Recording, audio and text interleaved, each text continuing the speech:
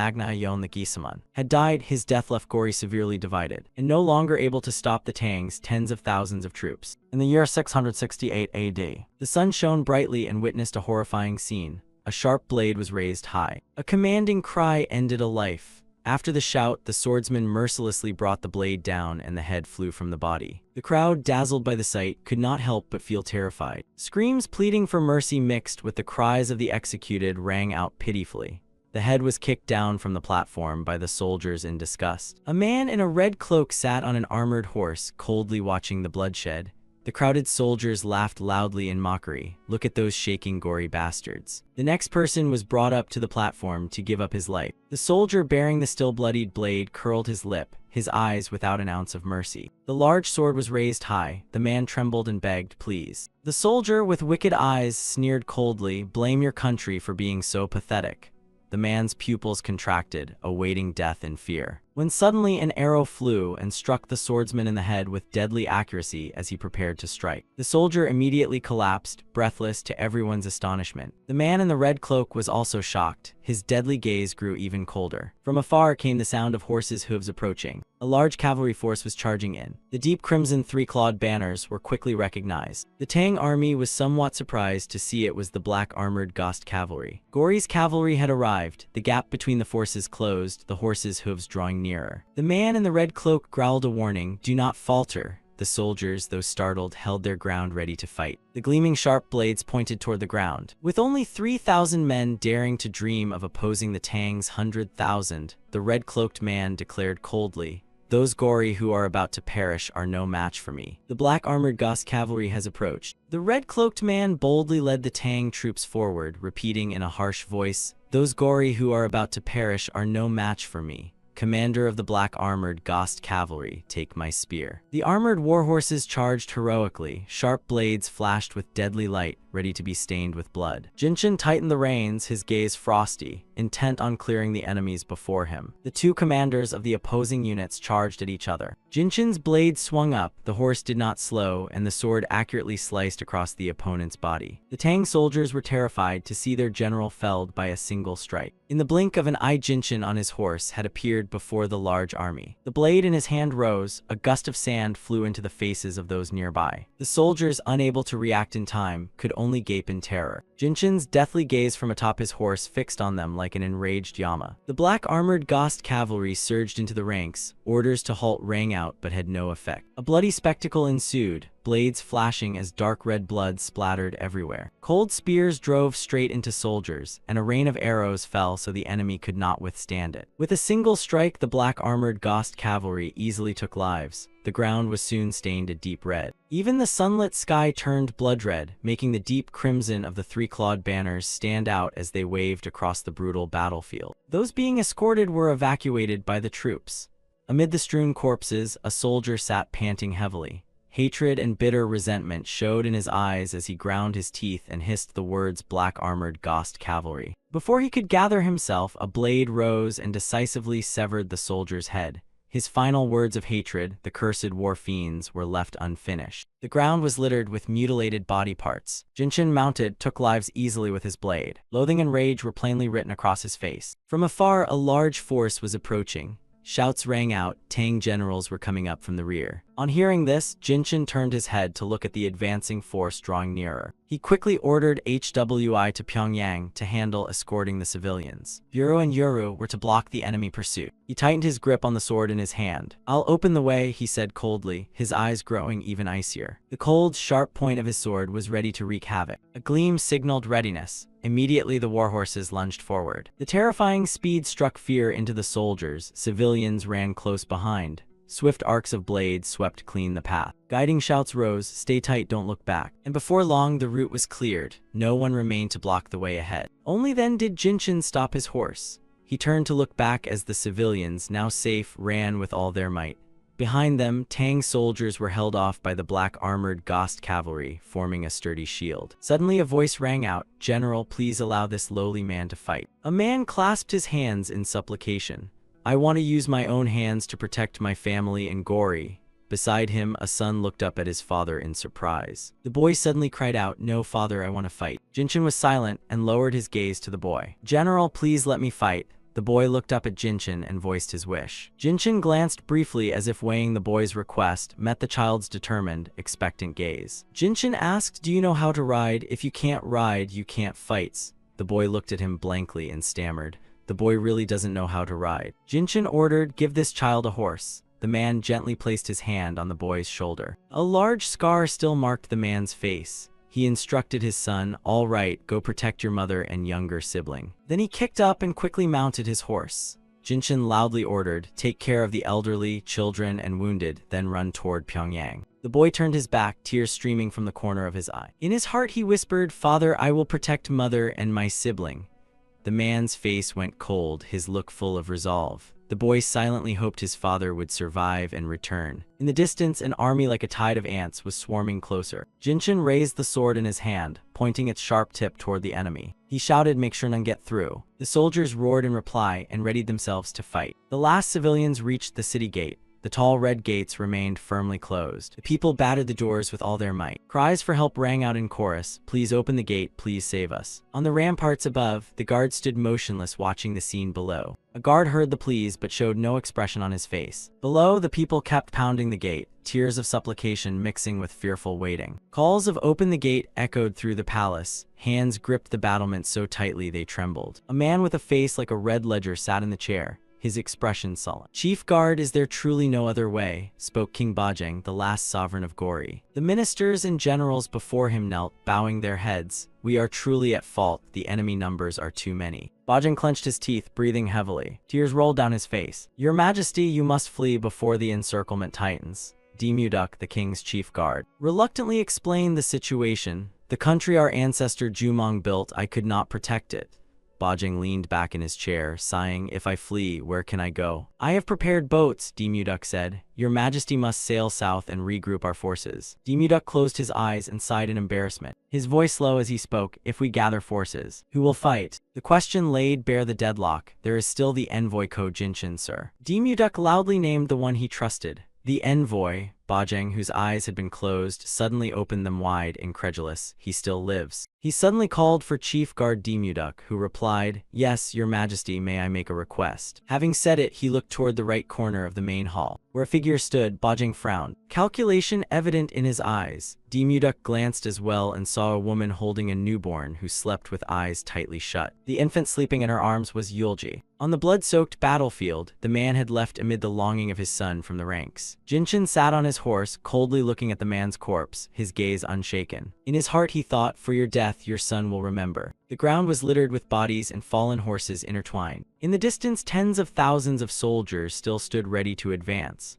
A voice called out, "Tang's pawns are as numerous as ants, with no end in sight." Buru behind Jinshin laughed and asked Yuru, "Scared now?" The question successfully provoked the enemy. "What did you say?" Buru gritted his teeth, challenging with fierce resolve. "Let's see who can kill more." Yuru accepted, finding it increasingly amusing. HWI said to Jinshin, "The situation has clearly shifted. The myriad Tang troops are closing in on us." The wind swept Jinshin's black cloak billowing. He said, "It might be hard to ride freely now." "Envoy, let's compete to see who among us can kill the most," Buru proposed. "The loser must go pluck the beard of King Yama." Jinshin considered this an actual contest. He saw the three retainers' faces brimming with excitement. Jinshin remained expressionless and said, "Sounds interesting." The three men beamed at his words. Then everyone in the unit burst into laughter at once. Their laughter echoed across the wide ground, rising under a sky dyed golden by dusk. The battlefield lay strewn with corpses stained red. HWI wore a gentle smile, a rare expression for someone amid such brutal fighting. The soldiers glanced at each other and returned joyful smiles. Their smiles were full of exhilaration and optimism, as if they were no longer standing on a land reeking of death and blood. Or perhaps these were their last smiles. HWI glanced and saw Jinshin also crack a slight smile. This final battlefield felt strangely lively. HWI closed his eyes slightly, a gentle smile at his lips, and tightened his grip on the sword in his hand. Jinshin raised his spear high, ready, and the soldiers immediately returned to a state of intense focus. Determined to allow no one through, Jinshin's eyes took on a deadly look. He ground his teeth and hissed each word as he set foot toward Pyongyang. The towering city gates, tightly shut, suddenly showed signs of movement, as a rider emerged from inside the walls. Hearing the sound, Jinshin glanced back. The rider rode straight toward them. "Envoy Ko Jinshin, obey the orders of the sovereign," the rider shouted. "You are to announce, everyone withdraw." The two words withdraw stunned Jinshin and everyone else completely. Above, the sunset sky was splendid, painted with shimmering colors of cloud. Below, the troops formed ranks and began to move slowly. "But won't Pyongyang be in danger if we withdraw?" Yuru asked. Buru replied, "Surely the sovereign has a plan. Move to the boats prepared at the harbor and await further orders." HWI told Jinshin his conjecture. "It seems His Majesty intends to sail south to regroup the forces." Jinshin said nothing. He glanced to the side and noticed something. Nobles, they spotted a carriage overturned with someone collapsed on the ground. Buru said angrily that nobles were abandoning the sinking state to run away. Served them right. Yuru added they should have had their heads bored through by his own hand. Suddenly a rider galloped up shouting, "General." The soldier pulled the reins to halt his horse to report. "A cavalry detachment of 500 from the road forces is chasing a carriage that appears to have just left Pyongyang," the soldier urgently reported.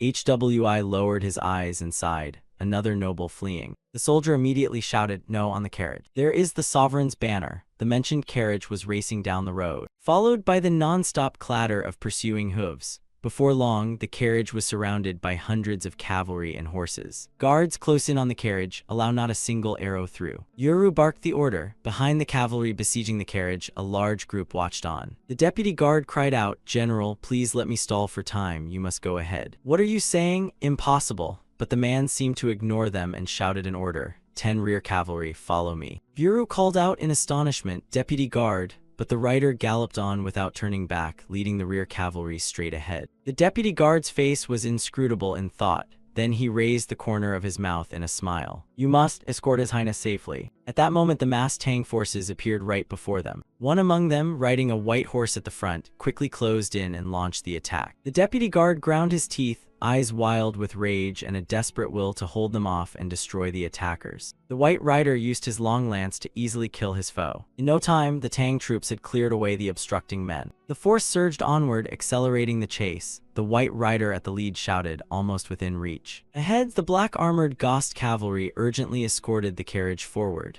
Demuduk glanced back and inwardly called for the deputy guard. When he turned, his eyes were shut tight, his face showing grief and loss. Suddenly, a sharp arrow flew before him, the shaft within inches of Demuduk's pupil. Close enough to see Demuduk's astonished eyes reflected, the arrow continued on its path backward, and struck true into the left chest of the white rider who had been pursuing. That bought them some breathing room as the distance between them widened. The escort force sped up. The road below steamed with dust from the armored horse's furious pace. Tears welled at Demuduk's eyes. He clenched his teeth to hold back his sobs. The troops kept urging their horses forward. The carriage was at the center, escorted by the tightly packed force around it. Far behind, the overwhelmingly numerous enemy still relentlessly pursued. Jinshin suddenly halted his horse, astonished at the figure appearing before him. He called out, "Chief Guard." Demuduk, seated on his mount, responded to him, "Envoy." The hooves moved swiftly over the ground. Jinshin and Demuduk turned back to back. Demuduk bowed his head slightly and shut his eyes as if quietly receiving an order. Jinshin frowned tightly, each word hissed through his teeth. "Kill them all, leave not a single one alive." The armored horses thundered across the ground like flying steeds. Without hesitation, they charged straight into the enemy's dense ranks. The two sides crashed into one another in brutal, bloody combat. The escort force with the carriage was moving along a narrow trail through the mountains and woods. Around the carriage were spearmen and accompanying palace maids. Jinshin sat on his horse, his gaze fixed on the distance, his face resolute, eyes sharp with intense concentration. "Is it really a royal decree?" Jinshin asked, still finding it hard to believe. Demuduk confirmed firmly, "Yes, His Majesty ordered the prince to be escorted by boats to safety." Meanwhile, inside the carriage things rolled along quietly, and Jinshin turned his gaze to the carriage, having accepted the importance of his task. Jinshin's stern, emotionless face looked out over the distant land ahead, while the armored horses' hooves tread slowly on the ground. Light on the sky dimmed as dusk prepared to give way to night.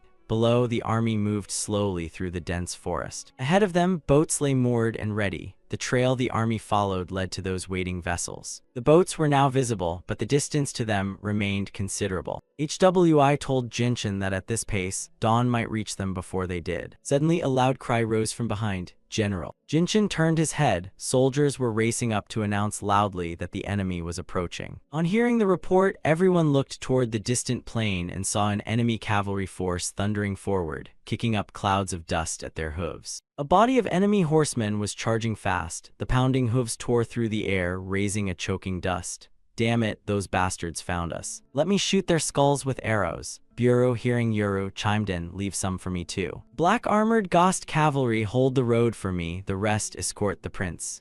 Jinshin ordered loudly, and the force split into two groups at once as arranged. The cavalry armed with long spears rode forward at full speed. The leadman shouted, Gori's troops are over there. On Jinshin's side, soldiers formed a long line like a steel wall, ready to meet the charge. Jinshin nodded and signaled Yuru to loose arrows. Yuru sat on his armored horse, ready at the command. Before him, the enemy cavalry came hurtling like flying steeds. He began to knock an arrow and draw the string. The soldiers behind him simultaneously raised their bows and drew taut. Yuru smiled with confident assurance in his famed marksmanship. One shot, two arrows. Each lead rider tasked with breaking the line was struck first. Then came a dense rain of arrows, a volley unleashed. Arrows whistled down from above at terrifying speed, embedding themselves into the charging horsemen. Jinshin urged his horse forward at once. Demuduk and Buru also spurred their mounts into the fray. The forces galloped swiftly to engage the enemy. Thrown projectiles struck the foe before they could dodge. Jinshin used his weapon to fell the enemies around him with ease. From a high vantage point, someone watched the chaotic melee of hundreds of soldiers fighting fiercely beneath the blood-red sunset sky. That man was Chunghain. Behind him stood soldiers ready and awaiting orders. The carriage escorted by soldiers was hurrying along. Inside the vehicle, a gentle handmaiden cradled Yulji,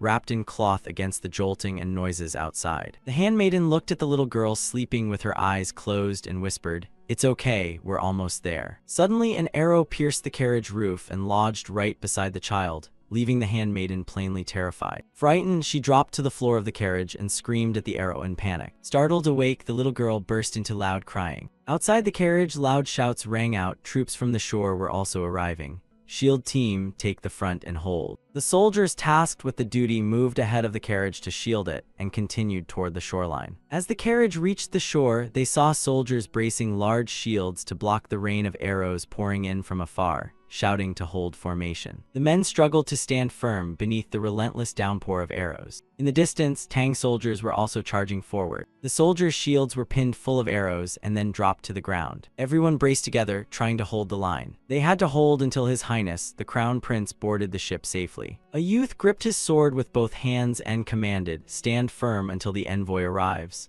The speaker was Jai Ung Sam, a swordsman of Gori. Tang troops had closed in right before them. Ung Sam charged alone into the ranks with his blade. A battle raged on the shoreline while Chunghain led his forces on land, preparing to engage. He introduced himself, "I am Wei Chunghain, Grand General of the Tang garrison."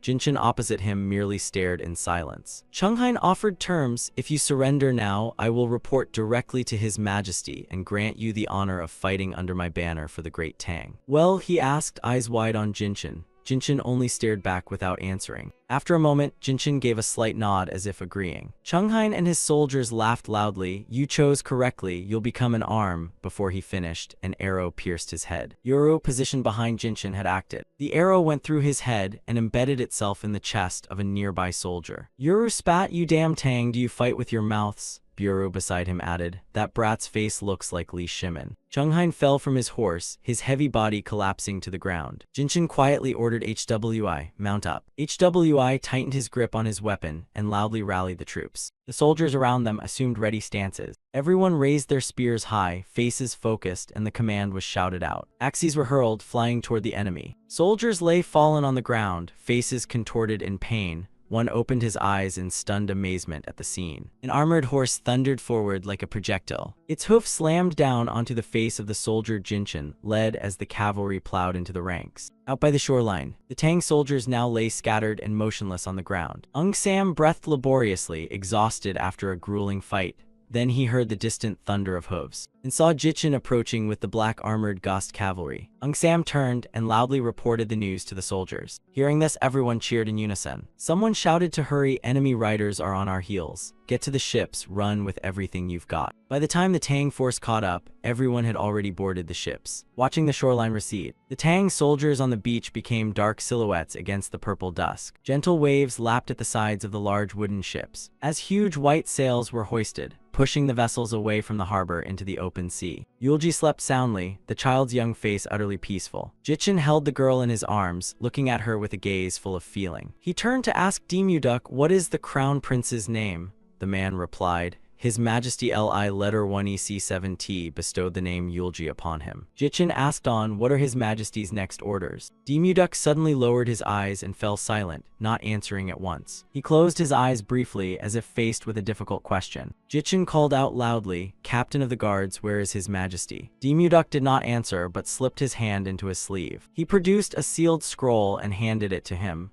His Majesty had instructed him to deliver it. Jichin looked at the scroll presented before him while still cradling Yulji. He handed the girl to the handmaiden and took the scroll with his other hand. He opened it and read the instructed lines written there. I give my final command to my younger brother. Jichin read each line with a stern face. Take this child and the others far away and live a peaceful life. The ship bobbed gently on the calm sea and pushed forward. Everyone stared toward the distant land. The soldiers on board were bloodied and exhaustion showed on their faces. This was the elder brother's final plea to his younger sibling. Jichin seemed to see Bajang's face, the corner of his mouth curling in a smile directed at him. After finishing the message, his brows drew together even tighter. He crumpled the letter in his hand. The man he had never dared call brother in life now claimed to be one and told him to run. Jichin turned to Demuduk. What about Pyongyang, captain of the guards? The man only lowered his eyes and remained silent, not meeting his gaze. Jichin called him loudly once more, Captain of the Guards. Demuduk then fell to his knees, pleading, please kill me. He said nothing but his body trembled while kneeling, tears streaming down his aged face. The scene froze as if time stopped. Everything fell silent except the unbearable truth that could not be spoken. Jichin turned his face back to the land they had just left, his pupils constricted and his expression darkened. Where black smoke billowed up from the island, 900 years of Gori ended like this once more. His eyes grew cold, full of bitterness and self-reproach. In the end, I couldn't protect them. Suddenly, a loud sound rang out, the crash of a great wave against the hull. The ship rocked so the waves began to leap onto the deck. The handmaiden, terrified, clutched Yulji to her chest. Jichin stood on deck watching the waves pounding the ship grow ever more violent. Yulji, asleep, was jolted awake by the loud noise, and the little girl burst into a cry that echoed across the vessel. Jichin's face darkened further as he looked at Yulji with deep concern. The ship with its white sails struggled to move as towering waves blocked the bow, the rough sea growing stronger and tossing the vessels wildly. The sky thickened with black clouds and a heavy downpour began. Forked lightning struck the storm-tossed sea, adding dangerous challenges for the ship. The once gentle waves now raged, making the vessels pitch. The storm rose on deck and the soldiers struggled to stay on their feet as towering waves threatened relentlessly. Shouts rose non-stop, hold the lines, grip the ropes, stay alert. Do you want to die? Lash yourselves in. The fiercer the waves hit, the more the soldiers panicked. One ship in the fleet was in danger of capsizing. The fleet commander hurried over to call Jichin, who was watching the sea and assessing the situation. Turn the ship around, a command went up as the vessel lurched violently. I've spent my life at sea, but I've never seen waves like this, the drenched fleet commander explained. Before he finished, a giant wall of water rose ahead with a thunderous roar.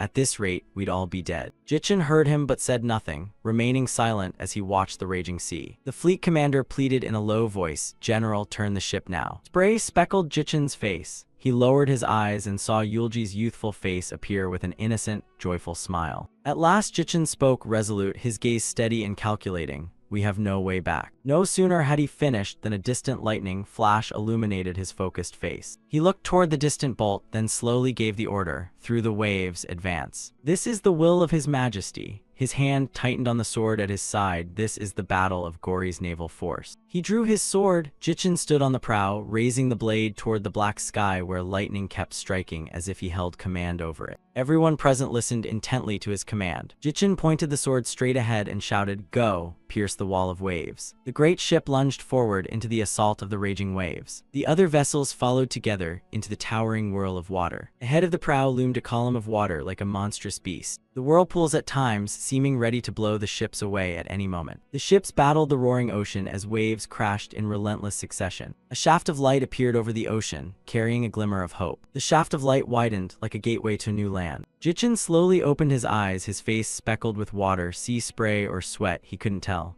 He gently called, Crown Prince. He planted the sword against the deck to steady himself and forced himself upright, breathing heavily. Yulji still lay cradled in his arms. Jichin suddenly heard laughter and lowered his eyes to look. Yulji, lying in his arms, giggled happily. For a moment Jichin hadn't yet shaken off his shock. The fleet commander at the ship's side stared at the calm water and stammered, What on earth happened here? He muttered uncertainly that the mainland should still be far off, when Buru suddenly appeared, saying the storm had simply passed and the sudden stillness was unnervingly quiet. Then puzzled, he asked the man beside him, "If you can see land, shouldn't we make for shore at once? You look dazed. Did an arrow hit your head?" The fleet commander pointed toward the land before them and said, "Over there." Buru answered, "Yes, it's beautiful. This land really is vast, turn in place, and it's all land as far as the eye can see." His excited face turned serious when he noticed something strange. How can the sea be so narrow? There's land not far ahead, and behind them is also solid ground. Jichin speculated aloud this might be a lake. Hearing that, Buru angrily grabbed the fleet commander by the throat.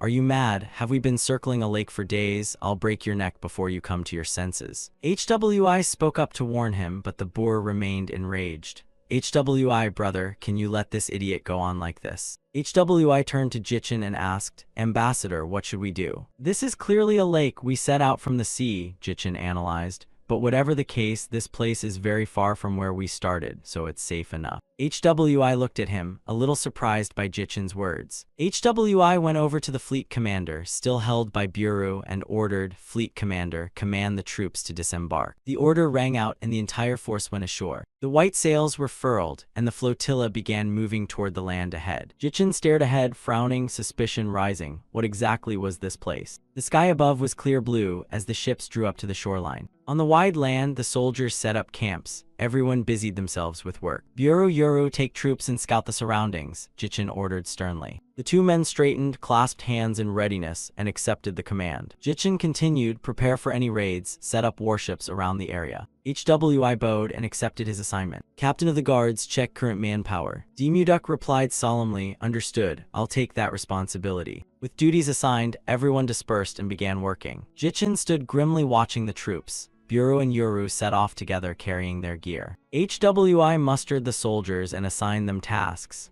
Demuduk went to inspect and speak with the troops. Suddenly a cry rang out. Jichin turned toward the sound and a gentle smile spread across his face. Inside, 3 maidservants were busy soothing Yulji. Jichin lifted the curtain and stepped into the tent, surprising the maidens. The 3 quickly bowed and paid their respects to him. Jichin lowered his eyes and said, "I am not your highness." The 3 maidens were flustered. One stammered, "Then please excuse me for a moment." Jichin remained standing and asked again, "What is the matter?" The maiden holding Yulji explained respectfully, "It seems he wet himself." Jichin's face showed a hint of thought as he replied, "Is that so?" Yulji kept crying, and Jichin's presence only made the maidens more anxious. Jichin stepped forward briskly toward the group. As he approached, the maidens looked at him with puzzled fear. "Change the diaper." Jichin lowered his eyes and coldly ordered as Yulji's crying continued. At his words, the 3 maidens' faces showed astonishment and apprehension. At last, the 3 changed the diaper while Jichin stood watching from behind. Yulji lay on the cloth and kept crying loudly. Jichin stood watching the girl intently. His expression shifted into one of astonishment. His pupils contracted and his brows knitted in surprise. "Summon the captain of the guards here." A loud shout echoed throughout the camp.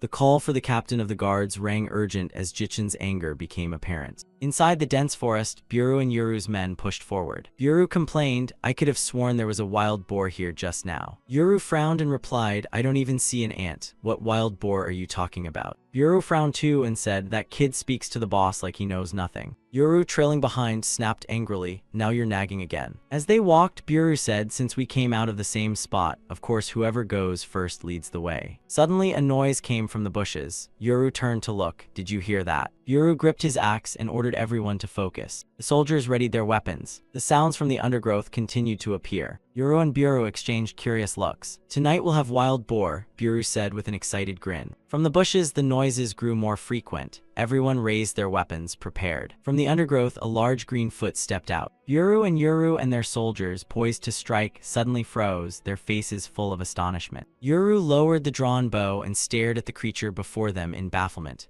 "What is that?" Were the boars here walking on 2 legs? Before them stood 4 large, blue-skinned beings with pointed ears, fangs, and snouts like boars, but upright on 2 legs. Buru observed and asked, "Why are they blue-green?" "Don't you see?" Yuru turned to him, anger clear on his face. "They're all bruised up." Buru raised his axe and looked at Yuru with a puzzled, suspicious expression. 2 legs or blue skin, does it matter? As long as the boar tastes good, that's all that counts. Hearing that, Buru immediately agreed. That's true. The boar-like monsters stopped, heads tilted in confusion, their feet stepping lightly on the grass toward the others. Buru and Yuru advanced slowly, excitement and anticipation on their faces. Seeing the two men's expressions, the blue-skinned group grew fearful. The green grass beneath their feet trampled mercilessly, pushing off so Buru and Yuru could spring into the air. Raising their weapons high to close in and strike, the four blue creatures looked up at them in terror. The dense forest, thick with verdant canopies, seemed torn apart by the blood-curdling screams that echoed across the sky. Back at the camp, a maid's face was dotted with sweat, eyes wide with fear, breath ragged as a sword pressed to her throat left her frozen. Jichin held his sword and pointed it at the maiden, his gaze icy. Demuduk burst in from outside, panic written on his face. The ambassador saw the scene before him and was stunned. Jichin glanced at him and said coldly, "Captain of the guards, the child has been swapped. But no one here can explain how this happened." All three maidens were terrified of Jichin's fury. Demuduk was silent, he understood what had occurred, and he quickly dropped to his knees, bowing his head respectfully in apology, then quietly reached into his robe pocket. Jichin turned and saw Demuduk holding up a rolled paper with both hands. Jichin lowered his eyes to the roll, frowned and asked, "What is this?" "This is another letter from His late Majesty the Liat Emperor. He instructed it be delivered once we settled at our destination." Demuduk bowed respectfully in reply. Jichin sheathed his sword. "Two letters." Demuduk remained kneeling, apologizing earnestly. "Yes, sir." Jichin reached out and took the letter from him. He opened it and read the contents inside, his brows immediately knitting together. The letter, per Bajang's instructions, stated that Yulji was not the crown prince but the daughter of Ul Ryuhwen, the deputy captain of the guards who stayed behind to protect me. I believed that child's life was too brief to remain where it would be cremated. Therefore I sent her to you. Forgive me for deceiving you. There was no other way. If I had not done so, you would have thrown away your own life to protect the nation. I would not subject you to such cruelty. A man born of the Liat Emperor's blood who has spent his life on the battlefield. Reading this, Jichin's brows knitted even tighter. He clenched his teeth. The letter went on to tell him not to blame himself for failing to protect the nation.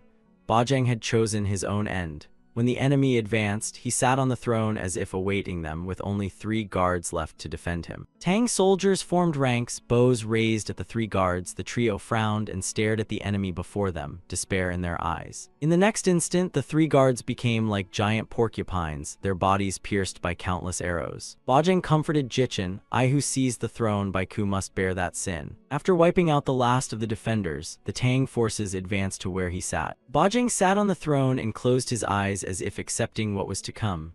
To him, his whole life had been no more than a puppet for power. "Please, ambassador, don't live like I did. Live according to your own will." Before him, the enemy's blade was raised high. Before the blade could fall, Bajang opened his eyes and stared straight at the foe. There was emptiness in his gaze, laced with a hint of relief. Then a sound rang out along with a dark red flow of blood. Jichin sat frozen as he read each line of the letter.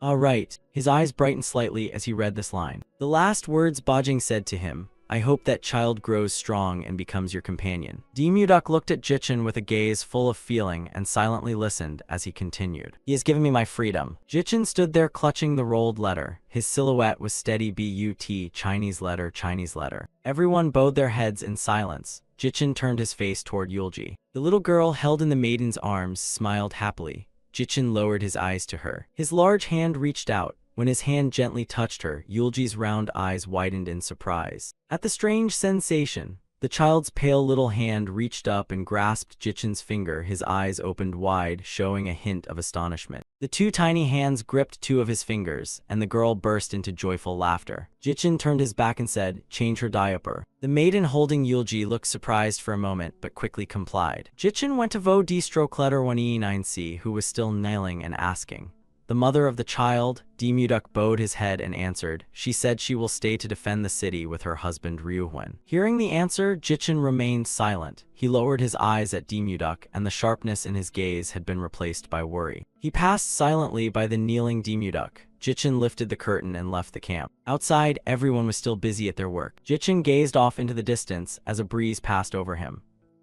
Inside, he felt bewildered. What am I to do now? At 6 years old, I took up the sword and charged the battlefield at 16. When they abandoned the country and fled, I fought on the front lines. For the one born by the Liat Emperor's blood out of wedlock, the duty is to protect the dynasty. He stood near the lakeshore staring at the clear blue water before him, but now that reason for being had vanished. Jichin stood there from when the water was bright and clear until it took on the colors of dusk. He gazed into the distance, wondering, so now what am I supposed to hold my sword for? Inside the camp, a small warm fire burned while a voice rang out, "What's going on around here?" Yuru reported the situation. "We searched the entire nearby forest, no enemy troops." Yuru added that the atmosphere here felt different from Tang or Silla, and some of the trees looked a bit strange. But he paused a moment, then continued. "The strangest thing is the green pigs walk on two legs." Suddenly a soldier burst in, panting and calling, "General." Demuduk barked loudly, "What is happening in the middle of a meeting? Have the enemy appeared?" The soldier, out of breath and stammering, replied as if the sky itself were angry. Demuduk frowned in astonishment and asked again loudly. Everyone quickly left the camp to confirm what was happening. The soldier pointed up at the star-filled sky. They all looked up in the direction the soldier was pointing. There they looked up following the soldier's hand, all sharing the same stunned, amazed expression. Comments rose up. The sun had given birth and it was twins. Besides a full moon in the sky, two smaller round shapes nearby were emitting similar light. The stars were different too, as if from another world. Jichin, standing right beside him, also followed their gaze and replied, "Is that so? At least we don't have to worry about Tang forces anymore now." Hearing him, HWI became flustered and hurriedly said, "Yes, that's true."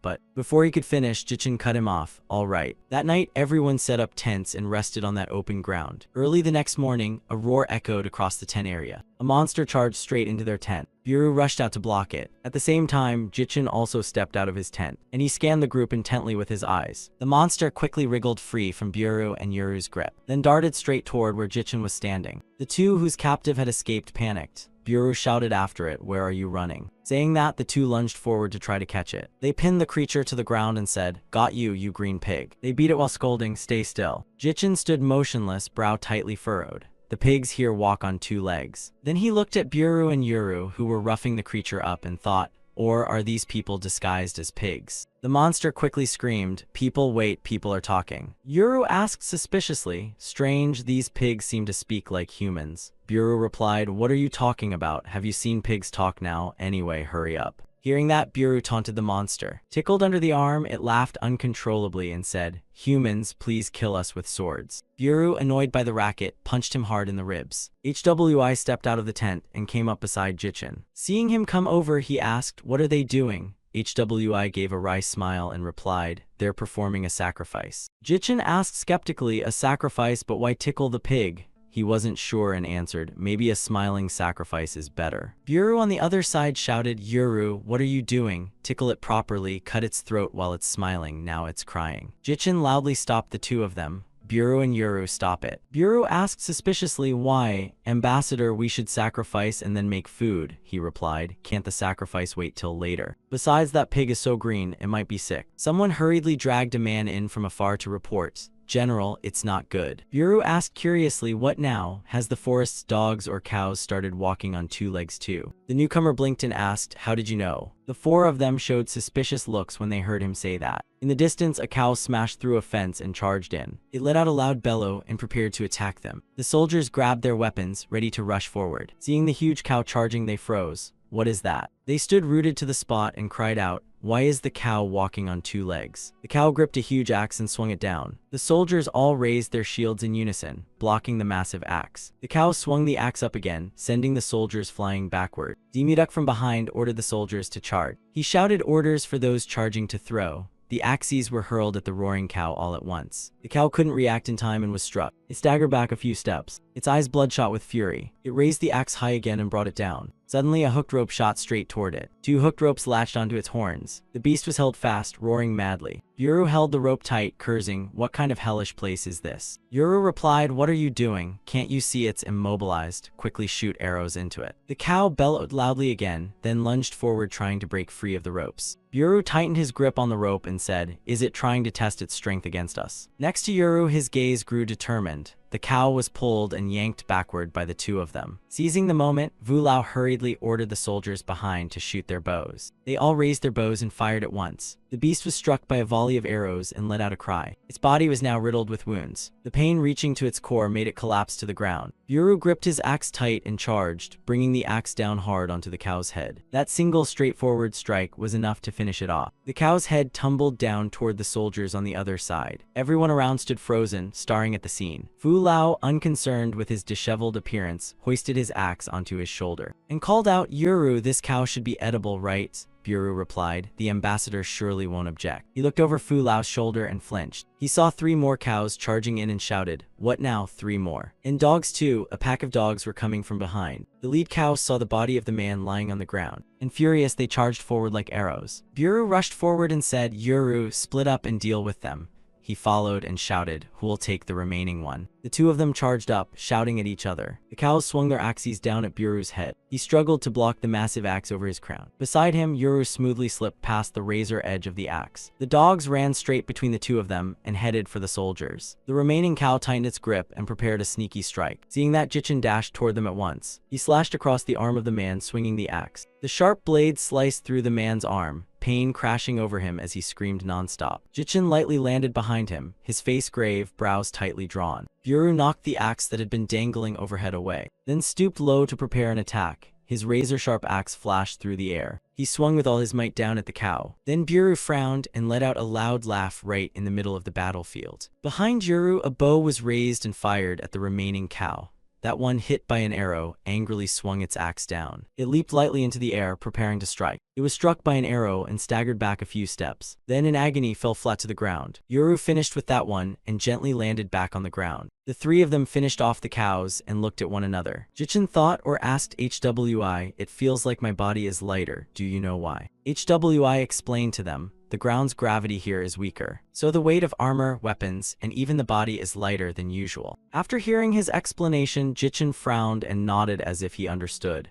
He glanced around, assessed the situation, then continued, "No wonder." Suddenly, the cow behind Jichin clumsily got back up. That one swung its arm hard down, trying to strike him from behind. Its punch slammed into the ground with such force that it cracked open. The cow clenched its fist and frowned, then tensely lifted its hand off the ground. Seeing you dodge its blow, it gaped in astonishment. Jichin from behind slashed down at the cow. Then, very dashing, sheathed his sword with a flourish. He clicked his tongue and said, "If it's like this, the Tang lot are no match for us. What a pity." Over there, the soldiers were working hard to wipe out the dogs. One by one, they were dealt with cleanly. Seeing their companions cut down, the dogs hurriedly fled. They watched them go, with no intention of giving chase. Jichin ordered Fu Lao, "Go chase them down and sweep them clean, widen the search and see if there's anything else." The scene shifted to the dense forest on the other side, where 2 people were running in panic through the trees. Those 2 were Sarah and Veron. They were terrified. Veron urgently said, "Sarah, go back to the village." Sarah called his name in confusion. He was sweating profusely, raising his bow and shouting at Sarah, "Hurry up." She kept shaking her head at him. Veron tensely drew his bow toward the thicket ahead. The bushes on the other side trembled as if something was about to step out. A giant walked, destroying the path wherever he went. The thing roared loudly at the 2 of them. Veron shot an arrow that way and yelled, "Over here, you stupid ogre." The arrow did nothing to the creature. He panicked, ground his teeth, and cursed, "Damn it."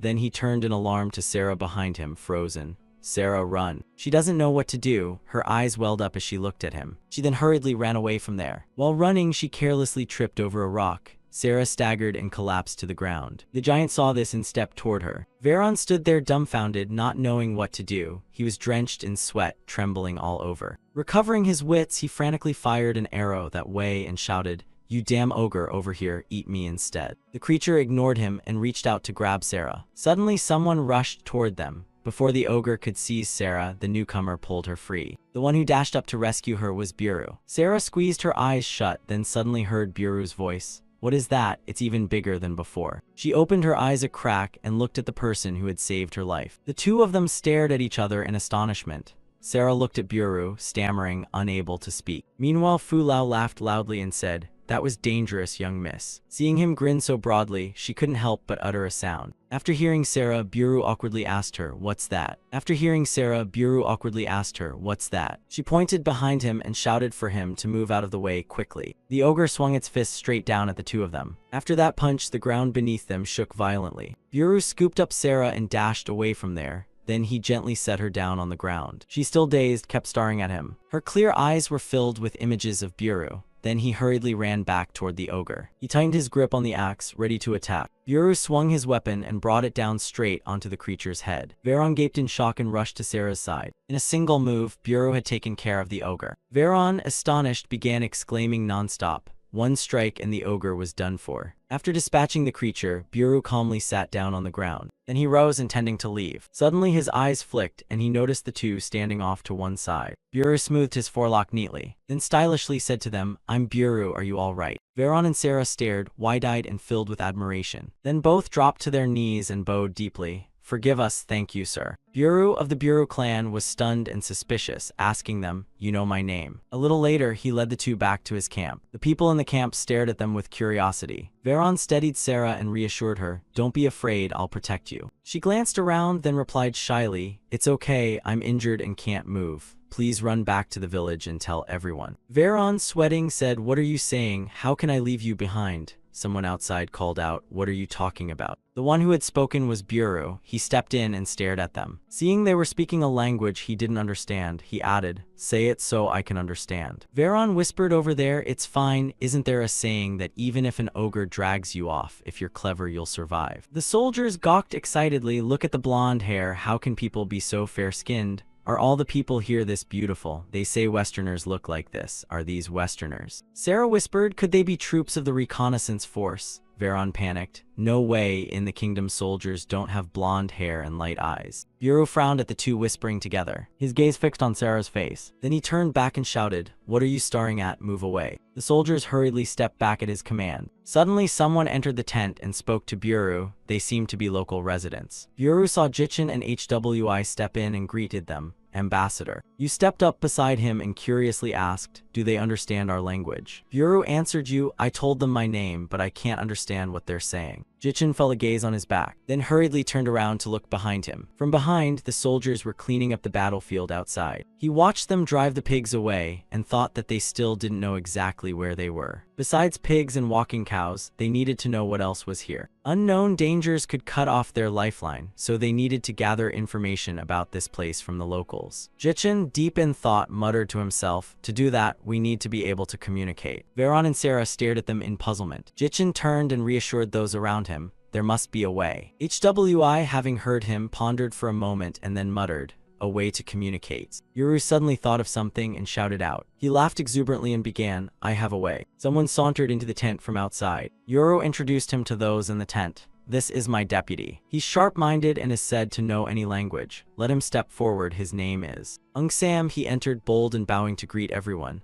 "I am Jai Sam. He's the one who knows all languages." Jichin, a bit skeptical, asked the Fulao beside him, "Really?" Sam hurriedly spoke up, "I traveled with my parents trading in the West so I can speak their tongue." Hearing his assurance, Jichin ordered, "Try talking to them." Sam, full of vigor, thought to himself this was his chance to prove himself. He had traveled widely from Chin to Wa. Confident he'd been everywhere, he believed he could interpret that language. Sam looked at Sarah and thought further that there was no language he didn't know. The corners of his mouth rose in a grin from ear to ear. Sarah, standing before him, showed a perplexed expression. Sam beamed and began to greet her cheerfully. She didn't understand what he was saying and stepped back. Both stood awkwardly, unsure what to say. She didn't understand him and backed away. Both were embarrassed and at a loss for words. Sam switched to another cheerful greeting in a different language. Sarah's face fell dark. She still understood nothing and was utterly confused. He glanced at Jichin staring at him and forced a smile. "Let me try kissing her cheek as a greeting." Sam moved in close, intending to peck her cheek. Buru, annoyed, shouted, "What do you think you're doing?" Jichin, face black with anger, glared at him. Sam flinched, startled and terrified. After that, he tried every possible greeting, but none worked. Yuru punched Sam hard on the head to stop him. He scratched his head awkwardly, then turned to explain to Jichin, "My fault, ambassador." Yu sighed and replied, "I forgot I can't trust you and Buru for anything except fighting." Buru behind laughed loudly and said, "What is this, Yuru? Don't use that fraud eulogy anymore. It's embarrassing." Yuru, face dark, pressed Sam's head down. He hurriedly said, "Lord Yuru, give me a chance, he's promising. Today I'll personally oversee the training. Prepare yourself, trickster." Sam kept crying out after them, "Nihao, blonde-haired lady, answer me." Buru ground his teeth and called Jai Sam a liar. Everyone in the tent looked awkward and fell silent. Hwi turned to Jichin and spoke, "Let me give it a try." He stepped gently toward Sarah and crouched down. He pointed to himself and clearly enunciated each syllable of his name. Yon a Twigaram. Worried she might not understand, he repeated each syllable again. Sarah seemed to understand and exclaimed happily, your name is Yon a Twigaram. He watched her intently and then asked, may I ask what the young lady's name is? Sarah asked back uncertainly, as if to confirm what he'd asked. She pointed to herself and loudly said her name, Sarah. Those around them murmured excitedly, so her name is Sarah. A loud laugh rang through the tent, drawing everyone's attention. Over on the other side, Buru laughed heartily. Is that all? I already knew her name. She even said my name twice. Buru. Sarah pointed to herself and said, thank you, sir, thank you. He replied proudly, good memory. Jichin asked suspiciously. He seemed to be making things up. HWI forced a smile. Just ignore him, it's fine. He stood and told everyone in the tent, that's enough for today. After that, everyone left the tent one by one. Veron and Sarah watched the backs of the departing people in daze. Veron kept crying inside, then sighed, I'm right here too. That night, the scene shifted to a nearby encampment. Guards were posted around the camp perimeter. The commander of that camp quietly sat down to eat alone. He cut a piece of meat and stuffed it into his mouth. That man was Baron Alvin, a knight of the Heian Kingdom. Beside him was Hugelian Tilleman, also of the Heian Kingdom. Suddenly, a soldier burst in from outside to report, Sir Baron, the mercenaries are about to take control of the village. He wiped his mouth and asked, those pests, how dare they flee the kingdom? Then he ground his teeth and said, I'll make them pay. The scene moved back to Jichin's group's tent. He scooped a spoonful of soup and while eating asked, are they leaving tomorrow? HWI standing beside him answered, yes, General. For some reason Sarah fits well with Buru and Yuru, so we've decided to let her go with them. Jichin ate and added plainly and simply that they're all the same kind. HWI caught the implication in that remark and embarrassed, was about to ask again. Suddenly someone outside the tent spoke up, drawing his attention, I'm here. The people standing outside were Buru and Sarah.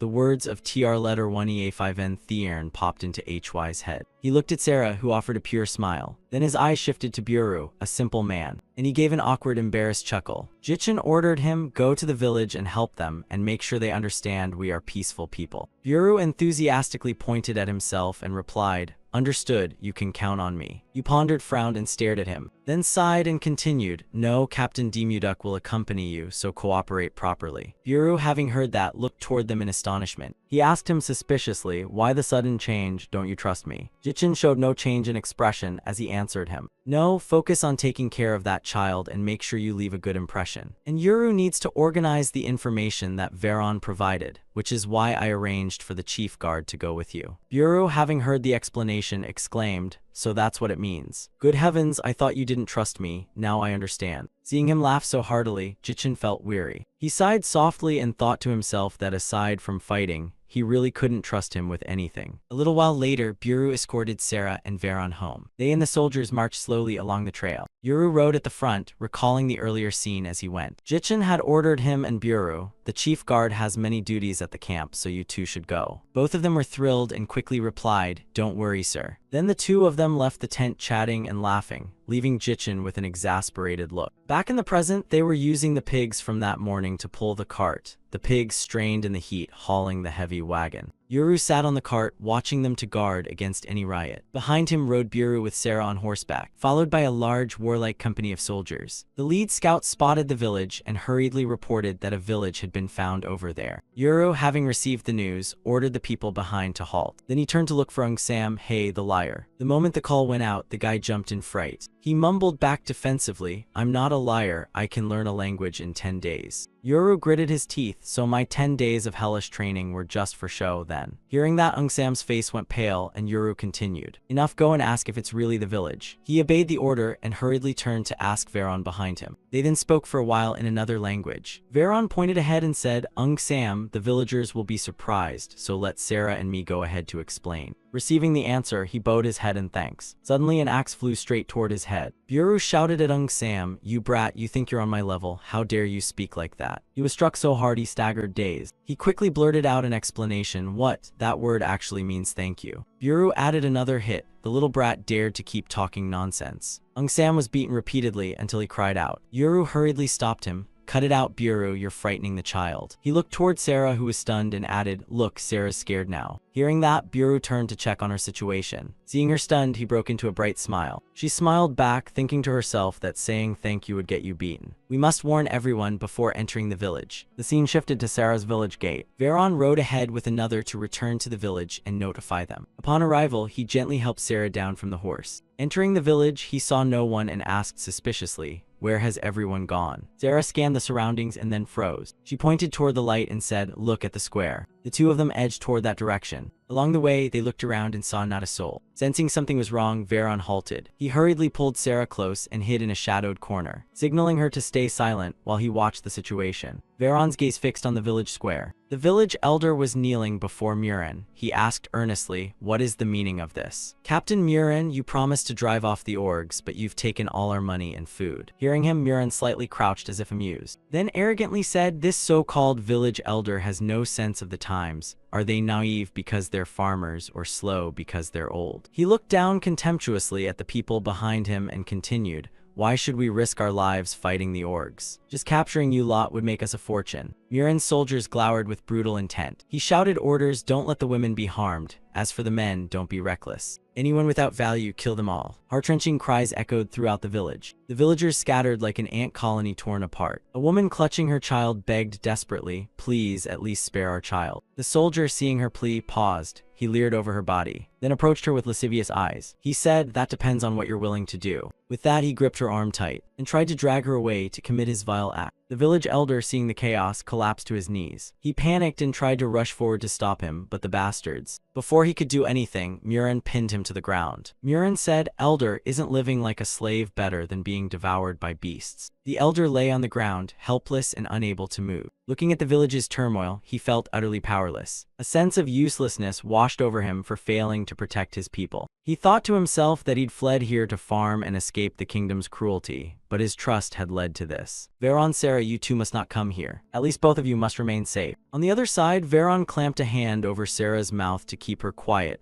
gritting his teeth in pain at the sight before him. Sarah was bewildered, unsure what to do next. Veron said to her, "Sarah, go quickly and warn those people." She anxiously asked him, "What about you then?" Veron looked at her firmly and said, "I'll stall for as long as I can." Sarah avoided his gaze, wanting to argue with him. Suddenly, she looked behind Veron and froze in terror. Behind him, a soldier under Murin had spotted the two of them. The man grinned wickedly and said, "Looks like there are still some rats left." Sarah and Veron were now sprawled face down on the ground. Veron's face was covered with countless wounds. The village elder, anguished, reached out trying to touch him. At that moment, the fat man was reporting that he had found them behind the fence.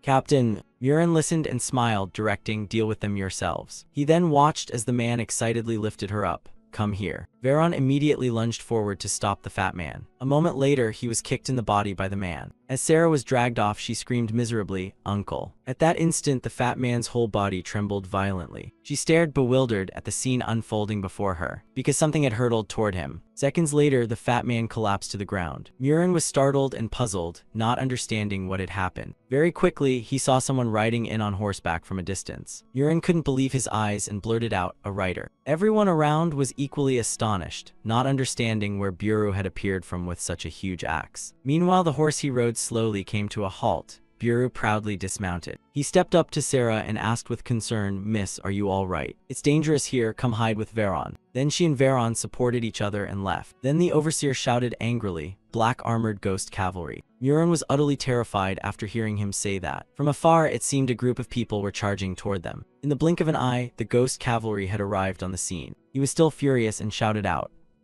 "Those bastards, strip them and make them play like animals, and to the armed men, leave no one alive, kill them all." They immediately followed Buru's command. A sharp arrow flew straight at the blond man's face. Very quickly, he could not withstand it and fell. They soon recognized the approaching force as dwarves. A young man began to sweat in fear, his brow drenched. Then Buru rushed over, grabbed his head, and berated the beast. Then the black armored ghost cavalry swiftly annihilated them all. The subordinate, seeing the situation, asked anxiously, "Captain, has the kingdom sent knights?" He shouted in disbelief, "Dwarves can't possibly have come this far." Just then a soldier rushed up to report, "Captain, we are no match for them. I've never seen an order of knights like that before." Murin began to worry. He'd never heard of such an order of knights in the kingdom, nor anywhere on the continent.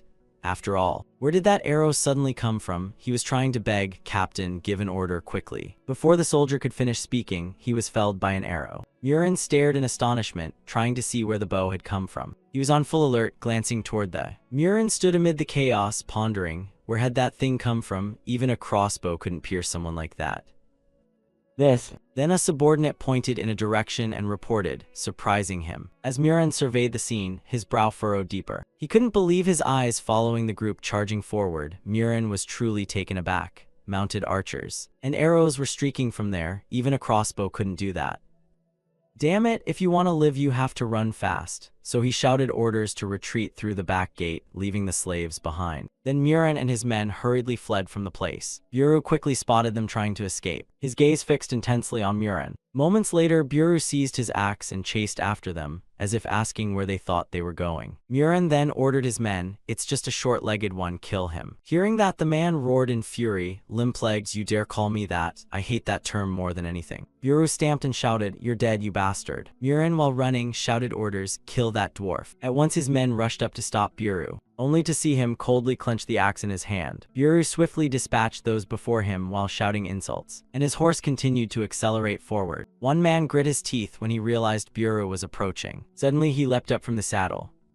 A man was utterly terrified when he discovered the horse could fly, and moments later he was ruthlessly cut down. Murin glanced back in some horror, and at the same time, Buru slowly lifted his head. His eyes burned with murderous intent toward the front, and Murin was terrified by Buru's gaze. So he hurriedly ordered to stop the dwarf at all costs. Murin's men obeyed and immediately surged forward to attack. Meanwhile, he stood there calmly, more disdainful than the roadside troops. These guys sure tucked tails and ran fast. Murin's men continued charging fiercely toward Buru. He smiled without a trace of fear and swept away the crowd before him. Buru's allies also quickly rushed out to fight, and in an instant his comrades gained the upper hand. Just then a man approached and curiously asked, "What about the ones who ran away?" Buru remained utterly calm, reminding him not to worry. He suddenly broke into a bizarre smile. After all, Yuru is here. In another corner, while Murin was desperately fleeing, he was privately calculating that he must report to Baron Alvin. Suddenly, a chilling sound rang out behind Murin. He and his comrades, caught off guard, were struck by arrows. Then Murin's body crumpled heavily to the ground. He lay flat on the ground, gritting his teeth. Then Murin forced himself to suppress the pain and slowly stand up. At the same time, Buru at the rear raised his bow. He knocked an arrow, preparing to take aim. Now Buru fixed the arrow ahead, his cold face reflected on the sharp tip. Murin stood frozen in the shadows, terrified. Buru continued to take careful aim.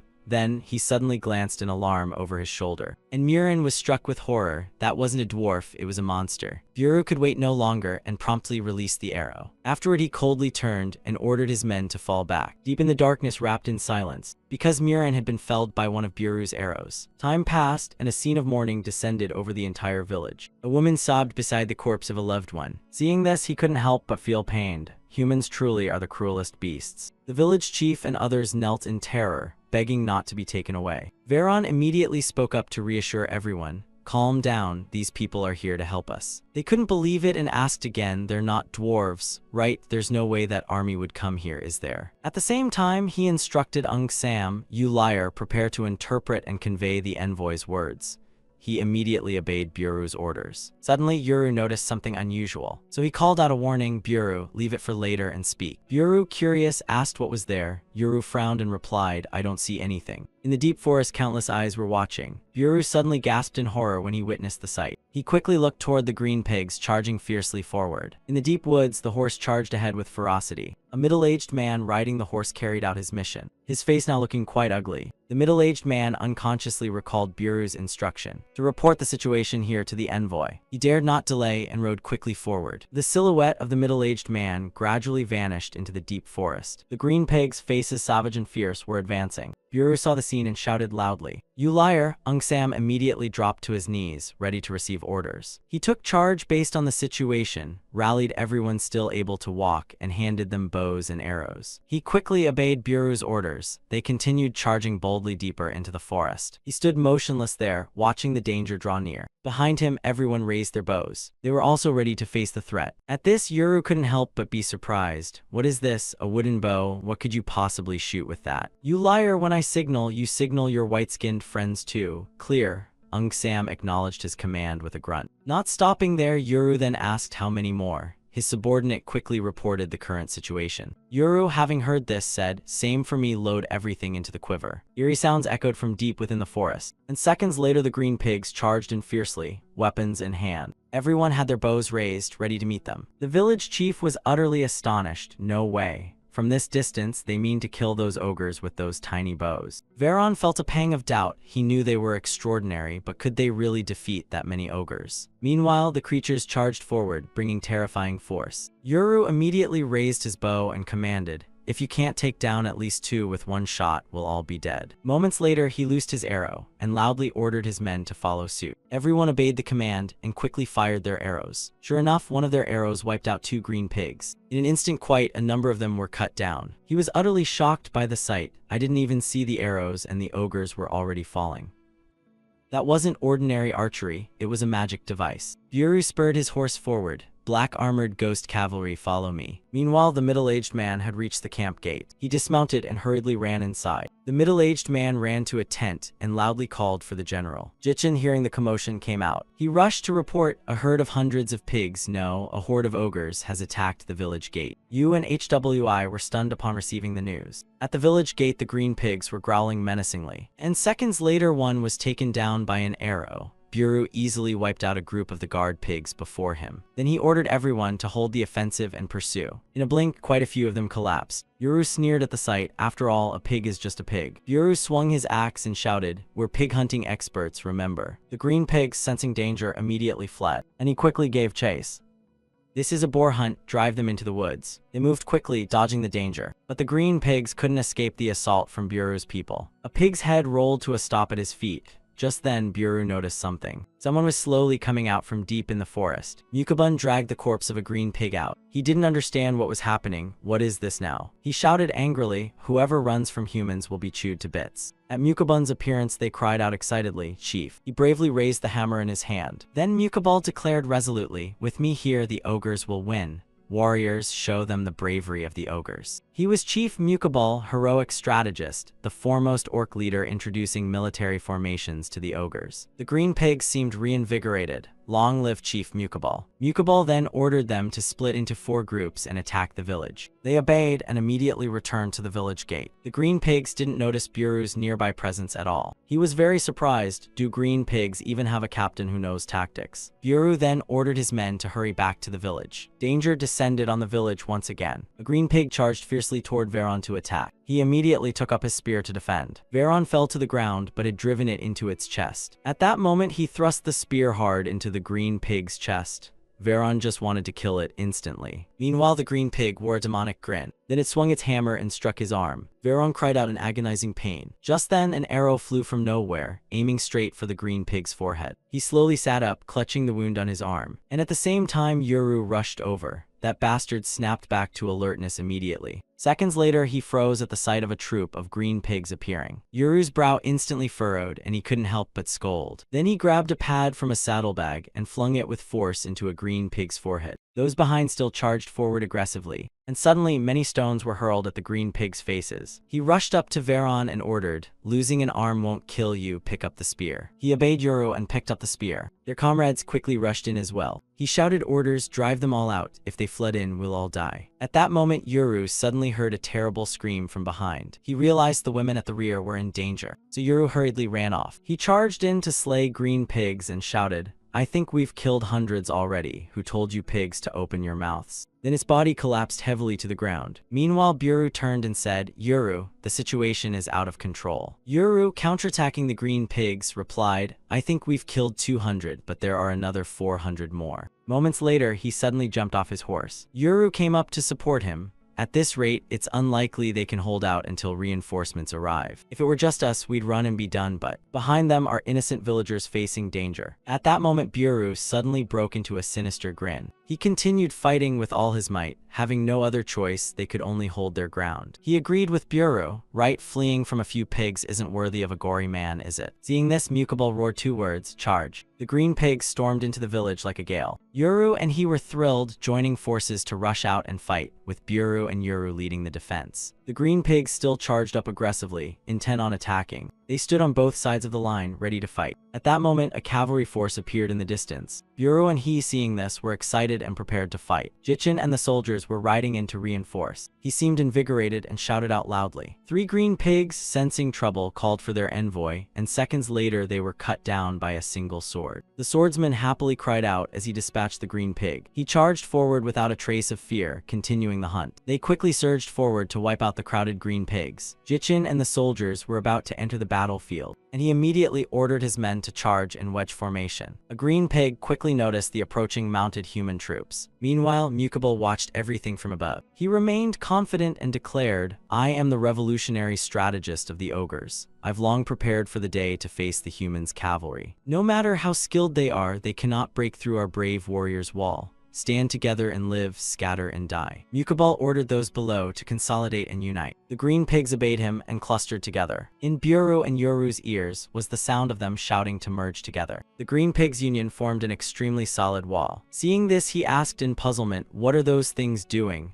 Then he heard the reply, "How should I know?" While Mukabal continued issuing orders, "You will be crushed mercilessly before our ogre wall." One soldier worried at the sight, "Envoy, if we crash into that, we'll all be thrown aside." Jichin frowned as he assessed them, a bunch of weirdos, then he kicked hard at the horse's reins. Jichin and his comrades immediately advanced. They surged forward with great momentum. The number of fighting soldiers was immense. Meanwhile, the green pigs remained united, forming that sturdy wall. In an instant, he closed the distance toward them. Very quickly, Jichin drew nearly face to face with a green pig. He and the others dodged around them, circling to the sides. And the ogre laughed and mocked, "Look, the humans on horseback have fled before our bravery." The green pigs shouted in unison, "Long live the ogres." The villagers were still raising their bows. Yoru immediately shouted orders. "This target won't close its eyes and get out of range, right?" He commanded everyone to shoot arrows. And in an instant, countless green pigs were felled. They were attacked and scattered, falling in all directions. Mukabal, not very surprised, said, "They're acting exactly as I predicted." Then he shouted, "Green pigs, disperse." And sure enough, they immediately broke ranks. That caused the incoming arrows to go off target. Mukabal was greatly pleased to witness this scene. Jichin silently assessed the situation.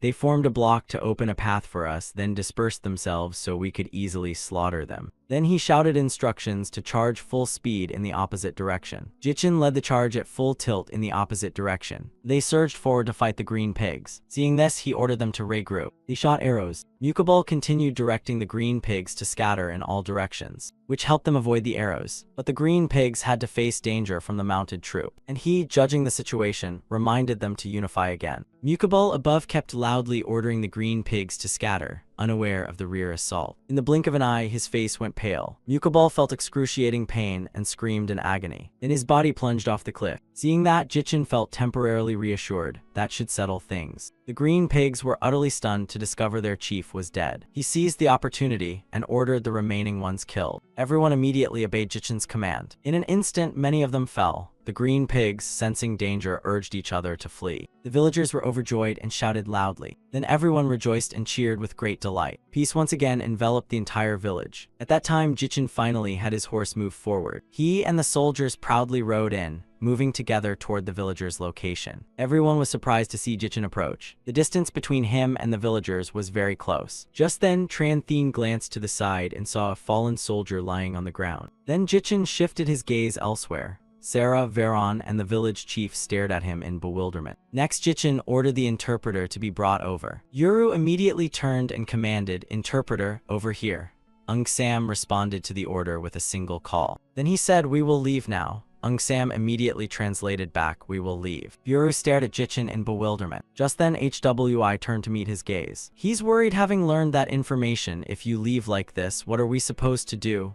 Sam quickly relayed. "They asked what they'd do if we left now. You reminded them to protect themselves," and he translated very accurately. Everyone was stunned after hearing Jichin speak. They immediately knelt and begged, "Please protect us." Sam faithfully conveyed their words. They pleaded, "Please protect us, envoy." Jichin remained calm and asked, "Do you want to become slaves?" He translated every word without omission. "Do you want to be slaves?" They heard this and became very afraid. Veron stood dazed, thinking, "Slaves? How is that different from a kingdom anyway?" At that moment he shouted, "We live to protect our kingdom, our families, and our people. We do not wield swords to defend those who entrust their lives to others like you do." The village chief still hoped for rescue, but Jichin cut him off. This land is your kingdom. Don't you understand that a kingdom must be defended by its own people? You shouldn't invite those you cannot face. That money should have bought swords and armor. A kingdom that relies on another's protection is bound to collapse. Do you want to become slaves, or will you take up swords and risk your lives to defend your families? Those who dare raise a sword will become my people and members of my family. Hwi and Buru stared at him.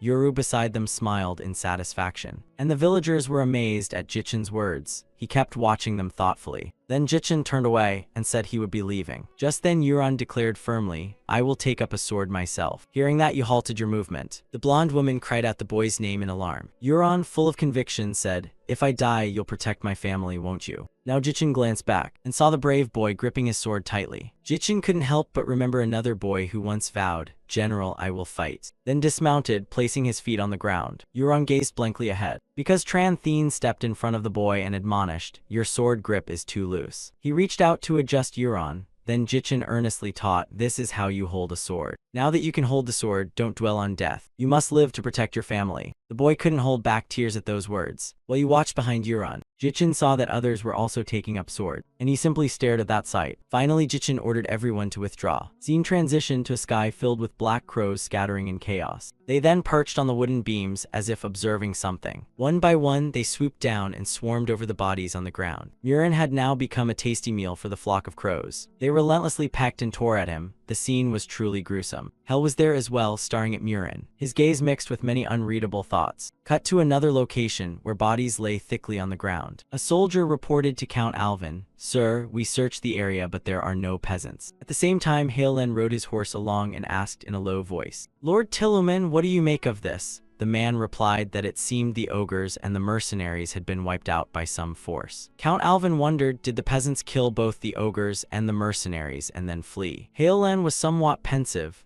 I've never seen arrows like these. It seems an unknown power intervened. He was angry. How dare they take our property? Immediately, Count Alvin spun around, looking very stern, and quickly declared, after we've gathered enough peasants to tribute to the kingdom, we will eliminate those bastards. With that, Count Alvin and his men and soldiers set out. Scene changed. Today's sky was clear as soldiers shouted, the envoy has arrived, open the gates. The mighty army immediately marched in, and all the townspeople followed en masse. One of them remarked, is the sunlight different here? How can it be so pale? Another commented that they looked as if they were ill. They laughed and made fun of the appearance of the people here. Bureau gritted his teeth and said, are these brats drooling? He threatened, while I'm away you've been slacking on training, haven't you? Today I'll train you properly. Hearing this, the soldiers were terrified. Over here, Demuduk walked up to Jichen curiously and asked, what about those refugees following you? You answered solemnly, from now on they are also Gori citizens. He was a bit surprised. Have you decided to continue the imperial line here? Jichen bristled, what do you mean? He then trembled, you say you've accepted them as citizens. You replied decisively, what we need now are soldiers to resist invasion.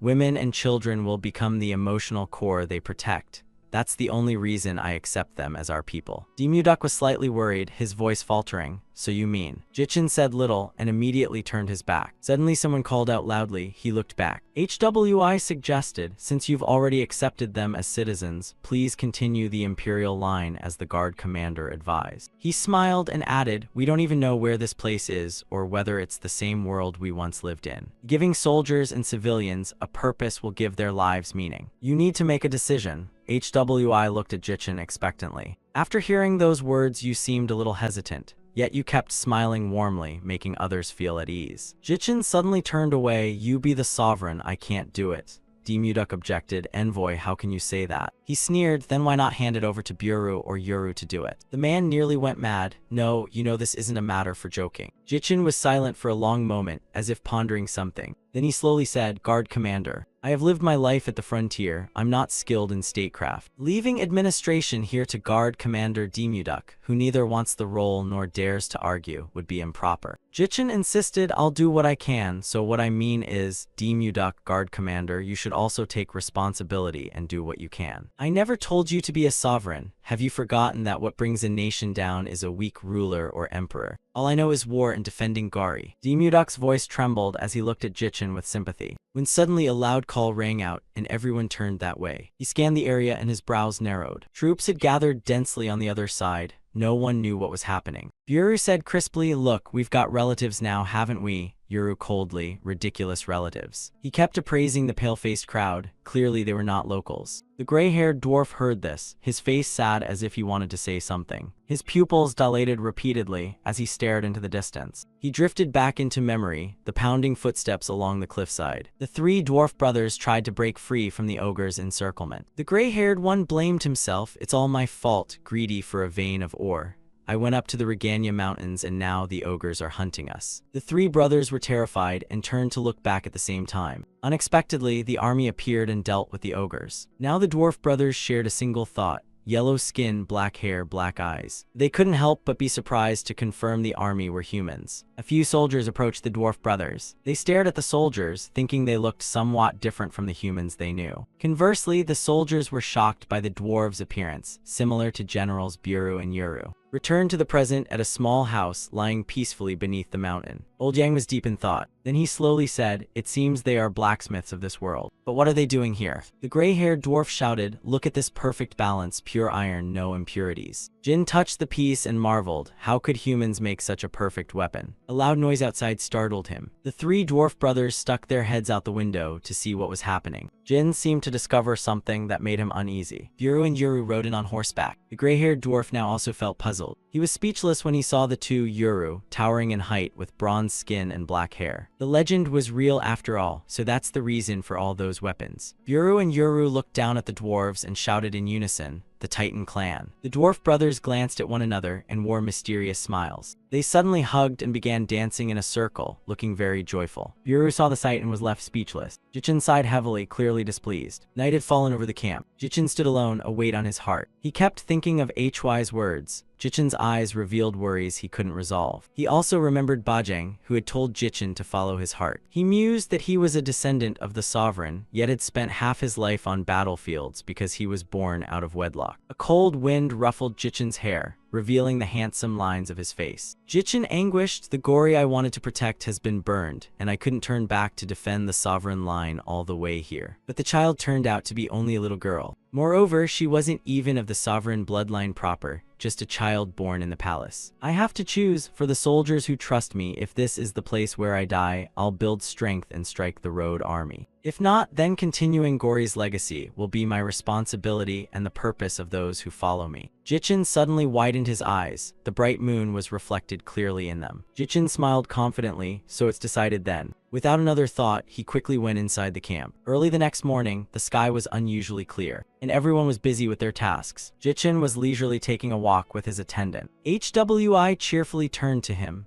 At first, the farmers were very wary of the soldiers, but now they'd gotten so friendly it was almost romantic. After speaking, Jichin looked over toward the young couple standing and talking together. He looked incredulous. Only in 1 month. Hwi reported further, the food issue had been solved thanks to seeds brought by the farmers. What luck. And those so-called dwarves turned out not only to be blacksmiths but skilled architects, so housing was solved easily. And because they were amazed at our metallurgy, they stayed with Old Yang to learn to make many things. Seeing Jichin's group, the dwarves respectfully bowed. Buru and Yuru saw this and laughed heartily. Hwi hesitated, but the problem was we lacked wine, meat, and clothing for the upcoming wedding ceremony, and we were short on bows and arrows too. Jichin asked immediately, "So what's the solution?" He answered slowly, "According to Veron, if we secretly go to the city to sell the skins and bones of the monsters we hunt, we can make money. With that money we can buy things not found here, solving food, clothing, and even weapon problems." Dimuduk heard this and volunteered, "I'll go." The envoy. Hwi hurried to stop him. "The chief guard has many duties here, so I'll go to both handle matters here and observe the political situation." Jichin looked at the two of them without saying a word. Outside the city the goods had been prepared, and everyone had changed into very discreet clothing. Hwi curiously asked Jichin, "You usually ask me to observe the politics, so why are you insisting on coming along?" He kept rambling and was cut off by Jichin.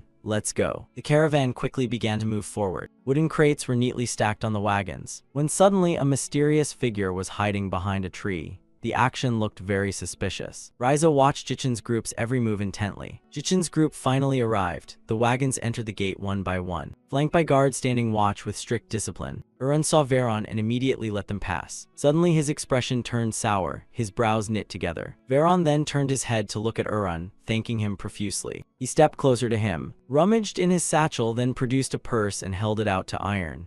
he quickly signaled Veron to pass through the gate. Urun also called out, "Get inside quickly." He bowed in relief, staring at Jichin as he rode in. Urun felt a bit irritated, staring at him without blinking, until Jichin's tall back swept past, and at that moment he firmly ordered him to stop. Urun hurriedly ran up to Jichin. He tried to get a clear look at his face, his eyes widening frighteningly. Urun used his blade to lift the cloth covering Jichin's face. He kept lifting until he could see the whole head. Urun froze for a moment when he saw Jichin's appearance. His face was so cold, it made the other man recoil in fear. He couldn't help but be astonished, black hair and brown skin. Veron immediately stepped in to defuse the situation, bringing another pouch of money. His attitude was full of concession, bowing low before Urun. Veron was fearful but could only force an embarrassed smile and let it go. He withdrew the blade from Jichin's head. Reluctantly, Urun made no further objections and allowed them to enter. Inside was a spacious courtyard welcoming Jichin's group. The day was full of sunshine, golden light falling on the red-tiled roofs. Jichin suddenly wondered, "Veron, what was the name of that man just now?" He answered quickly, "What name? Ah, Iron Kansuman." Hearing the name made him a bit angry. Jichin radiated lethal intent, thinking he had remembered the man. HWI smiled softly and followed behind him.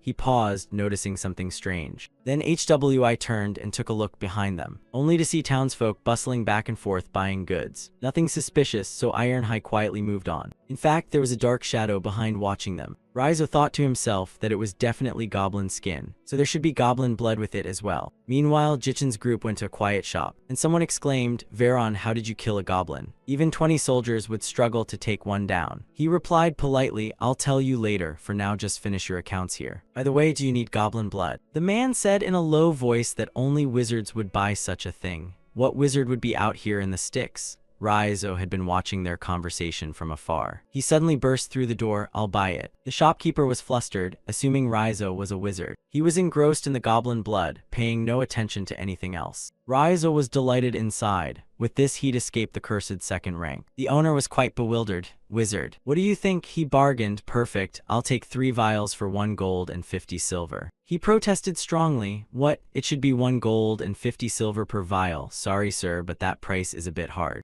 Raizo didn't give up. He rummaged through his coat pocket. "Wait." Then he produced 1 gold and 90 silver. Veron and the shopkeeper were left speechless. Their smiles were forced. Raizo looked pitiable. "This is all the money I have. Still not enough, I beg you." The shopkeeper shouted angrily, "You fraud, you look no different from a beggar. Don't think you can trick me out of good stuff." The old man immediately yelled back, furious, "How dare you? I am Raizo, a once-in-a-century prodigy wizard." Hearing that, the shopkeeper sneered. "A third-rank wizard gets gold from the nobles. You expect me to believe you're destitute? If you're called a prodigy, how could you be stuck at rank 2? That question left Raizo speechless, his face turning pale. Raizo seemed unsteady and began to slump. He fell silent like that, and the atmosphere grew very bleak. Raizo suddenly muttered an incantation. "O light born from the desire of flame." Seconds later, a beam of light appeared, and at the same time, he lifted the vial of goblin blood. The shopkeeper's eyes widened at Raizo's magic. He said slowly, "It's true I haven't reached enlightenment and am still rank 2. But insulting a wizard," before he could finish, a piece of wood was thrown at Raizo's face. The unexpected attack sent him reeling, and he fell to the ground. Both Veron and the others were alarmed to see Raizo lying unconscious. It was Jichin who had struck. His tone was irritated.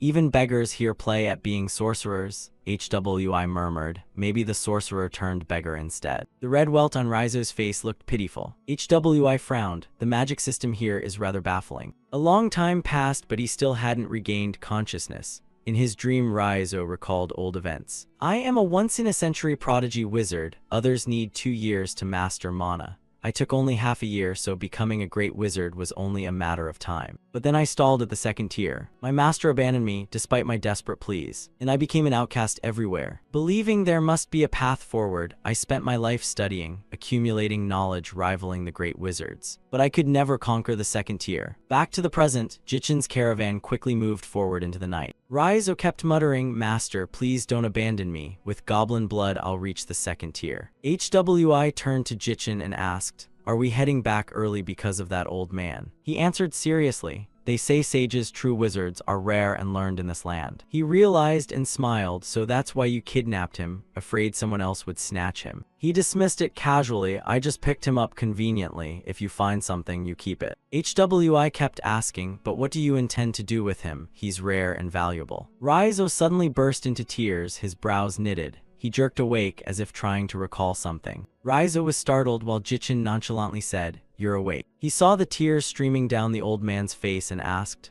"But why are you crying?" "HWI mocked, isn't crying natural after being kidnapped?" Jichin defended himself. "I only said that." He teased, "Kidnappers always say that. You're being a double standard. When I do it, it's for righteousness. When others do it, it's a crime. Got it?" Raizo panicked at the back, wondering who these people were and what they intended to do to him. But they certainly didn't know that an ordinary rope couldn't bind a wizard. His eyes lit up as if concentrating on something. Behind Raizo, the ropes were slowly loosening, in time with his incantations. HWI and Jichin happened to catch that moment. Without hesitation, Raizo immediately launched a counterattack at them. A bolt of lightning struck straight for Tran Thien's head. But you were one step quicker and handled it calmly. Faced with Jichin's power, Raizo was a little worried. HWI also acted, his voice full of killing intent to block. The old man's lightning did nothing to him, and it was over. The air was tense now. Jichin breathed a sigh of relief reflecting on it, while HWI was probably amused. Raizo now feared, wondering how he could have blocked his spell. Raizo immediately shouted some incantation. The ring on his hand suddenly glowed. Raizo didn't hesitate and asked, "Who are you people?" Jichin surprised, "Nice, so you can speak our tongue." He brushed it off. "How can you stop lightning energy without a shield?" His gaze radiated killing intent. "How do you know our language?" Raizo coldly explained, "It's the power of an artifact, don't meddle in my affairs." Jichin wondered, "The power of an artifact? Earlier I left that liar in town and kept worrying, but luckily we could still talk." He still wanted to know how you dispelled the lightning energy, what spell form you used. HWI assessed Raizo, "You seem to be a mage too. Do you know it's rude to casually ask others secrets?" He stumbled over his words, then someone else spoke. "Wait." HY's brows narrowed as if pondering something. Ahead of them now a group of people were approaching. He suddenly smiled dangerously. They had to deal with these uninvited guests first. Urun led the group, weapons in their hands. He stared intently at Jichin's group, his face full of slyness. Urun remembered earlier how foolish to give up steady income for a moment of greed. Back then his eyes had always followed Veron's group, and from that Urun grew suspicious. But the load on the wagon was quite large, and I also felt the goods looked rather expensive. And conveniently 2 of them were alone. Deal with them cleanly, and you'd keep the income and get a pile of goods. Urun now grinned like a victor. "You unlucky lot." Before he finished, HWI had already acted and burned them to ashes. All of them were simultaneously incinerated on the spot. He even pulled out a talisman with a few mysterious characters on it. It seemed HWI was targeting Urun, causing him to panic. Tran Thien smiled in satisfaction. "We meet again, Kansuman." He ordered his men to eliminate the 2 of you. A few who weren't burned rushed forward immediately. HWI assessed the situation and launched several more talismans. The talisman's power knocked them to their knees. Now only Urun remained. He stood with his mouth agape. Jichin suddenly stepped slowly toward Urun. His hand had formed into a fist before anyone noticed. Jichin's face darkened as he thought something over. A man in black suddenly lunged at him. Jichin drew the sword at his side without hesitation. His blade pierced the man, fresh blood spraying everywhere. Urun, like a madman, shouted to stop those bastards. He was stunned to see the soldiers still standing there. No one dared advance despite Urun's urgings. HWI continued reciting talismans, his manner eerily mesmerizing. Immediately, the remaining soldiers were burned from gut to skin, screaming in such agony that their cries were pitiful. HWI paid them no heed, his gaze icy sharp. Jichin strode proudly up to Urun. While Urun was terrified, crawling on the ground, Jichin fell silent, saying nothing, which made his opponent uneasy. Tran Thien wore an angry, disgusted expression. Urun was so frightened he nearly soiled himself. Calmly and unhurried, Jichin raised the sword high. Time seemed to freeze as everyone waited for Jichin to act. Urun screamed helplessly as he realized his fate. Jichin's movement was decisive. He swung the blade at him. But suddenly, when the sword touched Urun's head, Jichin stopped. HWI sighed from behind. "Ambassador, you really are something." His face was calm as he closely watched the other's expression. In the quiet night, no one knew a commotion had occurred in the forest. HWI stepped closer and advised, "Let's end this grudge here and be on our way." Urun heard those words, sweat soaking his face. Jichin remained silent, his eyes gloomy. Then he complied with HWI and drew a talisman from his person. Urun's face went deathly pale, as if all the blood had been drained. Jichin looked at the talisman and solemnly performed the ritual. Immediately, a wave of pain invaded his body. Urun resisted at first, but ultimately collapsed at his feet. Jichin said gravely, "Indeed, I still can't do it." HWI comforted him. "If everyone could do it, it wouldn't be called magic, would it?" He sat down beside Urun's corpse. As if he had discovered something, HWI turned back in astonishment and said, "His heart has stopped." Raizo witnessed everything and thought it over. the man cast a spell with only an activating word, no incantation at all. The old man was stunned and quite worried inside. Raizo realized that, considering our route, we're heading toward the Raganza Mountains, where dragons live. That meant the person must surely be a dragon. Raizo looked at HWI and guessed. He immediately calculated that if he could become a dragon's attendant, the source of magic, he would surpass the second tier. HWI suddenly grew embarrassed. First, allow me to apologize for the kidnapping incident. He began, if you dislike it. Riss heard this and fumbled. No, sir, you certainly brought me here because you need me. Please give an order, I will do anything. Cut to a fresh morning, the lake lay still. Raizo gaped, unable to believe his eyes. As he followed Jichin, he thought he never expected such a well-organized village in the Raganza range. The discipline and spirit of the soldiers rivaled that of an empire. Buru and Yuru had been standing outside to greet Jichin and his companion for some time, eyeing Raizo curiously. He suddenly shouted when he saw them, "Giant." Buru turned to Yuru and asked, "Why does everyone call us giants?" Raizo couldn't help exclaiming. Even the dwarves thought to have vanished after the 1,000-year demon war were here. Jichin turned back, wanting to say something to the old man. A thaumaturge, no, a mage. You haven't forgot your crime of trying to harm Veron. Where are my men? Raizo replied weakly, that's because they offended me. Tranthine wasted no words and ordered directly. Buru and Yuru, take him to the execution ground. The two dragged him away despite Raizo's struggling. Buru asked annoyed, where did you pick this old man up? He answered nonchalantly, just happened to see him on the road. The atmosphere at the execution ground is extremely tense now. Jichin sat on the throne and said, I did say I found this old man, so calling it a kidnapping isn't entirely wrong. But I cannot forgive you for attempting to harm Veron. You will guide us and you are now under my command. Raizo looked pitiful, that happened because they insulted me. A mage. He heard this, sighed, and replied briefly, I understand. The old man now felt anxious and fearful inside. Jichin growled, however, you also offended me, old man, when you tried to hurt my subordinate. Raizo trembled and said, it's okay, how can you say that? You couldn't help but shout angrily because the strong survive. Jichin emphasized that good triumphs over evil. He continued, don't you understand it's not virtue punishing vice, but the victor who takes all. In the end, the strong will take everything. Raizo heard this and wore a disdainful expression. Jichin sneered that a weakling who recklessly insults others is only hastening his own death.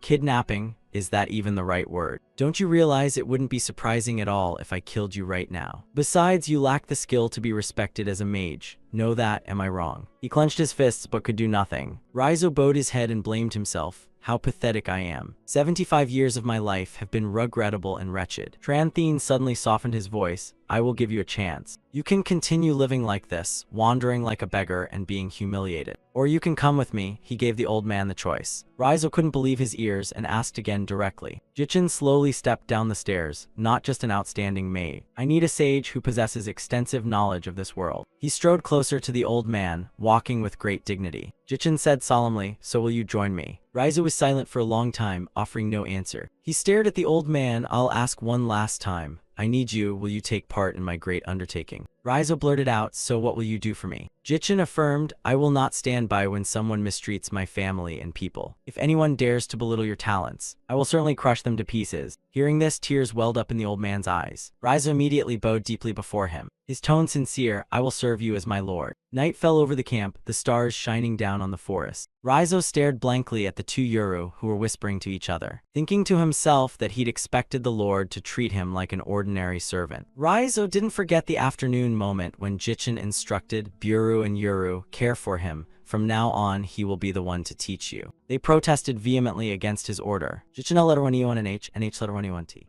Shamtasi letter 1 E9, Koram letter 1 EDF de Maisao. PH letter 1 EA3 IH letter 1 EC3 U9 I distroke letter 1 EC3 QUY letter 1 EBF T distroke letter 1 ECBNH Con distroke letter 1 B0 letter 1 EDD and G Fiat T R letter 1 B0 letter 1 EDB CCH letter 1 E9. First, instead of relying on the power of that item, you must learn our language. Once you have learned it, I will return the item to you. Raizo was a bit puzzled, but dared not resist. He glanced at the old man, thinking, do I look like someone who craves such things? Back in reality, he sighed inwardly, convinced the lord must have his reasons. Raizo appraised the two Yuru. Even for a legendary clan, a dwarf is still a dwarf. Suddenly, someone came into their room, surprising him. Seeing Jichin, Raizo immediately greeted him respectfully. He watched the old man silently, saying not a word. Then Jichin removed the ring from his hand and handed it to Raizo, puzzling the old man. When he was done, Jichin turned away, seemingly unwilling to look at Raizo. He hesitated a moment, then said, "It's broken." The old man then slowly slipped the ring onto his finger. Raizo quickly cast a translation spell to understand what Jichin had said, and when he understood, he cried out, "Master, it's not broken." "But when did you go out the door?" The night was quiet, the sound of insects could be heard. Meanwhile, Sam and Veron were transporting goods by wagon, when something ahead suddenly made him startle.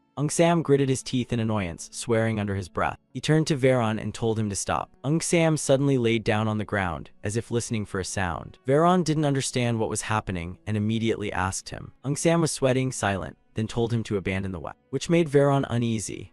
Sam went to the back of the wagon and pulled off the cloth covering the cargo. He moved with nimble speed. Veron could only stand frozen. Sam securely strapped the pack to his body. He urged, "Hurry, unless you want to die for no reason." Veron's face went pale, unsure what to do. At last the two of them left that spot. They tucked themselves into a bush to observe the situation. A moment later, two soldiers came over to the wagon. Bino shouted angrily, "Damn it, they actually abandoned the wagon. They can't have gone far. Spread out and search for them." Having said that, they moved closer to Veron's group. He was terrified inside. Why were they heading this way? Sam suddenly stood up without warning Veron, who squeezed his eyes shut, not wanting to die unjustly. Sensing something odd, Veron dared to part his eyelids slightly to look. He saw soldiers lying strewn on the ground and gasped, "What just happened?" "Impossible, he took care of those two by himself." Sam threatened the remaining soldier. "You'd best keep quiet," he said coldly. "If you answer my questions honestly, you can go home to your pretty wife and good children." That one was honest. "I'm single." Sam didn't relent and pressed his sword to the man's throat. He growled, "Why did you attack us?" The man, frightened, said there was an order from the kingdom to recruit soldiers, so Baron Alvin was rounding up peasants to meet quotas. Sam's face darkened as he realized that was why the mercenaries were chasing the peasants. They needed to inform the camp quickly. He begged, "Please spare me, I have a girlfriend." Sam snapped back angrily, "You said you were single." The soldier stammered that he did have a girlfriend.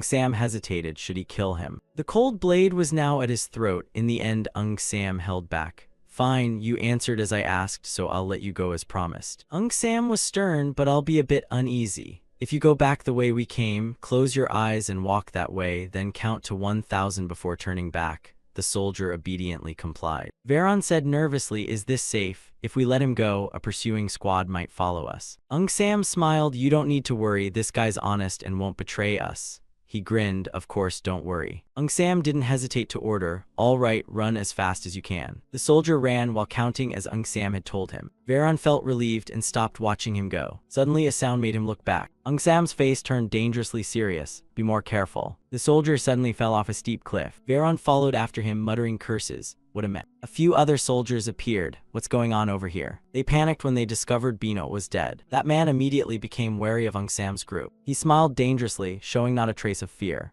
Sam sneered, "Why does heaven insist on testing a good man like me?" The soldier across wondered, "Only two of them." Then he ordered them to finish it quickly and return.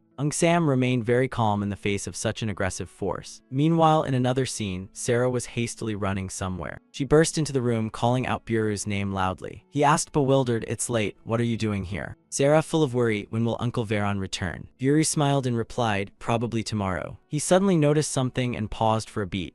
Worry was obvious in Sarah's eyes. Buru directly asked, "Is something troubling you?" She answered honestly, "Well, the road here is dangerous, and who knows what the punitive troops will do this time." He looked at Sarah seriously. "Are you worried because you saw the liar traveling with them?" She didn't hide it. She admitted she was a little worried. Buru suddenly burst into loud laughter and couldn't stop. Sarah looked at him blankly, not understanding what was happening. Meanwhile, over here, Sam sighed in exasperation. He drew the sword from his back and said, "Nothing goes smoothly at all." Veron seemed like he wanted to stop Sam. Then they charged in turn, ready for battle. His movements were very quick, not giving the enemy a chance to find a weakness. Sam watched the situation seriously, his brows knitted. He suddenly unleashed a technique the opponents couldn't prepare for. Veron saw it and was alarmed, worried for Sam. The two sides fought fiercely, the clash of swords ringing sharply. He skillfully weaved through the soldiers, and at the same time felled 4 at once in the blink of an eye. Fresh blood spattered everywhere with pitiful screams. Sam's face was terrifying, radiating murderous, and Veron witnessed it all with his mouth agape. He acted as if nothing had happened, urging him to move quickly. Veron looked at Sam with delight, proud. When the fight ended, there was suddenly a loud noise, accompanied by a strong wind that made a terrifying whooshing sound. Veron helplessly looked up at the sky and shouted, "Impossible." The two of them, full of panic, looked toward the source of the sound. A huge foot suddenly appeared, approaching them.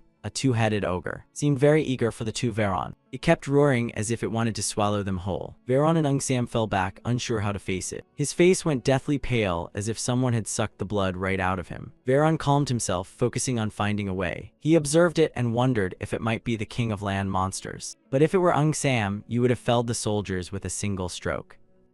Suddenly, when Veron turned his back, he had vanished. Now he was left alone to face the ogre. Cut to the camp, the place was utterly silent. Jichin was solemn. This meeting is adjourned for today. Suddenly, there was a commotion outside. A soldier urgently reported. Demuduk and Jichin exchanged a knowing look. The soldier stood respectfully at the door ready to report. He quickly said, "We saw smoke rising from the northern border watchtower." You looked surprised at the word smoke and immediately asked again. The soldier nodded. "It seems something has happened to the farming village we trade with." Jichin didn't hesitate and asked how far it was. He answered, "Less than half a day's ride." You pondered slowly. You couldn't ignore it. "So we'll see whether they're friend or foe. Leave a minimal defensive force and march with the rest. Everyone there follow orders and prepare to deploy the plan." That night the camp hurriedly readied horses and took up bows and arrows. Raizo couldn't help but be unsettled. A sudden march. The old man loudly asked, "What's happening?" Raizo stood frozen when he saw something. He seemed to lose his footing. The march order was just issued. How could they be ready so fast? At that moment, Jichin rode up behind Raizo, startling him. The army had prepared everything. As you had said, thousands of soldiers stood in neat ranks, a pleasing sight. Raizo broke into a sweat, thinking he'd seen every corner of the continent, but he'd never seen an army so disciplined. A unit radiating such presence, on par with the royal cavalry. Jichin shouted, "Are the troops ready?" Buru grinned confidently, "Just give the order." "You didn't forget to instruct." Buru watched Raizo. He then asked, "Master, are you going too?" Jichin replied gravely, "Raizo, they say you've seen the world. Have you ever seen a battlefield?" The old man respectfully answered that he had seen some. You glanced at Raizo and reminded him, "Observe our battle today and report how this front and our fighting differ." He pondered inwardly. The simple words carried an irresistible power. The metallic tang of blood was strong, yet he remained calm, his voice low and measured. Raizo slowly knelt before Jichin. He wholeheartedly obeyed the orders you gave. The night wind blew strong, billowing Jichin's cloak. He adjusted his stance to appear solemn. Jichin immediately called for all troops to depart. Buru followed shortly after to provide support. The camp gates opened. The marchers stepped out in rapid succession. Jichin rode at the front, looking very majestic. Behind him, a host of soldiers followed, flags fluttering. On the other side, the civilians were bound and pleading nonstop. Haolen said slowly, "We've gathered the useless ones, everyone except able-bodied men and young women." Count Alvin said coldly, "Deal with all of them." Hearing this, he ordered the troops to shoot the civilians. The archers raised their bows high, waiting for the moment to release. Immediately the sky turned fiery red, a horrific sight. Arrows rained down, burning the innocent to death. Within seconds, a great blaze burst forth. Count Alvin was indifferent. The village was too small. Haolen beside him added, "The prisoner said there's a larger settlement nearby. Sounds fairly big." He sounded a bit suspicious and immediately asked again. The men behind them now looked sullen. Count Alvin smiled dangerously. They began advancing forward, leaving the pitiful little village behind. At last, Jichin's army arrived. They stopped in a clearing when they realized they had arrived too late. Count Alvin's forces and yours clashed. Cut to a starry sky tonight. The scene was very quiet. The ogre strode forward with heavy steps. It looked around, searching for something. After fumbling about for a while, the ogre suddenly grew angry. The two of them, Sam, hid carefully in the bushes to observe the situation. He grumbled, "What the hell did I do to deserve this?" Veron panted, "But at least we lost the two-headed ogre's tail. That's lucky enough." Suddenly, a strange sound made him turn. A giant green beast was staring at them. Veron panicked, "Oh no, it looks like we've wandered into monster territory." Sam frightened, "Really?" As he spoke, a rock suddenly struck him squarely on the head. Sam fell to the ground, while the blue-green monster wore a defiant expression toward them. He angrily charged forward. "These bratty kids are pissing me off." Veron hurriedly restrained him. But perhaps too late, Sam kicked it flying into the sky. He lost control as he questioned you, but faced with that terrifying sight, Veron was speechless. He was sweating and hesitant. "The baby goblins are only raised in the goblin village, so I was going to say we should leave them and get out of here." But seconds later, in the distance, it seemed like countless eyes were watching them. Many green monsters surrounded them. Veron said miserably, "It seems too late." Sam now regretted his actions. Meanwhile, Jichin's army had reached the village. The burned corpses lay scattered on the ground. Seeing that scene, you fell silent and said nothing. Jichin turned to Demuduk and instructed, "We'll rest here for a bit and keep watch for an ambush." Raizo stepped closer and said, "Based on the emblem on the arrowhead, they appear to be Count Alvin's mounted troops." Jichin examined the arrow and understood what the old man meant. He lowered his voice slightly, saying he'd heard that the count had come to this rarely visited area and was rounding up the farming peasants.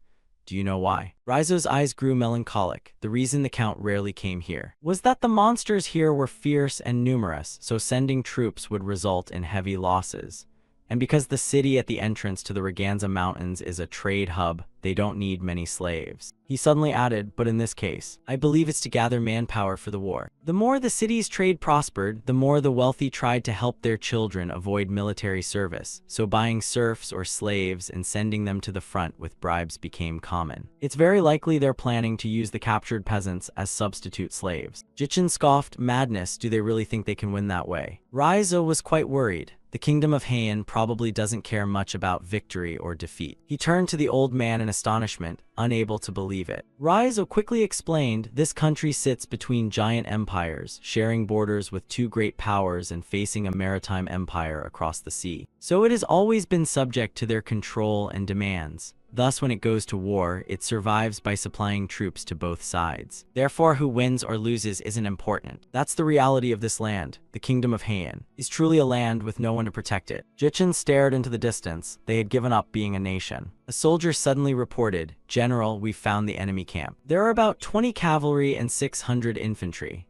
And we also saw roughly 250 people who seem to have been kidnapped from here, locked in the wagons. It looks like they're resting before moving on to another village. Upon hearing that, Jichin set his warhorse in motion. He said gravely that tonight would be a very long night. Cut to Count Alvin's camp, where several villagers were being beaten. The soldiers were torturing them for attempting to flee. They were gleeful and eager to take turns punishing the villagers. A few others were harassing the women. Their pleas could be heard easily. The women struggled violently. Some men stood guard at the gate, irritated about something.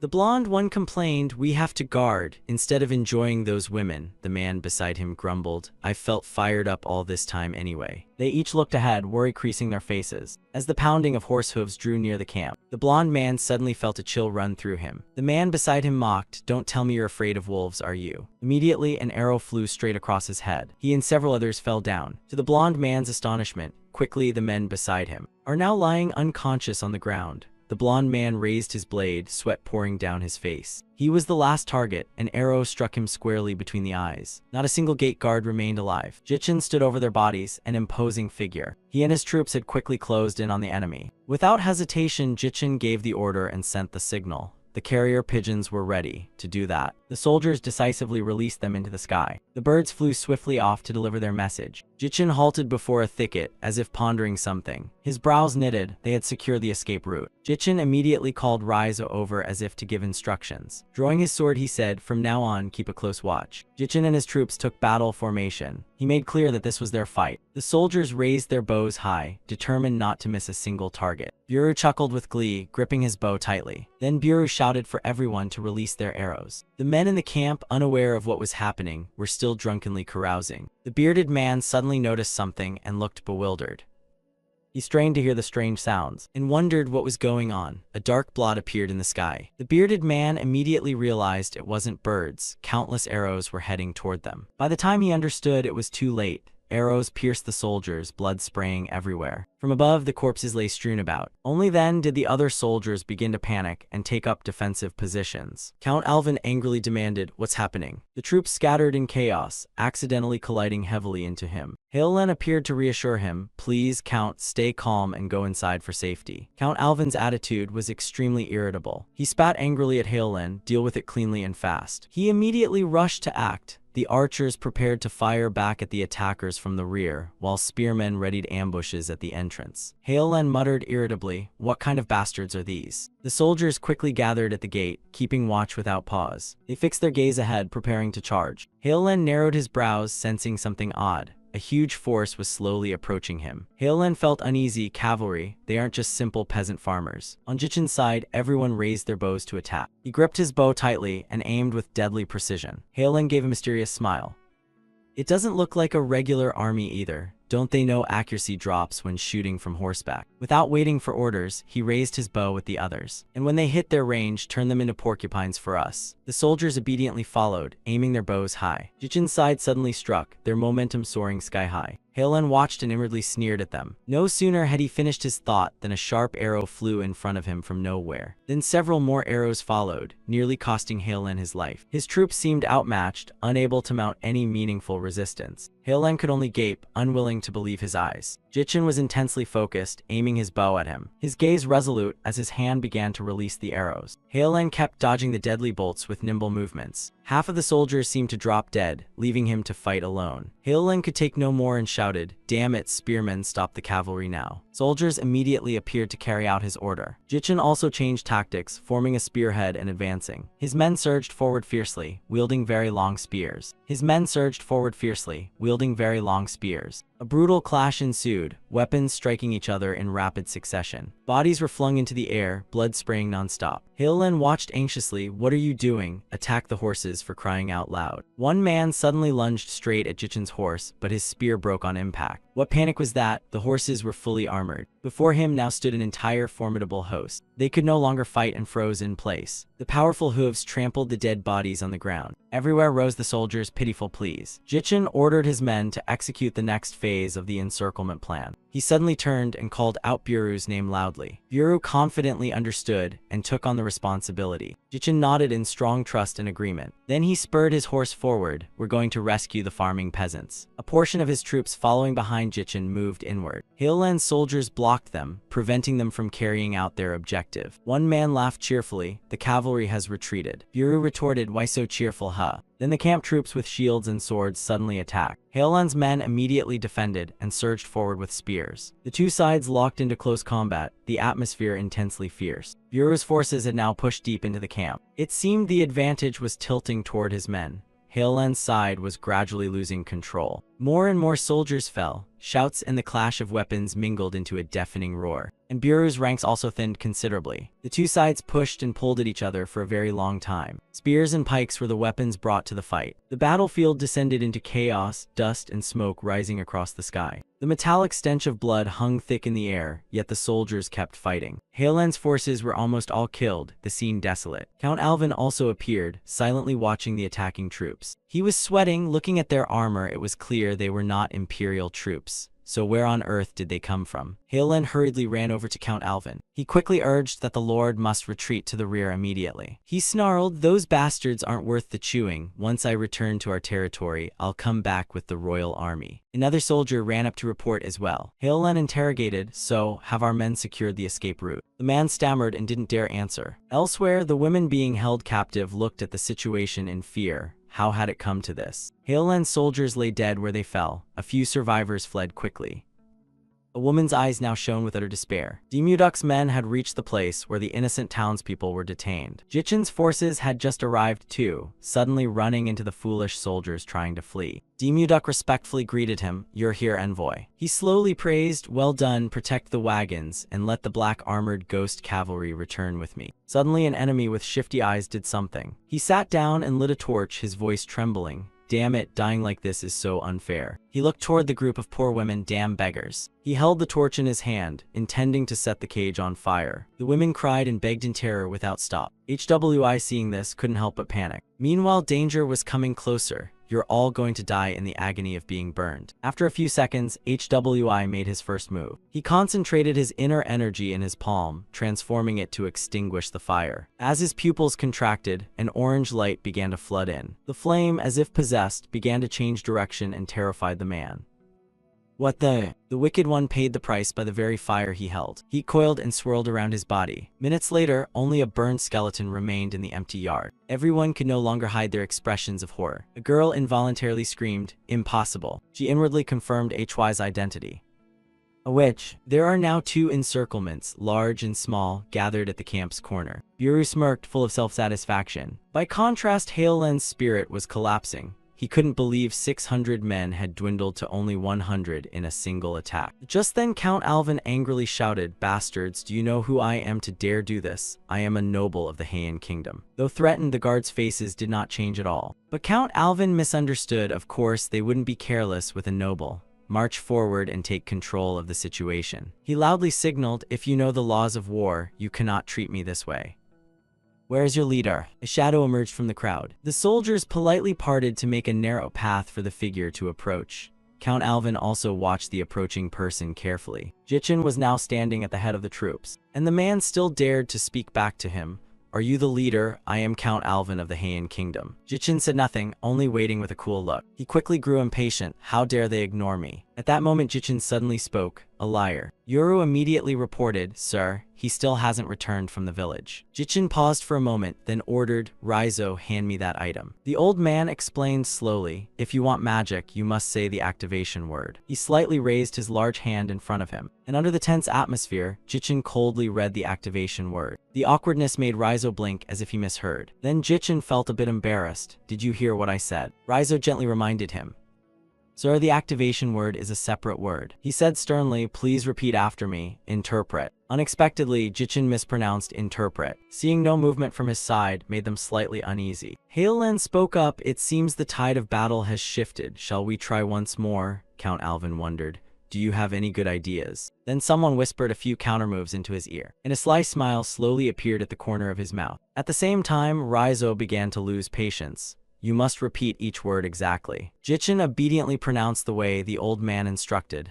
Interpret. A thread of bluish light slowly flickered across the surface of the ring. Raizo felt pleased about that. "All right." Then Jichin asked again, "Can you hear me?" Raizo answered on behalf of the group, "Yes." "And you seem quite satisfied. Very good." Meanwhile, Haolen suddenly stepped forward. "I am Sir Tilluman of Count Alvin's house." Jichin also introduced himself politely. "I am Envoy Jichin of the Great Gory Empire." He subconsciously asked about the Gory Empire. Jichin nodded firmly. "Yes." Haolen began to reconsider. There is no nation by that name, and casually using empire like that, what are these people plotting? Just then Jichin's voice cut through his thoughts. "Shall we continue?" He was a bit annoyed. Why continue when the outcome is already decided? He even calmly said, "But I have one request. I, Sir Tilluman, wish to challenge you, Envoy Jichin of the Great Gory Empire, to a duel. If I win, will you be allowed to withdraw?" Did Jichin intentionally drag out the words duel like that? "I accept a warrior's challenge." Haolen replied curtly, "Thank you, sir." Behind him, Count Alvin grinned inwardly. The duel had been arranged according to Tilluman's plan. After all, he's a famous knight of the kingdom. Capturing that man as a hostage could turn the tide. The two strongest warriors from each side stepped into the center of the circle. Caution and reserve were plainly written on Haolen's face. In an instant, he suddenly shouted in fury. The long sword in his hand was immediately surrounded by boundless radiance. His cloak billowed as inner power swept through. Raizo realized in alarm, a fake radiance. Why is someone with a royal guard level skill here? Haolen asked his opponent in a low voice, "Are you ready?" Jichin calmly faced him, "Come on then." But Raizo was extremely anxious. "Sir, he's a fake radiance." He urgently shouted to him, "Dodge now." Haolen moved like a gust of wind, closing in on Jichin. Too late. However, he didn't notice the murderous light gathering in Jichin's eyes. A clash rang out. Haolen's blade snapped in two. Count Alvin couldn't believe the situation wasn't going as he'd expected. Even Haolen was utterly bewildered. How could a sword that didn't use radiance still emit radiance? Jichin sneered and said, "Sloppy." In the distance, Count Alvin ran forward. "Sir Tilluman, what are you doing?" he demanded, grabbing the man's cloak as he spoke. But no matter how he strained, the opponent did not move. The truth before his eyes made Count Alvin go rigid. A very thin line of blood appeared on Haolen's face. The two halves of his face began to part apart. At last, a spray of deadly red burst everywhere. Unwitting drops of blood spattered onto Count Alvin's skin. He trembled and collapsed, sitting down beside the defeated man. His triumphant look had completely turned to ashes. However, the footsteps of the person before him were drawing ever nearer. A hair-raising voice sounded right beside his ear. "Is that enough?" Jichin looked at Count Alvin like a lowly insect, and he said a single line with boredom. Raizo thought silently. It wasn't visible to the naked eye, but the magic he sensed in that instant was not at the level of an ordinary fake radiance. Over there, Buru laughed with delight. "Do these places have enough fools to leak energy everywhere?" The soldiers quickly burst into loud laughter. Jichin coldly ordered them to withdraw, and the army's voices thundered, "Obey." Fear still lingered in Raizo's mind. He regarded a fake radiance as a fool. Jichin rode his warhorse away through the crowd at ease. Raizo carefully hid his awe. What kind of devillain is Gory after all? The scene of the story began to shift again. Here, an early morning march was underway. Deep red banners fluttered in the wind. Raizo closed his eyes in thought. "I've racked my brains but still don't understand. I know the continent's information better than anyone, so how could I not know about a military group of this caliber?" Suddenly Buru came closer. What is he pondering? He timidly spoke, "General, I have a question. Where are you from?" He replied nonchalantly, "Didn't we say we're from Gori?" Raizo looked at him in a daze. Who doesn't know that? He switched the question, "So where exactly is that place located?" Buru rubbed his chin for a long moment. "We travel by ship in the direction of." "Ah, you know our camp. From there it's about a 3-day sail." Raizo brightened for a moment at the thought of a 3-day sail from the lake. If that's the case, his mood quickly sank. What else would there be but circling that lake, dumber than the ogres? He stifled his anger and continued, "General Buru, there's no outlet from the lake. How can you say it's 3 days to Gori?" He answered vaguely, "Well, that's true." During the passage through the stormy sea, the story went on for a few more minutes. Buru told it until he grew sleepy, yawning short, long yawns. But the more Raizo heard, the more confused he became. Break through the straight wall of water on the sea, then to the lake in the Raganza Mountains. A flash of thought made him stare. Could it be that they would very quickly arrive somewhere else? The troops were pausing near the lake. A soldier loudly announced, "The envoy has arrived, open the gates." The rumble of the gates echoed as they moved, and the procession entered. At that moment, sounds of people approaching came from afar. Sam hurried over. "General, urgent news." He gripped his feet and bowed before Jichin. Then came the urgent report. Soldiers marched from the city intending to seize the peasant farmers. We must quickly mobilize forces to prepare for their attack. Jichin's face was calm, somewhat cold. The pressure in his gaze made the man somewhat afraid. So Sam adopted an even more respectful tone. "There's no time to hesitate. I rode day and night to bring this report." Despite his urgency, Jichin remained unmoved. He firmly pulled the reins and turned his back on him. Sam called after him in confusion, "Envoy." At that moment he was scolded. "You liar, stop beating the drum too late." Buru explained, "Don't you get it? You're sounding the alarm after everything's done. We just wiped them out and returned here. Go change your clothes, you look like a beggar." They entered one by one, ignoring Sam. The sunset of that day shone over the camp's sky. Inside, a council was taking place. Sam's voice was a bit heavy, so, with single-minded determination to report, "I cut down all the pursuers." Jichin asked coldly, "And then?" He told a thrilling tale, but suddenly, a gigantic two-headed thing began chasing me. Jichin asked with a nonchalant tone, "And then?" He patted his chest loudly, "But who am I?" I shook it off with these swift feet. But you know what? His noise was enormous. His brain painted a grotesque scene.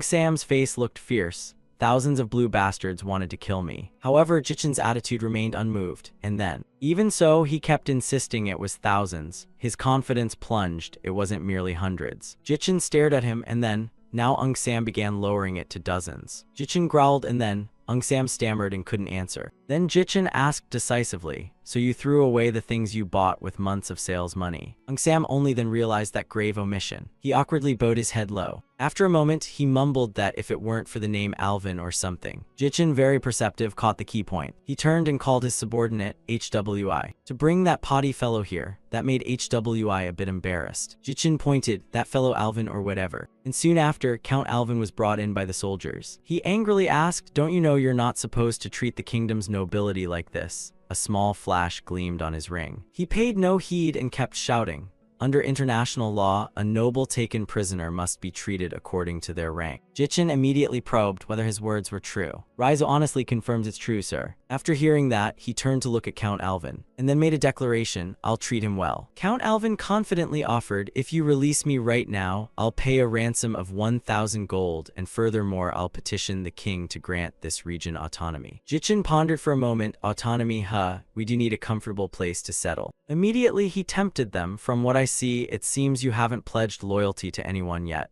I'm willing to take you on as my retainers." Buru and Yuru were instantly enraged. "That bastard dares say such things, I'll split his head open."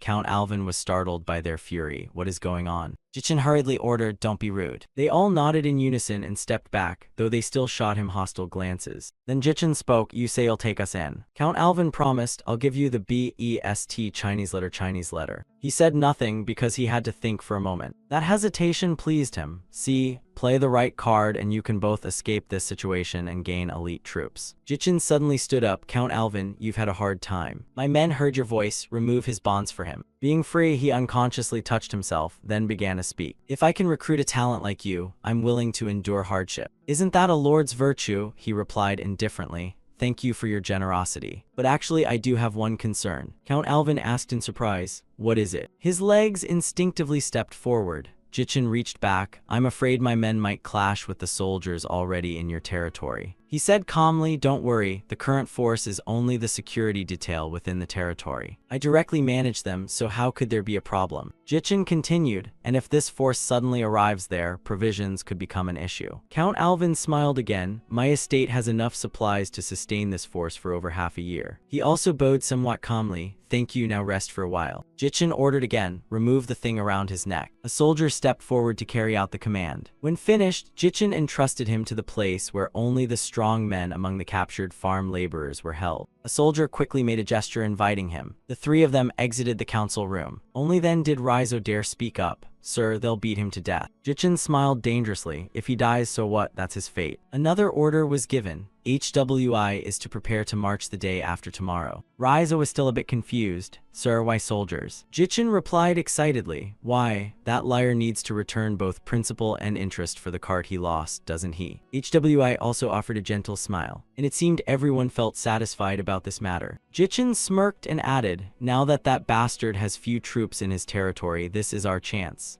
Isn't looting one of the pleasures of war?" On Count Alvin's side, he was roaring furiously. "You bastards. What kind of attitude is this? I'm about to become your lord. There must be some mistake. Open the door now, you scoundrels." No one reacted, which made him a bit angry in the jail. Damn it. How do these idiots run things? When he turned back, he finally noticed the situation. The eyes full of hatred were fixed on him. The male peasants stood together in a large group. Count Alvin said with contempt, "Lower creatures." He pointed at someone nearby. "That man. Bring water here." He spread his arms commandingly. He angrily stopped his movement. Count Alvin sighed in outrage, and he vented his anger on the other man. The man fell and slammed to the floor of the jail. Yet Count Alvin still wanted to torment that rubbish some more. The blow was so strong it made blood spurt from his mouth. Groans echoed, "Please spare me." The peasant named Hook was furious and wanted to rush out. "I'll kill him." However, his friend reminded him, "Didn't that soldier earlier say he'd kill anyone who touched Count Alvin?" The warning made Hook pause for a moment, but his eyes still clearly burned with hatred. A vision of hatred unfolded. The sound of peasants being shoved down, and the piercing screams of those finished off by soldiers. Every image began to mirror the current scene in the jail. Hook still shouted in fury, "Don't you feel the injustice?" The crowd quickly fell somewhat silent, a heavy, dark atmosphere settling over them. At that moment, Count Alvin had already knocked that peasant unconscious. He shouted aggressively, "What do you want, you bastard? How dare you glare at me?" No sooner had he finished than Hook lunged forward, and his strike sent Count Alvin sprawling immediately. He slammed into the railing and collapsed, spittle mixed with a bloody nose spilling out. His initial arrogance vanished at once. After getting up, he shouted, "Soldiers." However, the sounds from behind were drawing nearer. Count Alvin stammered, "I'm sorry, first let me explain." Hook mercilessly swung his arm. "I don't need empty apologies, atone with death." A punch immediately struck his jaw. Then screams rang out from the barracks. The next morning, everyone was gathered out in the yard. The peasants from the jail had been brought out. Standing above them was Hook, tightly restraining him. The one seated on the high dais to pass judgment was Jichin. He coldly demanded, "Why did you kill him?" Hook fell silent but did not avert his gaze. Immediately a hand grabbed his head. Then the guards shoved Hook down. He began to take heavy blows from them. Jichin waited a moment and asked again, "Why did you kill him?" Hook snapped back angrily, "You expect me to fold my arms and watch my enemy?" A faint smile flickered across Jichin's face. He said, "Revenge is a right granted to humans. Are you even human?" Hook angrily barked at him.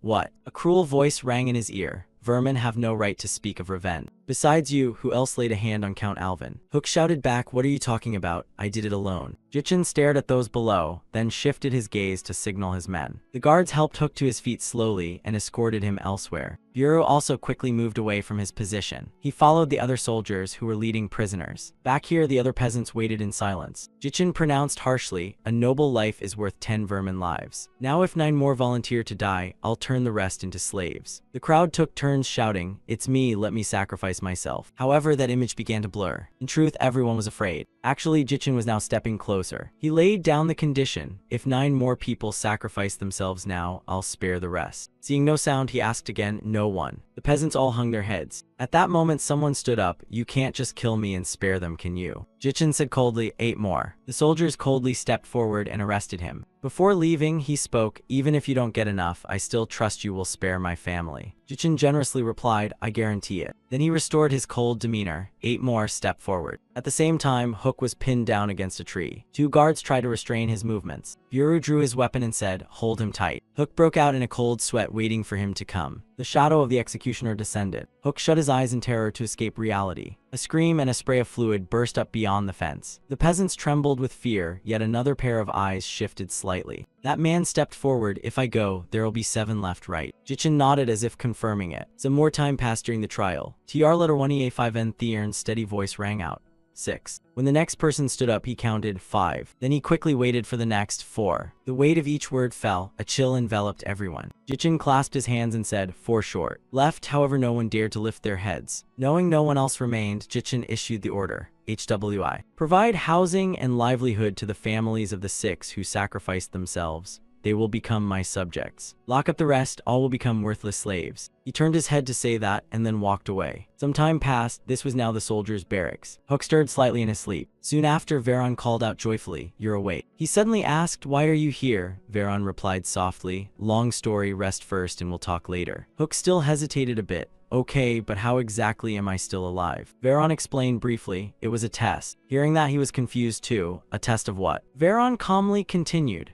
He and 5 peasants who volunteered to die would live as ordinary citizens with their families. The rest would live as slaves. Hook involuntarily whispered, "Oh no." But that agonizing pain, like dying and coming back, remained. "I'm sure I was dead." Veron smiled awkwardly and told him, "See. It seems he had no intention of actually killing you. He was testing whether you had even a shred of will. However, to make it feel real, General Buru." The name that terrified Hook was that of the giant dwarf who carries others. Veron hesitated a little as he revealed more. "Yes. So he used an acupuncture trick on the anus. He also gave you a single strike to the vital point. Even Ung Sam had to pinch his nose then. Why that of all things so disgusting?" Buru asked coldly, "Wanna know why?" Ung Sam answered eagerly, "Of course." He hinted and began, "There's nothing I can't tell you." Darkness thickened as he leaned his face closer. "Try pushing your button." Ung Sam panicked and ran from the danger. But his small collar was grabbed. Sweat poured down him at the ominous sign. Buru's devilish grin was wide open. Finally, a miserable cry echoed through the barracks again. The sun sank once more beneath the trees. At this time, the peasants were still plowing. Nearby, 2 people sat watching. Sarah called Buru's name and asked why those people were slaves. He answered thoughtfully, "When first recruited, the general said one must take up a sword to be accepted. If you can't sacrifice yourself now, it will be the same when enemies invade later. Wielding a sword is the most basic thing for a person. That's the most important part." She was a bit surprised to hear that. Buru looked into the distance and said, "I once asked the ambassador a similar question." His eyes were full of nostalgia for the past. At that time, Jichin was standing on the cliff, with Buru a short distance behind him. Then Jichin said in a low voice, "Anyone can survive, but not everyone will enjoy freedom." Buru replied innocently, "That's hard to understand, Commander." He said blandly, "Look at the pigs locked in the pen.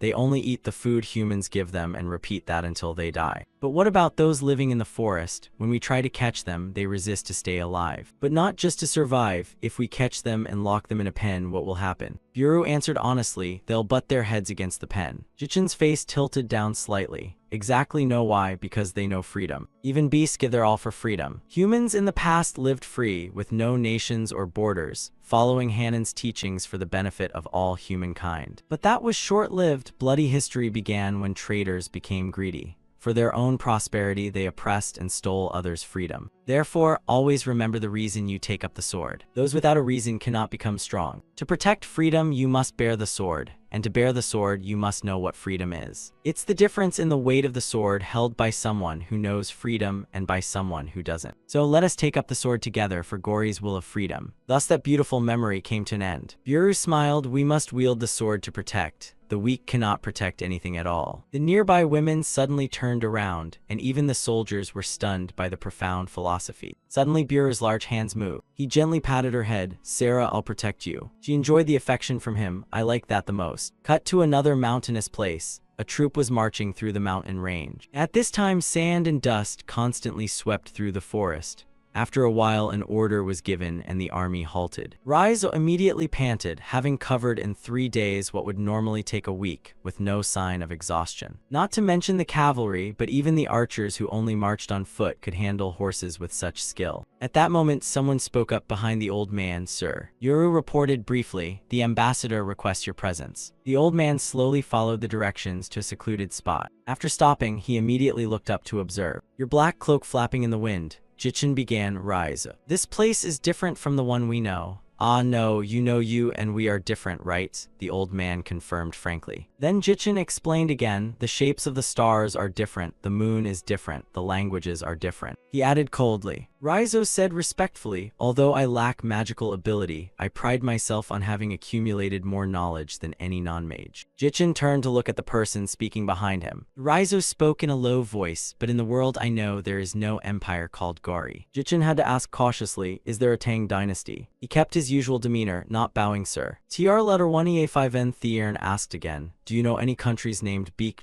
Silla, Bedak, or Han?" Raizo answered sadly, "No, sir." A heavy silence fell immediately. Jichin asked gravely, "Where on earth are we and what place have we come to?" Raizo spoke his true thought. "This is the continent Han, sir. It seems you have crossed a spatial barrier. In other words, you have arrived in a completely different world. 10,000 years ago, the ancient dragon Berserker personally traversed the world and set coordinates for every land. There is a kind of magic called teleportation that allows spatial movement using only coordinates. However, the empires you mentioned are not registered at any of those coordinates, so we believe you came from another dimension." Jichin asked further, "What is an ancient dragon? How does it fly around to verify coordinates? Why do you trust it so blindly?" Raizo looked up cautiously. "Ah, the ancient dragon. A great species, the image of a majestic dragon came to mind." He said respectfully, "We call them dragons." Jichin understood a bit, some kind of star god. Raizo clarified, "Not exactly, but on the surface they are creatures no force can approach." At that, Jichin left him dumbfounded, so they were dragons after all. A sinuous form appeared as he spoke. Its shape was somewhat different, but a dragon is still a dragon. Ridiculous, a world ruled by mere dragons. Raizo dared not say more, still too shocked. Then Jichin pointed at the armor. "Do you know what this is?" What he meant was the emblem on it. Raizo was a bit flustered. "What is a three-legged bird?" TR letter 1EA5N Theern replied, "The emblem living in our hearts is called Samjoko, a divine beast that preys on dragons." This terrible knowledge shattered all of the old man's imagination. He lightly bumped his shoulder against the old man as some small comfort. Next, Jichin said, "No need to fear those strange divine lizards, remember that." He turned back confused as if wanting to say more. "What?" But Jichin had already turned and walked inward. Each of his steps was slow and steady. Meanwhile, the other soldiers waited outside. He remained standing in the trees for a long time. Jichin fell into thought, a place we can no longer reach. He felt very small in this strange, monster-filled world. A question arose, is this where we must live from now on? The stars glittered in the sky, and the forest below looked eerily gloomy. Meanwhile, the soldiers moved quietly. They aimed for a spot not far from the forest, and one among them was chosen as the stretcher-bearer. The remaining guards immediately took advantage of that to kick in. The coordination helped him get up onto the wall. More and more guards climbed higher. They had scaled the wall in a short time. Next, they readied their weapons. At the same time, the fortress guards were grumbling. "The soldiers keep leaving and there's a dozen tasks. I'm nearly dead from it." He wondered, always dozing off. "Are you tired?" The man said, "That's the reason. Can't sleep in a bed, always have to sleep standing." Just then he asked why the talking stopped. And when he turned back, he discovered his comrade had been hit by an arrow. Next, he himself was silenced. Sam subtly signaled him to be quiet. He inquired, "How many guards are there now? If you answer honestly, I'll grant you everything." He made a sound to signal agreement, and the man happily released his grip on him.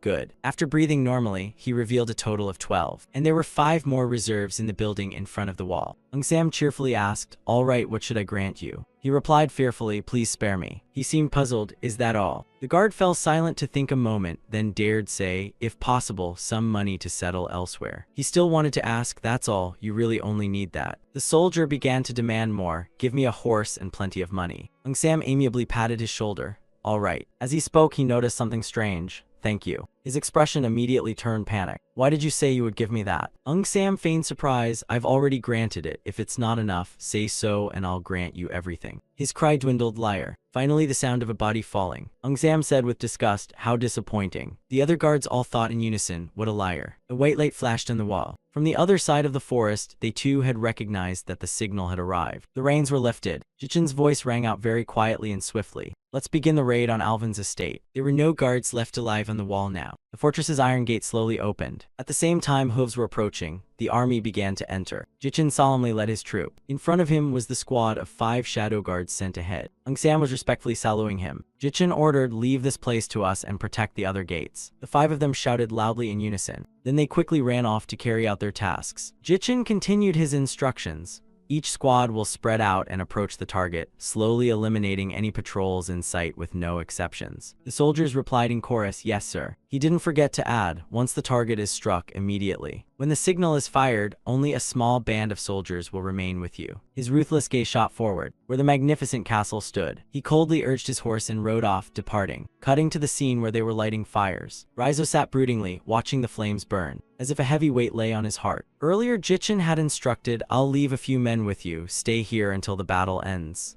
The old man asked, what am I to do? He replied casually, what else? You're going to pick through the loot. The old man grew more confused. You mean? Jichin explained, we're raiding the house of a man named Alvin. And when we raid a place like that, there'll be mountains of belongings. So between you and me, who do you think knows which items are valuable? Raizo hesitated a bit. Because of that, you think I know better? He answered, adding that the old man knew books and documents better. Precisely, we need those books and maps to survive in this place. Your task is to find them. The flames burned fiercely, as if scorching his very soul. Raizo muttered to himself, the master has chosen to settle here. A guard announced it's begun. Raizo remarked that they were signaling by firing arrows. Incredible. But he quickly realized, we must head for the castle, move quickly. The archer, puzzled, asked, suddenly where are you running off to? Raizo panicked, it's my fault. In a place this far from the capital, of course there would be a communication mage stationed here. I never thought of it. The soldier reassured him, we'll cut the beacon towers and relay stations first, don't worry. But the old man was furious. You know nothing, it's magic, communication magic. His face remained puzzled, but Raizo quickly urged his horse and rode off. He broke away from the group alone. Burning inside, he had to stop them before they signaled the kingdom, or else his nerves would be shredded. Raizo increased his speed. There would be no survivors otherwise. Cut back to the castle in the fiefdom. TR letter 1EA5N Thiern and his subordinates were eliminating the guards. A shout rose from the defenders. The manor gate had been smashed, blocking their way. However, Jichin's strong force had already flooded in, his decisive, murderous gaze sweeping over the soldiers, followed by a swift, clean sweep of attack. In an instant, the guard force was broken apart, but Jichin declared, don't let anyone escape. Accordingly, the cavalry surged forward quickly. They charged and flung the gate guards aside, who were trampled under heavy hooves in agony. Jichin swept through in a brutal rush. The gate guard still bit his lip. He screamed in pain, where did this cavalry come from? Next, Jichin ordered Buru, secure the interior of the manor. He replied decisively from behind, understood. Follow me. A group turned and ran toward the gate. Very quickly, soon after, the retainers had stepped onto the steps. He aggressively kicked the great gate aside. The small troop rushed in a state of urgency. Buru began to admonish, any rat that escapes and it's on you. The soldiers split into multiple directions to sweep the place. Buru and 2 other soldiers went down a corridor, and he encountered a door at the deepest point. His instincts kicked in immediately as he opened it. The dark passage beyond convinced him it was a perfect place for rats to hide. He quickly followed the stairs down. After a while, Buru signaled to stop. He peered suspiciously into the dark interior, then ordered his men to wait here. Then Buru pressed his ear to the stone wall. A shout rang out, why are you struggling so much? His bowstring was instantly drawn tight, and the group became more cautious than before. At the bottom of the stairs, another corridor appeared, and there a dungeon had been built. The person inside also spotted them keenly, someone. He had barely finished speaking when he was struck by an arrow. Buru dispatched the suspected assailant and moved closer, and peered carefully through the bars. The guards heard the command to bring lanterns over. One of them found a torch. They then cut at the wall with spear tips to make a fire. So the dark cellar now had a bit of light. Buru could now observe the prisoner thoroughly, but that prisoner had been rendered completely unconscious. He quickly pointed the arrow in another direction. Elsewhere in the prison, someone was tied up. She looked utterly exhausted, yet her natural beauty was enough to make the men swoon. Buru couldn't help teasing, miss, that beauty could make men dizzy. She lifted her head slightly, but still wouldn't look at him directly. From this angle, the retainer could see more clearly. He trembled inwardly, skin white as jade, pointed ears. could that appearance be? The group simultaneously dropped to their knees and worshipped the celestial maiden. Inside the damp stone prison, the gray walls rose as if to swallow every sound. Behind the heavy bars, a rough hand gripped Hidea's long hair tightly. The bald man coldly tightened his hold on her hair and threatened, "Don't resist." Strands of hair fell, hiding half of Hidea's face. Suddenly, a small sound reached them, and the bald man let her go. He warily moved toward the bars, his gaze fixed on the dark void beyond. At that moment, an arrow shot straight toward the bald man. Seeing this, Hidea exhaled softly, feeling some burden lift. At last, you're here, you'll save her. In that dreamy instant, a familiar voice echoed in her ear. "Ah, sister, that beauty could make any man dizzy." Hidea slowly opened her eyes and tried to look at the figures before her, a dwarf and a human. A dwarf that tall, and using a bow instead of an axe. Thinking that, Hidea's body sagged forward once more. On this side, Buru skimmed his eyes over her from head to toe, skin like white jade, pointed ears. A vague thought flickered through his mind. Could that appearance be? Immediately after, Buru bowed deeply to the ground and urgently shouted, "Celestial Maiden." At the sudden sight, Heya stared in astonishment. The proud children of the motherland are bowing before her. Is she dreaming? The scene cuts to a castle as black as ink, where soldiers are restraining the enemy with spear points. After a while, the group was bound tight, each wearing a pained expression. The stunned enemy turned to look in one direction and saw Jichin standing before him, appearing with a cold face. At the same time, a subordinate hurried over. "General, we've cut down everyone who looked like members of Alvin's household already." Hearing that, the enemy couldn't help feeling unsettled, killing mercilessly even a noble's family, something even common bandits wouldn't dare do. He glanced at Jichin in terror. Who exactly are these people? Jichin remained silent, yet his presence radiated dense killing intent. After a moment of silence, Jichin ordered sternly, "Gather up the corpses."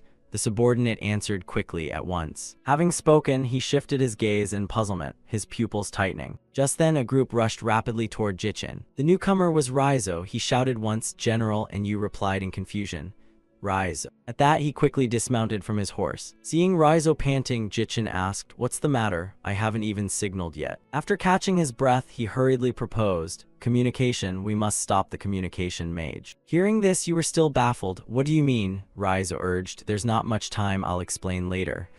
But if we question Alvin's family or household spirits, he involuntarily stepped back, his eyes showing clear terror. That is. The subordinate casually brought the severed head before Raizo. "You said lightly, we spared no one." Seeing him still dazed, Jichin turned to confirm. "It seems so." Suddenly a shout rang out from afar. "General." Buru frantically ran outside. He shouted, "General." Jichin's gaze fixed on the figure behind Buru. He hurried over and announced, "I've rescued a celestial maiden." You looked back in puzzlement. "A celestial maiden?" Raizo stared at Hidea in shock. "How is there a celestial spirit here?" He hastily warned Buru, "The one on your back is not human." Hearing this, he flew into a rage. "You fool, how could you compare a celestial maiden to a human?" At this, Raizo's voice trembled as he looked toward her anxiously. "The celestial maiden, no, that's..." Before he could finish, Jichin suddenly lowered his voice. "Wait a moment." He immediately reacted to the warning, eyes widening. You coldly looked toward the beam of light atop the tower. The mana was beginning to gather. Seeing this, Raizo screamed in fear and stumbled backward. Oh no. Faced with Raizo's severe reaction, Jichin looked skeptical. "What's the matter? Isn't this something the soldiers can handle?" He hurriedly explained, "It's communication magic. It's a kind of signal fire that sends news instantly from here to the capital. Seeing the mana gather, it's too late to chase after it now." They could only watch the mysterious man crazily casting spells around the orb. Jichin was silent, contemplatively watching the enemy. After a while, TR letter 1EA5N Theern turned to him.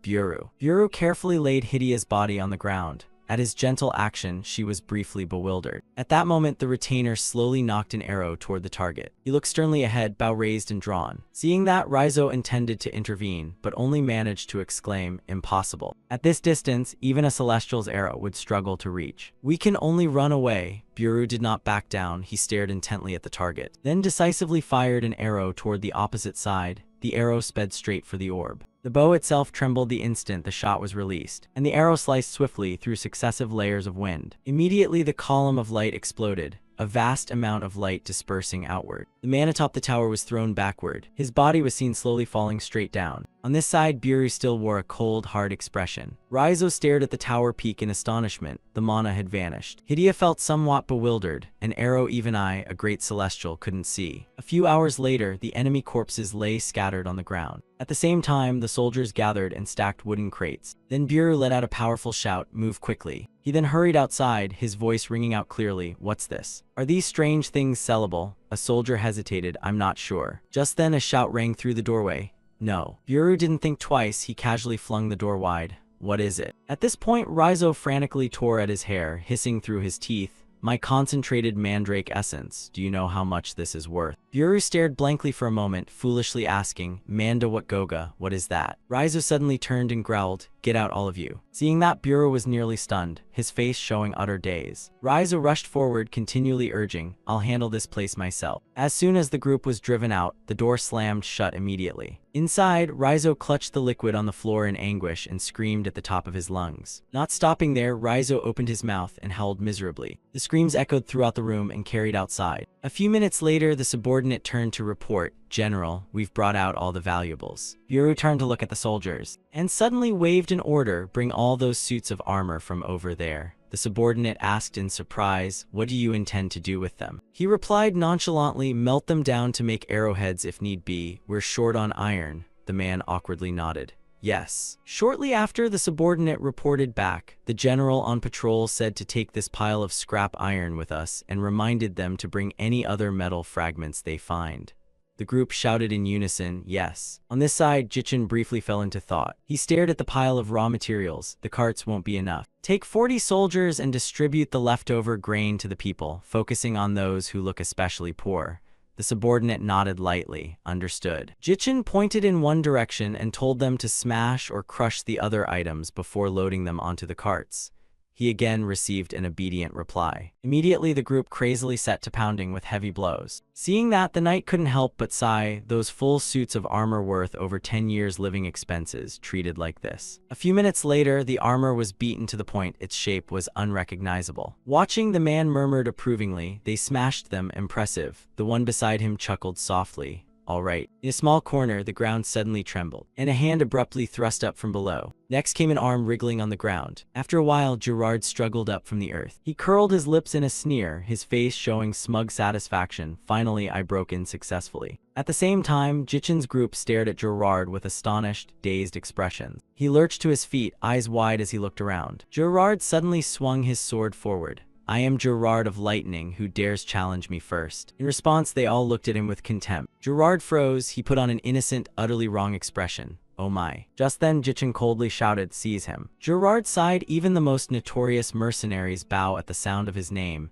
yet Gerard was treated so poorly. He tightened his grip on the sword hilt. Gerard roared again, "The greatest treasure hunter on the continent and one of the 10 swordmasters, me, Gerard of Lightning." No sooner had he finished than a volley of arrows suddenly shot straight toward him. A long streak of blood appeared on Gerard's face. The soldiers took turns aiming their arrows straight at him, and the metal shafts were seen pinned around Gerard's feet. He immediately threw his sword aside, forcing a smile. "I surrender." In the dark meadow, Gerard was forced to his knees, 4 soldiers circling him, cold steel blades heralding tragedy. He lifted his head to look at the soldier, black hair, black eyes. Throughout his travels across the continent, he had never seen people with attire or features like theirs. At that moment, Gerard instinctively glanced in one direction and saw the soldiers wildly hammering on the suits of armor. Seeing that scene, he froze in place. Gerard shouted in fury, his voice echoing across the land, "You lunatics, do you know how much those are worth?" Hearing that, Jichin called out in a loud, commanding voice, "Hey, grave robber." Gerard immediately reacted angrily.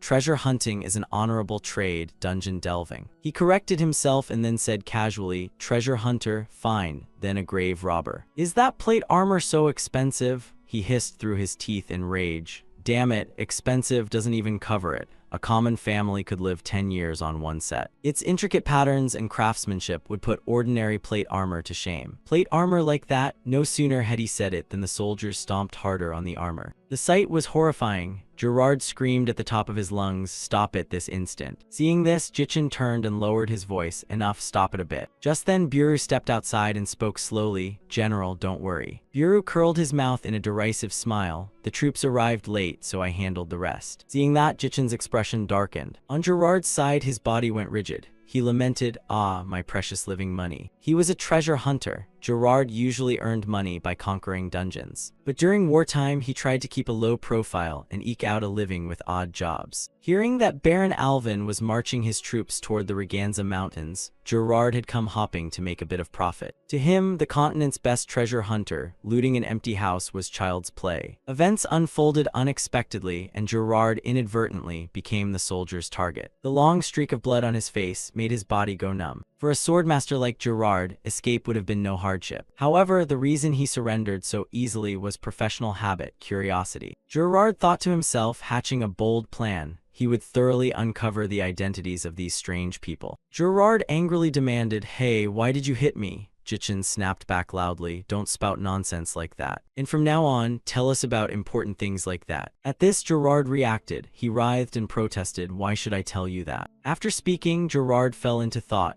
He would only endure until his curiosity was satisfied. But he also noticed something. At that moment, the corner of his mouth twitched up, revealing a sly grin. Gerard sprang to his feet and stared at Jichin. That guy holds grudges over the smallest things. Inside, Rizzo spoke in a low, weary voice. "That's a wise choice." At the same time, Jichin turned to look at him with a puzzled expression. Rizzo cautiously suggested that in wartime, money loses value and the state is collecting every scrap of metal to send to the empire, so it would be best to just melt them down. Moreover, we'll profit more by using it to make and sell dwarf armor. Jichin's face lit up and he smiled with satisfaction. "I see." Then Jichin glanced up at the darkening sky. "The sun's about to rise, let's head back." As soon as he finished speaking, the group hurried straight toward the castle, the scene cutting to a very humble, dilapidated house. At the same time, the man stopped in front of the strange sacks of goods. He looked surprised and blurted, "Bread and grain, wait, who left these here?" Just then an old man ran up in a hurry. "Hey, something terrible has happened. Baron Alvin's manor has been completely destroyed. It's all corpses inside." Hearing that, the man looked bewildered. "Who did it?" The old man shook his head. "We don't know yet." He propped his chin and cursed. "That damned Baron Alvin dying would be fine, but won't someone just like him take his place?" At that, the man couldn't help but glance at the strange sacks of food. He was silent for a moment, then hurriedly said, Well, but at least we finally have enough provisions to survive this winter." The old man exhaled. "That's true, but..." The group cast their eyes around the corners of the house where the food had been piled up, and the man expressed his gratitude. "Whoever you are, thank you." Having said that, he smiled gratefully. On the other side, Jichin opened his hand and felt the warmth, unconsciously smiling. After a while, the riders rode between the cliffs, when suddenly a wheel struck a rock in the road. The cart jolted violently. Gerard shouted loudly. Amid the crowd he growled, his voice drowning out everything. "Stop." The group casually ignored Gerard. He sighed helplessly. Sitting on this cart was torture. After a while, the group halted and some soldiers came forward to inspect the wheels. Gerard spoke quickly, very displeased. "Honestly, even those new recruits could make something better than this. They think anything round counts as a wheel here, I guess." One of them sighed. "This is going to be trouble." The man beside him suggested, "For now, report it to the general."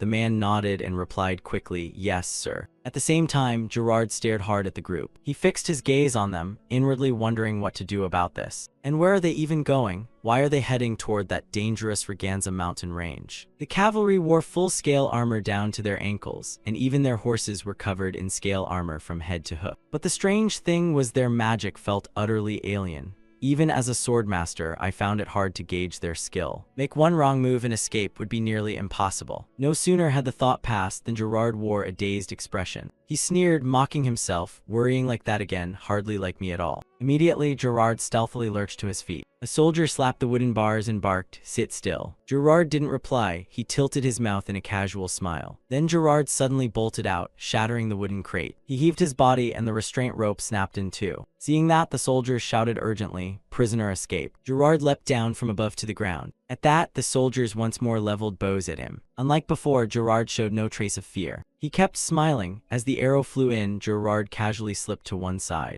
After that, he ran like mad despite the shards of metal hurtling at him. Gerard suddenly vaulted up and kicked the driver hard. He nimbly jumped into the wooden crates. Then Gerard frantically rummaged through a satchel. He fumbled slowly and a flash of light gleamed. Gerard raised his arm to reveal a jade ring. He lowered his voice to explain. A knight stepped forward a pace, barking orders to calm the other prisoners. "Dismount and secure that one quickly." Seeing this, Gerard smiled with satisfaction. bull's eye. The knight continued issuing orders, forming a cordon so he couldn't grab anything that could serve as a weapon. Gerard sighed in exasperation, muttering under his breath, "Oh gods, what should I do now?" Gerard excitedly produced a length of metal. "Here, I've got a sword right here." The crowd grew uneasy. "What? How does a sword that big come out of that tiny bag?" Gerard leapt down below, taunting nonchalantly, "Now then." He stared hard at the group. He tightened his grip on the hilt. "Time to beat a retreat, huh?" He suddenly lunged toward the group. "First target, you." The knight immediately raised his sword to block. Gerard didn't hesitate and swung straight down at him. A look of boundless hatred flashed in his eyes. The knight below wore an expressionless face, his gaze utterly unmoved. Seeing that, Gerard sprang backward, well, technically back to his starting point. He stared wide-eyed at the group, utterly bewildered. Because of the full armor he wore, he assumed he'd be slow, so how was he blocked so easily? The general had to accept it, but what about the foot soldiers? With that thought, Gerard charged again. He aimed straight at the enemy and swung his blade, and a streak of light appeared in the air. Immediately, metal clashed with a shrill, ringing screech. At the same time, the group of soldiers quickly closed in on Gerard. Frantic slashes flew toward him. In a flash, Gerard was completely pushed back to his starting point. Seeing this, he swore in anger, "Damn it, even the soldiers, what the hell is this?" The soldiers stared at Gerard with unwavering eyes. He glanced warily behind him. There were many more soldiers dressed exactly like them. Gerard began to feel tense. The jailbreak was going to be difficult. Damn it. He tightened his grip on the hilt, a resolute thought flashing through his mind. But quitting isn't my style. Thinking that, Gerard grinned, his eyes burning with determination. Without hesitation, he charged at the enemy. Seizing the moment, Gerard slashed at a soldier, and the sword in his hand was immediately knocked into the air. In that instant, Jichin silently observed him from behind. He stared at Gerard and couldn't help but admire him. Not bad at all. Buru beside him nodded in agreement. Impressive, his swordsmanship has very good balance. Jichin changed his tone. "No, I don't mean the swordplay, I mean his courage." He looked slightly embarrassed. "Oh, you mean bravery." Clearly he thinks breaking out is hard, yet his blade shows no hesitation. "You'll complain, this will take time," Buru added softly. After all, the black-armored ghost cavalry's armor doesn't show its full power on land. Then he suddenly suggested sending out a fairly decent swordsman to try. Hearing that, Jichin looked puzzled and glanced over, his expression asking, "Anyone in mind?" Buru was silent for a moment, then replied, "The liar is the best fit." No sooner had he spoken than Sam cleared his throat softly. On this side, Jichin fell silent, staring at him as if to say something. He turned his gaze to Sam. "You mean that liar?" Just then, Raizo rode closer and curiously asked, "What's going on back there?" Jichin didn't look at Raizo. He replied coldly and briefly, "We caught a grave robber inside the city. He's trying to escape." Hearing that, Raizo squinted and looked ahead, feeling a mix of unease and familiarity. His face did look oddly familiar. At the same time, Gerard launched a frantic counterattack, metal clashing violently, then suddenly changed direction, his body tumbling toward the opposite side. The tip of his sword sped straight for the knight. A soldier rushed up immediately, and he quickly swung his blade. In that instant, the knight suddenly thrust his sword vertically toward Gerard. He instantly fell to the ground, his legs kicked up into the air. Gerard brazenly used his free foot to kick hard at the sword. The soldiers began to grow angry, each looking furious.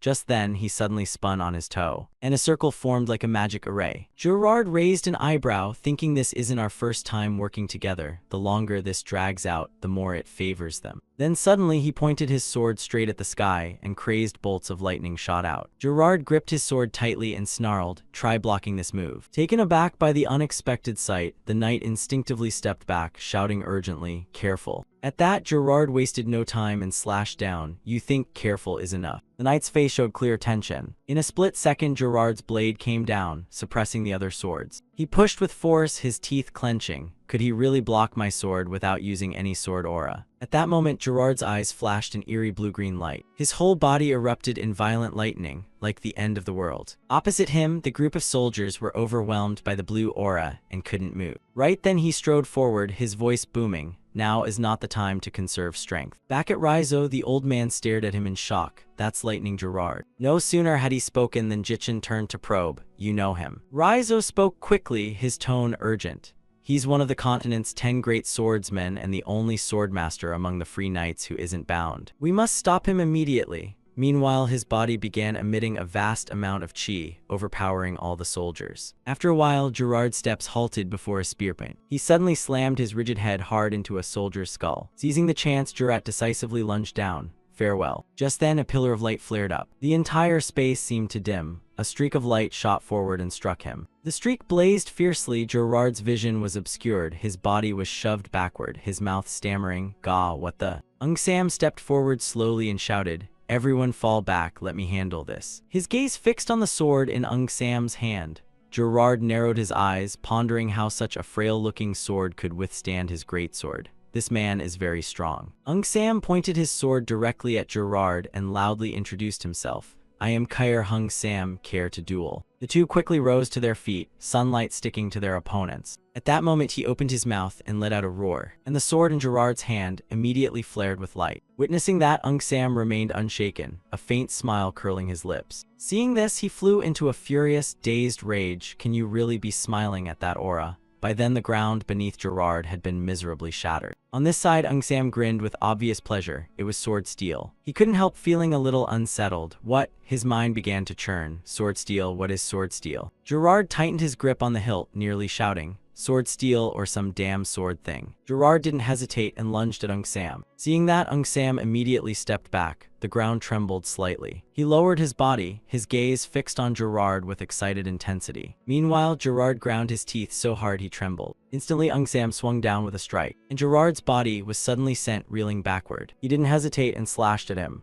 Sam suddenly used a movement technique, flipping his body to evade Gerard's strikes, and Sam leapt into the air. At the same time, he unconsciously stared at the sword in his hand, and the lightning flared up fiercely, the space itself seeming to sway. Then Gerard quickly unleashed a sphere. After a while, his body continued to tremble. Opposite him, Sam stood motionless, smiling casually. Seeing that, he clenched his teeth until he bled in anger. Then suddenly, Sam turned and left the battle. Gerard angrily demanded, "What? You've already looked down on me after just one round."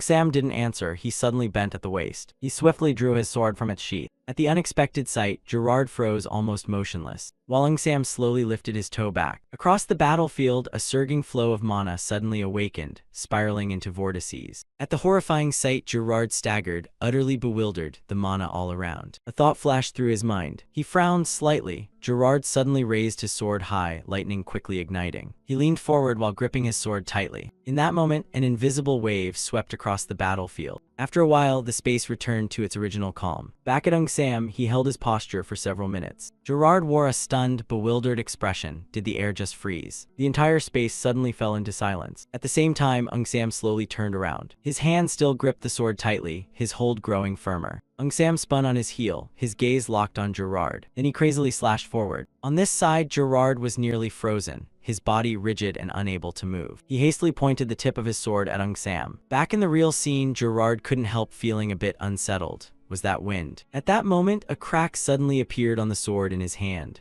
A shard of metal split off and fell straight to the ground. And immediately afterward, the whole space began to tremble violently. In the blink of an eye, trees toppled one after another to the ground. Opposite him, Sam stared at Gerard with icy eyes. He slowly turned his head to look behind him. Gerard's face went as pale as a banana leaf. He let out a nervous chuckle. Seeing that, Sam sheathed his sword, puzzled by Gerard's reaction. At this point, the two still stood in place, their gazes meeting with mutual resentment. After a moment, he raised his sword before Sam. "I show respect to your blade." Hearing that, Sam sighed helplessly and crooked a smile. "You too." With that said, the two looked up at each other, their expressions softening somewhat. Gerard turned to leave and asked casually, "So shall we continue?" The soldiers watching were briefly bewildered by the scene. At that, he looked regretfully at the sword. "Damn, that was an expensive piece." Saying that, Gerard casually tossed the sword toward a wooden crate. He strode toward the crate and gave an order. "All right, let's go." Moments later, Gerard flopped down onto the wooden surface with ease. Seeing the group still not moving, he shouted in annoyance, "What are you all doing? Move it." At that, Jichin ordered sternly, "That bastard told him to come over here." After a while, the convoy continued to travel along the bumpy road. Meanwhile, Gerard was dazzled from behind and was pulled forward. Faced with the miserable sight, Gerard angrily swore, "Damn it all." The scene shifted to a vast range of tall mountains. In a small corner of the forest, the soldiers huddled together in groups. Three of them looked at each other and then shouted the slogan,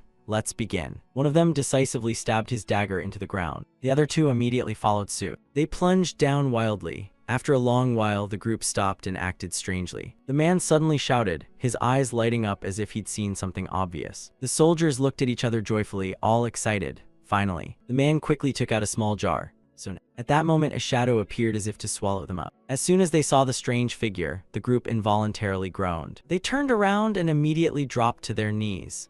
General Bureau, please spare us. We only made it from surplus grain. We found it already soaked in wine and intended to offer it to you. Please believe us. As soon as the words ended, the space suddenly fell silent. At that, the man cautiously raised his head to look toward the opposite side. Standing before him was Gadon. He looked at them in bewilderment. After a moment, he excitedly tilted the cup of wine back and drained it. A satisfied curl at the corner of his mouth. This fermented wine is delicious. Is this what you call rice wine? It looks like soup but goes down so smoothly, really mellow. One of them spoke up. Do you know how terrified we were earlier because we thought you were General Bureau? Hearing that, he laughed heartily. I saw someone sneaking around and chased after them thinking they were enemies. The other man asked cautiously, curiosity shining in his eyes. By the way, how does wine taste in this world? Gadon stared at the cup, his voice tinged with regret. This is pretty good, but... At that, the long-bearded man excitedly cut in. Right, indeed it is. The group chanted back in unison, like reciting a slogan, beer is the best. They all looked at one another and then turned to him in unison, clearly puzzled. Beer, what's that? The old man smiled mysteriously. There is such a thing. Gadon grinned, unable not to exclaim, yes, that tingling on the tongue. The man hesitated. That thing called beer. We'd like to taste it someday too. Hearing that, Gadon said hesitantly, actually the old man suddenly cleared his throat. Hey Gadon. He put on a serious expression, and as representatives of the clan who were already treated to rice wine, shouldn't we return the favor? The scene shifted to a hut made of thatch. Inside, the group of soldiers excitedly drained glasses of beer. One, voice trembling after a sip, exclaimed, how can it taste like this? Is this what you call beer? The man, both curious and excited, asked, did you make this terrifying thing yourselves? Impressive. But what are the ingredients for beer? Gadon answered lightly, as if it were obvious. The ingredient is barley, isn't it? The air suddenly stilled for a moment. He asked further, curious, may I ask where you got that barley from? He answered without guarding himself that it was from the storehouse. The long-haired man hurriedly covered his mouth. He forced a laugh. Gaddingstone, you're drunk, friend. The man immediately reacted, so that's why there hasn't been barley on the menu these days.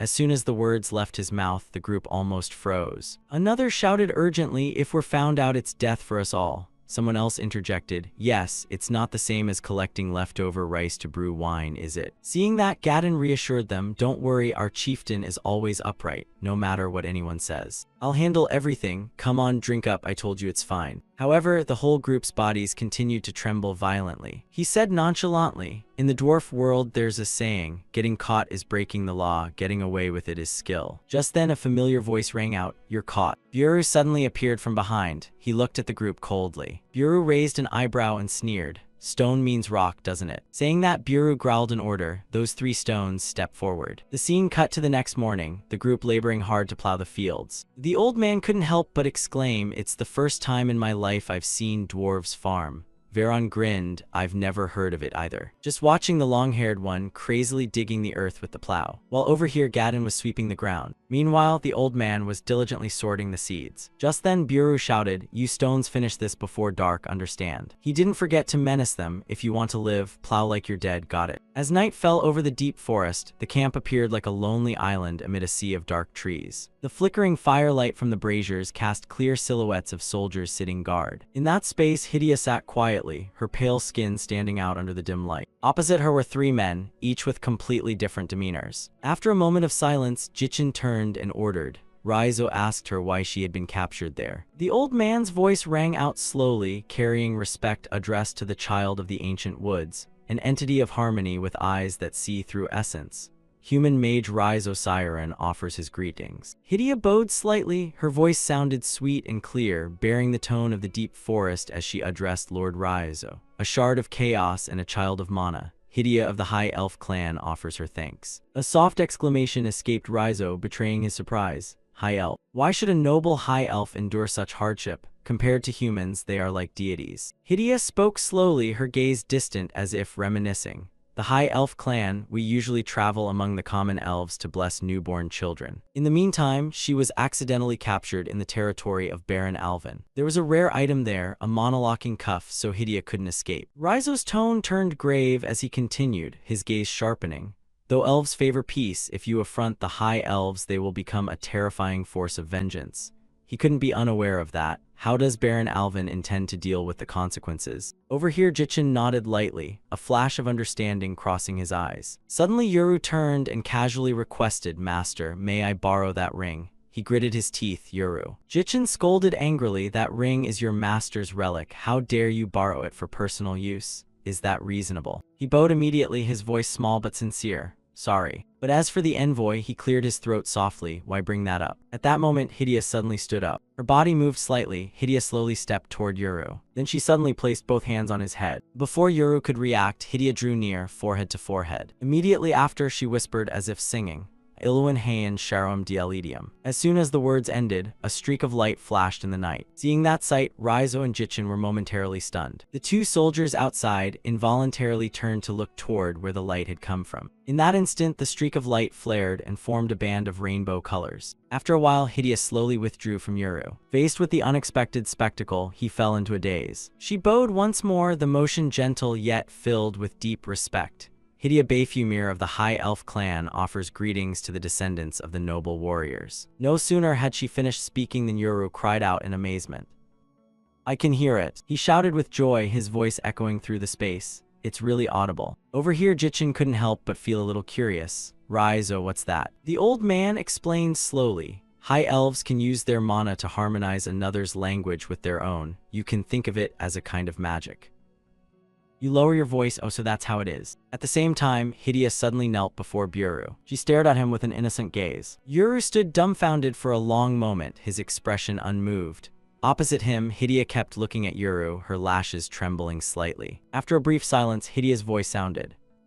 "I sense the wind. A great wind sweeping across the continent. That wind is exactly Yuru." Back in the present, he pointed at himself with joy. "Me." Hidia nodded slightly, her golden hair stirring. "Yes." Having said that, she moved her body toward Raizo. Their eyes met and the space fell silent. Hidia continued murmuring the lingering words into the old man's ear. "Lord Raizo, don't be too impatient. A time will come when you unlock the blocked enlightenment and attain harmony with the river of years." Raizo bowed slowly, sincerely respectful. "Thank you for your guidance." Jichin's voice rang out firm, cutting the mystical atmosphere. "What are you people doing?" Seeing this, the old man turned and explained briefly but clearly that one of her abilities is to see a person's essence. Hearing that, he narrowed his eyes, his gaze sharpening. "Essence." Jichin hurried forward toward Hidia. He asked bluntly, "What do you feel from me?" She instinctively moved close to Jichin, only to see Hidia's pupils flash with a light. In that moment, her body drifted buoyant. Hidia lifted her head and looked toward an unbeaten direction. At that time, her body seemed nearly swallowed by an endless black hole. Returning to the present, Hidia's eyes remained tightly shut. After a while, her lashes fluttered. Hidia responded unconsciously, her face extremely flustered. "I cannot know. What I saw was only a void." Hearing that, Yuru opened his mouth and burst into loud laughter. He excitedly asked again, still chuckling, "Is our general's head empty?" Seeing that, Tran Thien put on an expressionless face, his gaze flashing with fury. A moment later, he coldly dragged Yuru's body outside. At the same time, Hidia unconsciously followed Jichin's footsteps with her eyes. She clasped her hands before her chest, her palms so white they seemed otherworldly. Hidia closed her eyes tightly, pondering whether it was nothingness or perhaps boundless compassion. The scene cut to the next morning. The group followed one another across the barren road. They only saw the ranks of soldiers frantically charging forward. At that moment, the technician opened his eyes wide, his gaze narrowing. He spun around to the rear and ordered, "Whole force, slow your pace." The technician urgently warned, his voice echoing across the space. "Ahead, pigs." No, a pack of orcs appeared. Up front were the green-skinned Bukabal, sons of Mukabal. Right then, a piercing shout rang out. The mounted archers were behind, so the cavalry unit would enter the fray. At the same time, Yuru lunged forward. He shouted, "Left wing, follow me." Seeing that, Bukabal roared in fury as the horsemen massed together. Shouts answered back as the crowd of orcs jostled. Their hulking bodies collided, forming a compact, dense mass. Bukabal glared at the group. "I am Buget Ul, not like my father Mukabal. My father's mistake was leaving a gap for the enemy to pass through." He angrily replayed the scene in his mind and centered his focus on where the archers were. "But I, Bukabal, have sealed it off. There is no flank to avoid. And there are no archers here, only a little over 10 cavalry." Thinking that, Bukabal sneered, a thrill rising in him. "This time we will win." Yuru muttered, a mocking curl at his lips as he eyed the dense orc mass ahead. "Why do the hogs in this province always like to bunch up like this?" Hidia stared ahead, assessing that the orc formation was hard for a running cavalry to break. They must wait for the main force or fight a different battle. Why do they keep charging like that? At that moment, he suddenly drew his bow and aimed at the crowd. Then a cold command rang out. Load the arrow guides. The group moved at once. Hidia glanced back unconsciously and couldn't help but marvel, letting both hands rest on the horse's back as if she weren't riding. Even the elf race, creatures of harmony, can't synchronize with horses to this degree. Hidia's gaze suddenly fixed on a point, her lashes fluttering as she froze. An uneasy memory rose. Was that the small bow she saw when they took down the messenger mage in the city? Just then Yuru turned back. Fair maiden, hold on tight. Hidia had no time to think. She shut her eyes and clung to him. Yuru laughed delightedly and continued to draw his bow toward the enemy. All right, fire. At his shout, the arrows were loosed instantly. In the sky, a volley of arrows streaked forth, their wooden points flying straight toward the green hogs. The orcs rushed forward frantically, trying to counterattack. Hidia's eyes widened in astonishment. She thought to herself, elf arrows find their mark by riding the wind. With their strong affinity to nature, elf arrows are guided by nature's intent, yet I sense no spirit sent from these arrows. Their archery differs from the elves. Moreover, even fired freely from a galloping horse, their speed surpasses elf arrows. Not merely fast, but so fast the naked eye cannot follow. On this side, Booker Ul's body tumbled to the ground. He stood stunned for a moment. How could a human both ride and shoot at the same time? At the same time, the remaining orcs suddenly fell straight onto him. Before the horrific scene, Bukabal could only let out a single shout. In the end, he was nearly petrified, his eyes wide open. In that instant, he unconsciously saw Mukabal. The man waved to Bukabal and smiled kindly. Seeing that, he let go of both mind and action.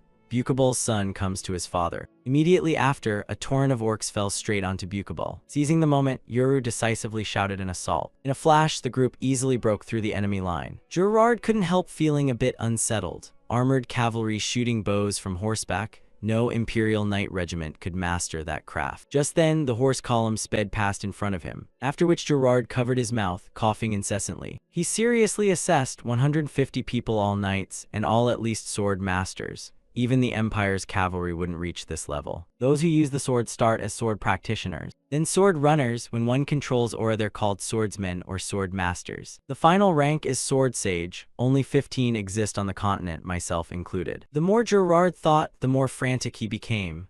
Gathering all sword masters on the continent wouldn't even reach 200. His gaze stopped on the soldiers wildly charging forward. The scene shifted to a towering mountain range. At the same time, Gerard ran swiftly across the grass. He kept wondering, the Raganza range is the most inhospitable of inhospitable places, barely livable. How could a nation exist here? Just then, Gerard accidentally struck a metal bar. He grabbed the tip, pained, and grumbled. Why did it stop here all of a sudden? Gerard's face immediately changed, his eyes widening in astonishment. Inside, he almost screamed. How could such a massive structure exist here in the Raganza Mountains? A shout echoed from within the capital, announcing the Grand Envoy's return. The gate guards quickly opened the gates. Jichen's party entered slowly with full dignity. He rode atop his horse, followed by his trusted guards. And the unlucky one at the rear was Phalan Gerard. He was drenched in sweat, panting, cursing inwardly. Damn it, how were we supposed to know? Since when did my arms? But before he could answer himself, Gerard startled at the sight before him. On both sides stood rows of imposing knights. They lined up precisely, respectfully welcoming the envoy. Gerard couldn't help looking around nervously. He panicked because every soldier here was at knight level. Then Gerard turned pale and let out a woeful sigh. After a moment, Buru hurried forward and bowed respectfully. He called out, "Thank you for your hard work." Jichen sat in the saddle and merely nodded. Then he looked straight at the scene ahead and offered a small compliment. Now it finally looks like a proper village. Buru turned to the three dwarves and sneered. Those rocks have suffered a bit, haven't they? Jichen asked softly, is something wrong? You lot look a bit of a mess. Buru immediately put on an authoritative smile and declared plainly, I merely straightened up the standards a bit, sir, please don't worry. Then he suddenly fell silent. By the way, who is that dust-covered brat trailing behind? Jichen glanced back accordingly and replied at ease. He's a tomb raider who's skilled with a sword. Buru's eyes widened in surprise. Skilled with a sword, so you're praising him. This fact left him unconvinced. Buru immediately spun around and stepped forward. He pointed at Gerard and called, You tomb raider, what's your name? He didn't answer at once, only looked at him with a sullen expression. Gerard thought inwardly, this name is the same as that dwarf archer's, isn't it? But are there dwarves this tall? His dawdling gradually tested Buru's patience. I'm asking your name. He frowned tightly and answered in a low voice, I'm Gerard. Immediately a thunderous punch came flying, accompanied by a curse to his face. You bastard. And with that, Gerard took a staggering, painful blow. His whole body toppled to one side. Gerard hadn't had time to understand what was happening. He was briefly startled. Why all of a sudden? Didn't that give Gerard any time to react? Bureau followed up, swiftly kicking the heel of his foot, which sent him flipping backward, unable to fight back. At this, Gerard's face contorted in pain. He gritted his teeth and even spat blood from his nose. Yuru still didn't let up. He shouted, "What did you say? What kind of stunt is this?" At that moment, Yuru slowly rode up. He said in a deep voice, "You brought this beating on yourself." Seeing the chaotic scene before him, Raizo couldn't help but gape. He muttered in amazement, "I told you the name and yet." Then Jichin beside him suddenly ordered, "Hang him." Raizo panicked. "Sir, Gerard is a sword sage." But his words were cut off by Jichin's gesture. Jichin didn't want to hear any more explanations. He was both shocked and bewildered. What exactly did he intend to do? Before long, it was late afternoon, and Raizo was slowly approaching a building. The sounds of shouting from inside drew his attention. At the moment he entered, Gerard was hanging upside down from a rope. He was yelling loudly in the courtyard, "I'll make you regret ill-treating Lightning Gerard." As soon as he finished, Jichin immediately raised his sword. The moment that blade fell, Raizo shouted twice, "Master, master." Jichin stopped. At this, Gerard stood frozen, his face drained as he looked at the sword. Raizo became momentarily trembling. He couldn't understand why Jichin would do that. Jichin replied slowly, "If you want to avoid regrets, you must remove them beforehand." Raizo exhaled a few breaths, mentioning Lightning Gerard. He was indeed a renowned figure on the continent. Jichin said coldly, "I took him in to use him, not to admire him." Hearing that, the old man gaped in astonishment. He collected himself somewhat and added the explanation that Gerard had already refused Jichin's offer to serve under him. Only then did Raizo suddenly realize. He looked visibly deflated as he stared at Gerard. He was still hanging upside down from the rope, his face gloomy. Jichin continued, "You were a defeated commander in the last battle. You have only two choices, die or join my ranks." Hearing that, Gerard naturally refused to submit. He arrogantly turned his head away. Jichin gave Gerard one last chance. "I'm advising you because your strength ranks among the top 10 in my army." And this was an insult to Gerard. He shouted, "I am one of the 15 sword sages across the continent, and here are 9 people stronger than me. How dare you say that?" Jichin's tone was icy, full of disdain. "You are still very inexperienced." Gerard truly couldn't understand. He frowned tightly, clearly angry. Then Jichin tried to persuade him. "If you join my ranks, I'll turn that inexperience into perfection." But Gerard flatly refused, growing even darker. "So you treat sword sages like roadside stones, then just kill me already." Once the words were spoken, there was no taking them back. Jichin's sullen gaze dropped, and he decisively raised his sword high. Seeing this, Gerard's eyes widened. He was surely recalling his life. Immediately after, Jichin swung in a straight cut before Raizo's eyes. But Gerard did not die. The thing struck was the rope. He fell straight to the ground, cursing, "Damn it." Before him, Jichin held his sword aloft toward the sky, and a beam of light shot upward. Gerard was stunned, frozen in bewilderment. Meanwhile, Raizo shouted, "Invisible sword aura." Looking at Jichin, he was secretly shaken. That was attribute-less mana. In Sword Aura, everyone carries a color corresponding to their attribute. For example, Gerard's aura is white because it contains lightning. But the aura wavering on the Master's blade showed no color at all, only a trembling, transparent aura. It even surpassed the 1-meter aura Gerard had deployed, reaching nearly 5 meters. Jichin looked up slowly, puzzled. Is releasing energy like that something to be proud of? What a fool. Humiliated, Gerard shouted, "Even if I'm weaker than you, I'm still a proper knight. If you cannot treat me properly, don't insult a knight's pride." At this, Jichin casually swung his sword, then sheathed it. "Everyone shouts their knights. What does that even mean?" Gerard flew into a rage and barked, "You only ask because you don't know. A knight's duty is to be loyal to their lord and protect the weak." Jichin sneered, "Is that all?" He raged, "Only that. What do you mean? Don't insult knights any further." Jichin stepped forward. "Even a household dog is loyal to its master and growls to protect its weaker young. So by that logic, dogs would be knights too." Gerard was shocked. He couldn't believe what he just heard. Then Jichin decisively turned his back and walked away. "Follow me," he ordered. "I'll show you what a true knight is." In another corner of the village, someone was being struck hard with a wooden beam. And that was the training yard. The young man from earlier had been knocked flat on his back. The senior ordered seriously, "Hold your sword properly." He quickly snatched up the sword. Despite the pain, he forced himself to stand. Then the young man threw himself back into training. The others on the yard did the same. And all of them had caught the attention of Jichin, Grand, and Raizo. Jichin spoke first. "Those are knights." Gerard was stunned. "What? It already looks like a mess at a glance." He slowly pointed to the right. Before them were boys and girls. Jichin spoke again, those people are also knights. At that moment, the children were playing together on the brown earth. Gerard couldn't understand. He asked suspiciously, what are you trying to pull? As if reading Gerard's thoughts, Jichin explained, everyone here are the knights you talk about. Gerard didn't understand. What does that actually mean? Jichin didn't answer. He just gave a slight smile, confident. Then he stepped into the training yard.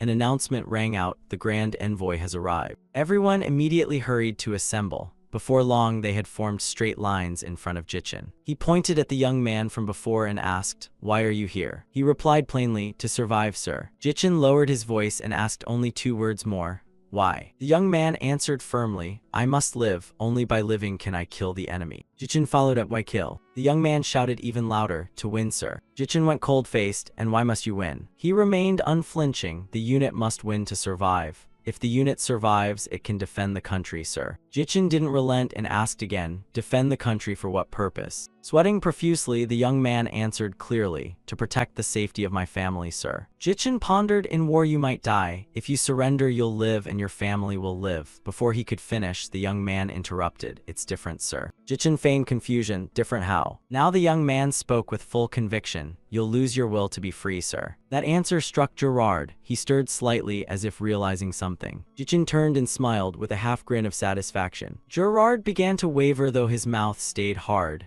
Never mind strength, the potential is decent enough to be noticed even at the Royal Knights training camp. Jichin nodded, maybe so, but 3 months ago they were just field workers. Gerard froze, a bead of sweat rolled down his cheek. Jichin faced him squarely. If you pride yourself on that hollow title of knight, I won't keep you. But remember this, anyone who lifts a sword does so for the same reasons. Being a knight doesn't make those reasons special. You wield a sword to protect, form a unit to win, and found a country to protect one another.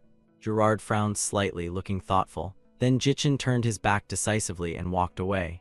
I'll arrange separate lodgings, rest, and then choose to stay or go. But if we meet again after you leave, consider each other enemies. A few watches later, Gerard wandered slowly around the village, walking and thinking to himself, will to be free, huh? Suddenly 2 small figures appeared before him. They were 2 children drawing bows and practicing. Gerard stepped forward and called out, hey there. He knelt before the 2 kids and asked, who gave you that bow? The little girl spoke first, the cavalryman handed it to me, sir. Gerard politely asked why. The 2 children answered without hesitation, are you stupid? With this I can protect my mother. They said that if we want to live free like now, we must learn to fight. Being taunted by a child was unpleasant. With a cold face, Gerard stared intently at the boy. Suddenly a voice rang out, Lord Gerard. He slowly turned to see Rizzo approaching. The old man smiled faintly and asked, would you like to talk with me for a bit? The sky was a clear blue, and cornflower petals were drifting on the wind. Gerard spoke first. These people treat the continent's taboos as if they're nothing. Where on earth did they come from? Rizzo glanced over. All I can say is they're human like us. It's just that if anything differs, it's their way of life. Gerard lowered his eyes, pondering, a different way of life. Isn't it natural for nobles to hold both letters and arms to rule the people? If commoners had both education and arms who would suppress rebellions, how could the nobility maintain order? Rizzo spoke gently. People here value force, but they also constantly cultivate their minds. I once asked why train ordinary people in arms. Aren't you afraid of rebellion? Do you know what the answer was? Rizzo slowly recalled the scene. At sunset, he and Jichin stood on a bridge and Jichin sneered. He answered firmly, rebellion, it doesn't just happen because you want it to. Gerard couldn't understand. All he could do was scoff. Rizzo explained, if you don't know why you hold a sword, you can't truly win. If you don't know what you're protecting, why fight to win? Then even a victory isn't a real victory. Therefore, the people must be intelligent so the ruler won't make mistakes. Gerard immediately shouted, what? Contrary to his confusion, the old man remained calm. At least that's how the one I call my lord thinks. A ruler must bear matching responsibility and duty. Turning the people into fools is ultimately self-destruction and the ruin of the country. That evening, the purple sky embraced the little village. Little Yulji was wriggling and crying. The other girls immediately cradled her with affectionate faces. At that moment, Jichin slowly stepped out of the building. The women bowed respectfully at once. You have arrived, Lord. Seeing him, Yulji suddenly stopped crying. The little girl stretched out her chubby little arms, asking to be picked up. By now, Yulji had stopped crying entirely. The little girl broke into a bright smile. The sight froze Jichin. He didn't know how to react for a moment. Suddenly, a muscular arm settled on his shoulder. It was Bajang. He admonished in a stern tone, you careless one, hold her for a bit. haven't you been yearning for a little sibling? Then Jichin slowly reached out with both hands and lifted the girl into his arms. Cradled on his arms, Yulji smiled with delight, looking utterly mischievous. Her cuteness touched Jichin's heart. Bajang's voice seemed to echo again. That tiny breath is heavier than you'd expect, isn't it? Raising a life truly is a great responsibility. Jichin said nothing, he only turned silently to look at him. Bajang continued, you can endure and bear that weight. Do not be afraid, young brother, for you are fully worthy of taking that place. A light suddenly gleamed in Jichin's eyes. He was stunned, astonished. Then right before him, Bajang vanished. Jichin snapped his head back toward Yulji. The little girl was still smiling happily, her arms flailing in the air. The pair, big and small, etched themselves into the space. Jichin gently stroked her. She responded with joy. After a while, Jichin slowly stepped out of the main gate. He looked up at the colorful sky ahead. Then Jichin slowly turned to the left. Before him was Sarah playing with Buru. A white lily branch had appeared on Buru's right ear. He smiled, clearly delighted and happy. A sound rang out and Jichin glanced to the right again. There Hydia sat on a rock while Yuru, carrying a heap of fruit, ran up to her laughing heartily. He handed her a red apple. The two laughed without stop, the scene lively and vivid. Jichin felt very satisfied. He clasped his hands behind his back and couldn't help the faint curl of a smile. Then Jichin slowly resumed walking forward. He strolled around the village, admiring the trees. Suddenly someone appeared before him. It was Gerard. Jichin lowered his voice and asked, have you decided? Gerard solemnly raised a hand to his chest. I swear I will stay. Jichin was very pleased. Good. While bowing, Gerard gave a helpless little smile. He had one question. You said staying or leaving is up to me, but if I leave, will you let me go in peace? Jichin answered bluntly, no. Gerard frowned as if he couldn't believe it. He pressed on, do you intend to kill me? Jichin didn't hesitate and nodded, yes. Gerard gasped in astonishment. Panicked, he said he was only asking out of curiosity, not expecting Jichin to calmly say he would kill him.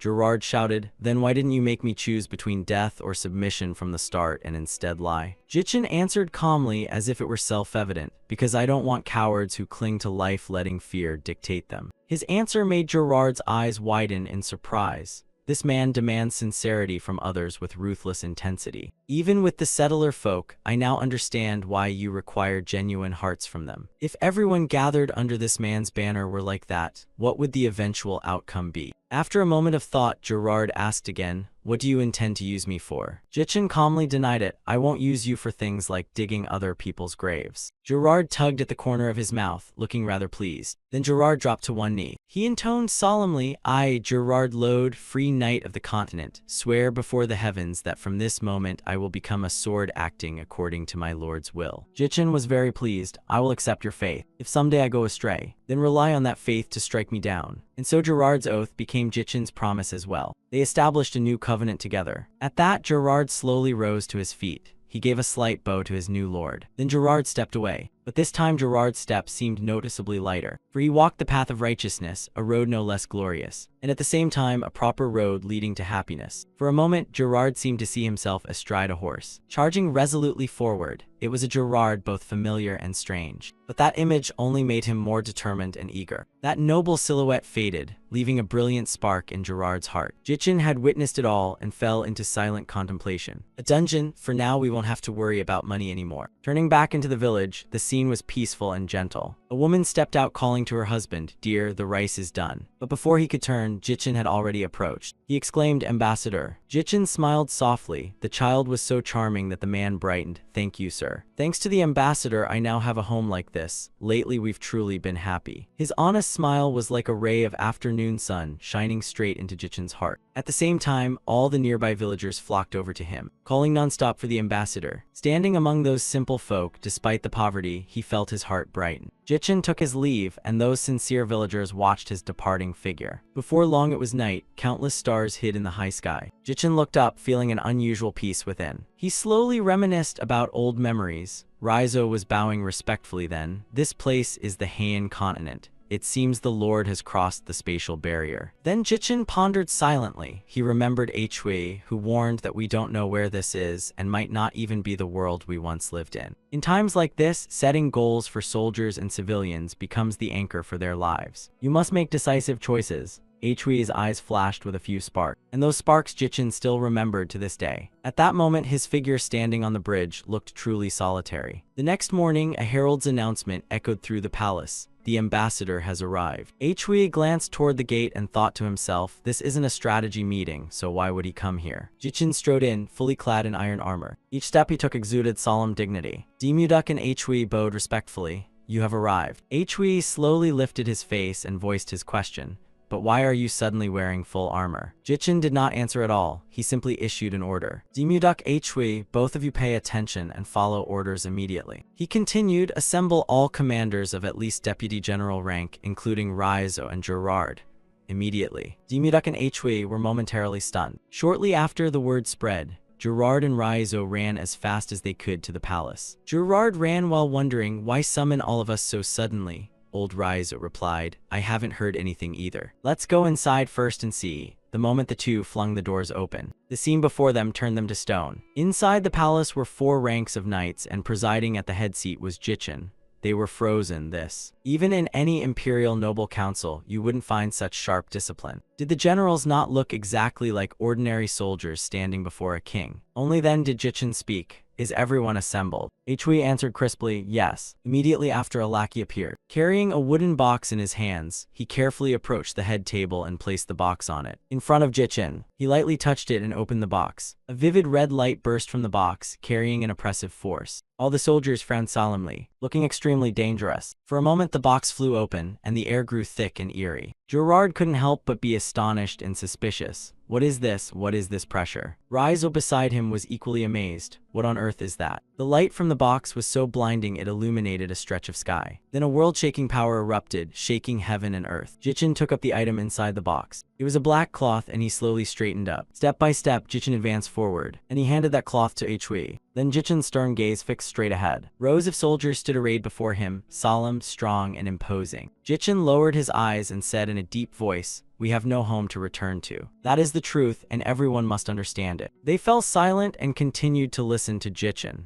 Thinking of the endless mountains, he and the soldiers had no path of retreat left. Their hands tightened all at once in that moment. Jichin paused for a few seconds, and behind him, Hui slipped the cloth onto a gleaming metal pole. Then Jichin declared, here I will carry on Gori. His voice was low but echoed through the space. Immediately after, a black banner rose and unfurled behind him. All the soldiers below were astonished. They stamped their feet hard on the wooden floor. Then all knelt at once and shouted a unified cry. Faced with this majestic sight, Raizo's eyes widened in surprise. Both he and Gerard recognized that everyone's convictions were merging into one. What did that flag mean? And then, suddenly, Jichin extended his hand. Hui immediately understood and stepped forward, then handed the flag to him. Jichin gripped the staff tightly. His face was filled with resolve, and looking straight at Hui returned the gaze with the same determination. Jichin decisively turned and marched off, raising the flag high, and the ranks of soldiers quickly rose to their feet. They proceeded after him, quickly forming up, their spirits soaring. Before long, only Raizo and Gerard remained. The two men gaped, seemingly not yet grasping what was happening. Then they hurried to catch up. Outside, Hideo was playing with a group of small animals. The scene was peaceful and warm. The gentle creatures seemed very fond of her. That was until the earth-shattering explosion occurred. Witnessing the spectacle, Hideo was extremely astonished. She quietly analyzed, it wasn't mana nor dragon might. So what exactly was that terrifying presence that could even seize the wills of tiny creatures? At the same time, in the smoke-filled forge, Old Yang was fully absorbed in his work, sweat pouring down his brow. He and the other blacksmiths also witnessed that thunderous explosion. Old Yang pondered for a moment, then suddenly ordered everyone to stop. Old Yang dashed off amid the confusion of those around him. The short folk behind were thoroughly puzzled. If it cools off, we'll have to reheat the iron from scratch. Why on earth is he doing this? I'll go ask. Before they could do anything, Old Yang had already donned a suit of armor. He shouldered his weapon and strode out. The dwarf asked why he suddenly ordered a stop, but Old Yang paid him no mind. He dashed out the door, leaving the 3 dwarves standing bewildered. But in the next instant, it was as if a light bulb went off, and the 3 dwarves immediately followed. Let's go too. Right. At that moment, the red light still hovered in the sky, and the black banner fluttered in the breeze. Jichin led the soldiers as they walked along the village road. The woman who had been holding her child the previous evening stood inside her house watching him. A moment later, when she turned, her husband had already donned his armor. He was full of resolve and determination, and without a word the husband left. He joined the troop, ready to take part. Other families did the same, though they had been mere farmers. They left without regret, Day by day the ranks of armored soldiers swelled. The wife still held her child, watching her husband go. And the other women too, they were stunned, not understanding what was happening. The troops slowly and solemnly departed. Before long, in the middle of the square, a sure foot was placed upon each step. It was Jichin. He gripped the flag and stepped forward. Standing on the high platform, Jichin looked statuesque. He stared straight ahead, his gaze resolute. The troops had formed up neatly in rows. Guards stood watch right beneath the platform. And in the distance were Raizo and Gerard, Old Yang, the dwarves, and Hidia. Then Jichin raised the flag high. It fluttered in the wind. And he struck the flagstaff down onto the wooden planks with a thudding sound. HWI immediately shouted the opening cry. Those below received the order and quickly knelt to one side. Then Jichin declared clearly, I, Ko-Jichin, though a younger son, am the legitimate descendant of the great emperor. The troops below immediately let out a unified shout, as if they had heard it loud and clear. Jichin continued, I, Ko-Jichin, vow to uphold the ideals of Han, Bactal, and Juzin according to the benevolent will for the people's benefit. Whoever disobeys, betrays, or acts treacherously, I will not spare them but will punish them severely. A resonant shout rose from below. He tightened his grip. Now under the Samjoko banner, I report to the high heavens. I, Ko-Jichin, as a descendant of the great emperor, will always lead in punishing our enemies, and swear to be the shield that protects the people until this life ends. He then continued the oath. I, HWI Garam, before His Majesty the illustrious Emperor, the supreme of all, the one who embraces all people and things, even if this body turns to dust and only the soul remains, I will still follow your will under the witness of heaven, earth, and all beings. Once more, the unified cry rang out with overwhelming power. At that moment, someone else slowly stepped forward, his tall figure gleaming in the sunlight. It was Old Yang. He walked slowly to where Jichin stood. Then Old Yang opened the wooden box on his back and bowed respectfully, presenting the treasured item to Jichin. Jichin slowly turned to look at him. Then Jichin gently reached out his hand and took hold of his silver sword. A flash of white light gleamed from the blade. He raised the treasure before him and solemnly declared, the Gory Empire will not be a nation ruled by the great emperor, but a nation protected by the great emperor. His resonant voice echoed through the air. Jichin proclaimed clearly Gory's founding, his grand voice reverberating through the mountains, striking deeply into the hearts of all who watched. The soldiers seemed to be filled with battle lust. They cried out with determination, and even ordinary folk joined in the cheers. One dwarf, stunned, wondered aloud, what exactly is Gory? While he was still bewildered, a female figure swept by. Hidia stepped forward, dropped to one knee, and paid homage to the one who embraces all things. Her sudden action shook the three dwarves. The dwarf was so astonished he nearly fell over. The Height Elves never kneel before anyone, not even dragons, yet she knelt in reverence. What, after all, is the true nature of that being? As if hearing his question, Hidia spoke up. That person is one who not only embodies harmony, but also embraces all. You will illuminate this world. That night, everyone raised a cup to celebrate the founding, for Gory, for our great emperor. Cups drained, bottoms up. Nearby, HWI respectfully poured wine for Jichin. Then Jichin reached out and took the wine jug from him. Jichin courteously refilled the cup for him. Together they lifted and drained it in one go. HWI set his cup down, a smile already tugging at his lips. He turned and asked, why did you suddenly become so determined? The fire before them still burned brightly in the cold night. Jichin pondered for a few seconds, then softly said, Yulji smiled. HWI found that hard to understand. He slowly began, I thought that growing up here without a parent's love would be brutal for that child. Jichin looked toward the noisy crowd and said the soldiers were also striving with all their might to survive here. He added with satisfaction that Buru and Yuru also seemed to have found their loved ones. They were out there, gleefully daring each other to see who would get drunk first. Jichin bowed his head and said determinedly, aren't we meant to protect these new families and their freedom? There's no lofty reason beyond that. Those words plunged HWI into silence. He still remembered vividly the fall of the previous dynasty. Above all, I cannot stand to see strength fall meaninglessly. Jichin declared firmly, if we live on this land, I will bring the army to rule the realm. HWI couldn't hide his surprise at the other's spirit. He took the still warm wine jug, thinking to himself that a ruler who values small things and has faith to protect them, now that's rare. HWI poured another cup for Jichin, have another. From that moment, a steadfast will lived within him. That is why I follow you. Cut to Gerard, still standing motionless beneath the Gory banner. He'd been staring there for a long time. A three-legged bird, really. Gerard kept fixating on the emblem on the flag, wondering why his heart thudded so hard at this first sight. Buru suddenly appeared behind him and asked, what bullshit? He frowned at the mispronunciation of his name and barked, it's Gerard. Buru, seeing him riled, frowned and sulked, kid, I'm not petty, but that's a bit much. Gerard gritted his teeth in anger. What did you just call me, huh? At that moment, Ung Sam also came over cheerfully calling Gerard. Seeing him, he rushed up upset and shouted, Jai Ung Sam. Gerard snapped a long tirade in annoyance. Take that freakish dwarf away, he's been bothering me nonstop. Ung Sam, confused, asked back, a freakish dwarf. He made a pouty face, pointed at Buru and complained, I'm talking about that stubby dwarf, he's so loud I can't stand it. Ung Sam looked pale and stammered, it's not that. But Gerard kept ranting on, I get Ung Sam's fondness for the dwarf, but if he misbehaves, he must be punished. Left unchecked, he'll climb over everyone and won't give a chance to explain.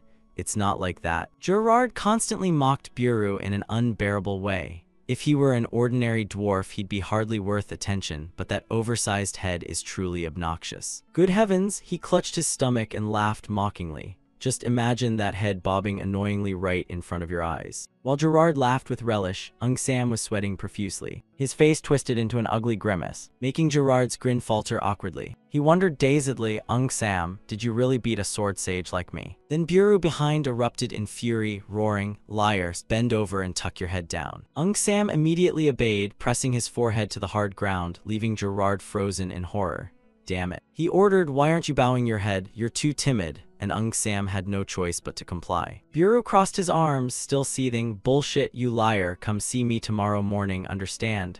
Both of them answered in unison. Then he stormed off, all fired up with anger. Ung Sam ground his teeth in grievance. Damn, why me? Gerard forced a smile and murmured, sorry, how dangerous is that freakish dwarf anyway? Dawn gradually crept up behind the ranges of high mountains. While the soldiers dozed off, two remained with their heads bowed to the ground. Their bodies trembled from a night of exhaustion. Gerard suddenly dropped onto one knee to relieve some of the strain. Though still sore all over, he felt lighter. Wishing he'd done it earlier, he finally breathed easier. Suddenly a voice rang out, I saw everything. Gerard immediately clasped his hands behind his back and shouted, that's not true. Just then a bag was hurled through the air, and it landed right within his line of sight. Gerard stared at it and trembled, my bag. Jichin raised a hand and said, stand up. As he rose, he clutched his head and complained. Ung Sam breathed a sigh of relief. Alive then. He tilted his head back and ordered, Gerard, take the bag and follow me. Jichin curtly commanded. The liar returned to his place, which made Ung Sam blubber, why only me? Gerard forced an awkward smile and apologized sincerely. The sky was just dimly lightening, the stream flowed quietly. Jichin straightened and declared sternly, from now on we will build Gori with this place as its center. Someone behind him couldn't help asking, but why not seize Baron Alvin's castle? He calmly explained. With our forces, taking such a castle 100 times over would be easy, but we'd be exposed, and if that happens, we can't consolidate power. Gerard, stunned, pressed, what? Is our military strength still insufficient? Jichin kept his composure and said, I raise arms to build an empire, not to build a sandcastle. He paused for a beat at that remark, then turned and continued gravely. Our current forces are strong, but that's all they are. Jichin judged that even if we seized territory, we would have no way to hold it if the kingdom kept sending troops. Gerard grew even more curious. So then why did you distribute rations to the poor in those lands? He didn't hesitate to expose the truth. We handed out rations, but the next noble to come along will just seize them. He stammered, if that's the case. The corner of Jichin's mouth lifted as he said, I give them knowing they will be robbed. Gerard immediately grasped the point. The poor can leave to become exiles at any time. Those robbed of rations will grow to hate the kingdom. He analyzed deeply and would seek out those who had shared food with them. Gerard thought of a clear outcome, to become a liberation army. Back in reality, he was so astonished he blurted, terrifying. Jichin replied calmly, I merely help those in need. Gerard fell silent, unable to say more. A light breeze blew, making his cloak flutter and revealing a cloth pouch at his hip. He pointed at it and said, that thing, I've heard it's an item with infinite storage. Jichin stared at the man shielding the pouch. I'm curious what's inside. Gerard broke into a cold sweat and glanced over cautiously. A wry smile tugged at his lips. Just curious, could you show me? Cut to the Heian kingdom nestled in a vast forest. Inside the magnificent, snow-white, imposing castle, Levian Gwyn strode forward with swagger. He stopped when he faced the great door, and as it opened, the lavish space inside came in a clear view. His steps marched solemnly in a straight line. Levian Gwyn walked between two rows of neatly aligned guards. He knelt on one knee, head bowed in a show of respect. Levian Gwyn's voice rang out with proper ceremony. I pay homage to your majesty. The heavyset man on the throne was King Virahan. He frowned, glanced down, and spoke. Viscount Alvin is dead, and the manor in his fief has been looted. Virahan gave a curt order, lead your troops to the Reganza Mountains and investigate Viscount Alvin's death. His voice dropped with weight. The Highland Viscount Levian. In the magnificent main hall, the lamps still burned bright, and the atmosphere inside was so serious it fell completely silent. Jichin, seated at the highest place, spoke up. Proceed. Hwi bowed slightly and spoke respectfully. Almighty Sovereign, you encompass all things and all things. Suddenly he turned to the side and said, stop. Jichin irritably ordered him, that sounds painful, drop all those flowery phrases from now on. Suddenly Demuduk loudly and firmly objected. We cannot, sire. He questioned in confusion. Why not? He bowed his head to explain, before the founding of the realm it was one thing, but now that your majesty is. Demuduk shouted passionately, the sovereign on the throne cares for all things of the world. We must not be disrespectful or commit lèse-majesté. Jichin sighed, both helpless and weary. He sat up straight and stated clearly, I am not telling you to abandon ceremony, I'm asking you to drop those useless phrases. Don't you see those lines are why meetings drag on so long? He spoke, and though the old man hesitated still, Jichin put on a stern face and said decisively, no, just fewer greetings and we can discuss matters of the people more. He looked down at the ministers and said he hoped they would understand the meaning of his majesty. Demuduk raised his eyes, lips pressed tight, tears welling in his eyes. He suddenly fell to his knees and confessed, exalted sovereign, punish your servant for failing to comprehend your majesty's profound intent, which left Jichin annoyed and unsure what to do. He took a deep breath to ease the rising irritation. Jichin regained his composure and spoke, changing everything from before to strengthen the state's structure. His voice resounded firmly through the hall. Also, from now on all meetings will be briefed like military sessions. While Jichin was concentrating on announcing this, today's meeting, suddenly Demuduk shouted out, exalted sovereign, did you get riled up and shout something else at him? He bowed his head and lowered his voice, hesitating. According to Bajang's will, your majesty. Demuduk slowly reported that Yulji Miss had been granted the title of royal consort. Jichin called out coldly to Demuduk, which startled him into looking up. He stated seriously that she was only a 100-day-old infant. Though Demuduk hesitated, he still advised, bring her into the inner palace first. When she grows up, she can be formalized. Jichin raised his hand and ordered, stop, do you think you can marry off someone who hasn't yet celebrated their first 100 days? The old man broke into a cold sweat and stammered, but the boy snapped angrily, but what do you mean by second? Jichin shouted in fury, are you saying you want to make me sleep alone for over a decade? Demuduk, struck to the heart, was flustered. That matter. He didn't want to hear any more. He slowly stood. The top priority now is to establish a ruling system and equip armed forces. Jichin strode out of the main hall, leaving a decisive remark. Consort or whatever, survival is what's most important right now. Outside the hall, two figures stood in thoughtful silence. Hwi turned, puzzled, and asked, Chief Guard, you've suddenly become so old-fashioned. Demuduk's face was full of feeling as he said, because what I can do is become old-fashioned. Hearing that, he asked in confusion, what do you mean? The old man sighed and confided that perhaps because the sovereign, the majesty, and those around him have all been to the battlefield, their ways are very unorthodox. Demuduk continued, of course being unorthodox isn't bad. I've seen those who only cared for formality before the founding of the empire, so I sympathize with the current pragmatic approach. Hwi grew increasingly astonished. Then why are you? He didn't rush, speaking evenly. People change, life changes, laws and institutions must change too. Surely those of you here will change them for the better. Demuduk reached for the sword's hilt, saying that as people who understand the suffering of the weak, such change is something to look forward to. He drew the blade and pointed its tip high, declaring that some things must not be altered. Demuduk went on, this sword has evolved, but there are immutable truths. His gaze grew unusually resolute. That fire and hammer must forge it, and the pursuit of sharpness is essential. Suddenly, Demuduk swung the sword down hard. Watching fragile twigs be cut by the blade, he affirmed that a sword's sharpness is something absolutely not to be changed. He planted the sword upright before him. There can be innovations, unorthodox ways, but some absolutes must remain. A harmony of old and new is needed. He gave a bitter, self-mocking laugh. Am I not the only one here still talking about the old ways? Hwi was almost speechless after hearing it all. And thoughts arose in him. His Majesty and the generals all come from a single unit and shared life together, meaning they could be biased in one direction. Hwi looked at Demuduk with genuine awakening. Thus, if Gori goes astray, only the chief guard can rein it in. He sighed with some helplessness, saying he didn't know how much longer he could keep this up. Just one sentence from the Majesty made his heart jump. As the two chatted in the courtyard, a figure was already hiding nearby. Having heard everything, Jichen's face showed a contemplative, hard-to-hide expression. The next morning in the main hall, he announced that the elevation of Yulji to royal consort would be postponed for 5 years. Everyone turned in surprise. Demuduk couldn't hide a satisfied smile. Then Jichen added, "But if the chance arises, I'll confer the harem title first." The old man sprang up and demanded in displeasure, "Why is that?" Jichen said sternly, "Postponing the elevation for 5 years is solely because Yulji is still a child. That decision is final." Jichen handled each matter cautiously, "But due to unpredictable political factors, I may take concubines." He narrowed his eyes slightly, unwilling to elaborate further, and told them not to discuss the matter anymore. Demuduk had to sit back down, head bowed in apparent disappointment. But once outside, he shook HY's hand with great enthusiasm. Demuduk beamed broadly and said, "General HWI, thank you for your help."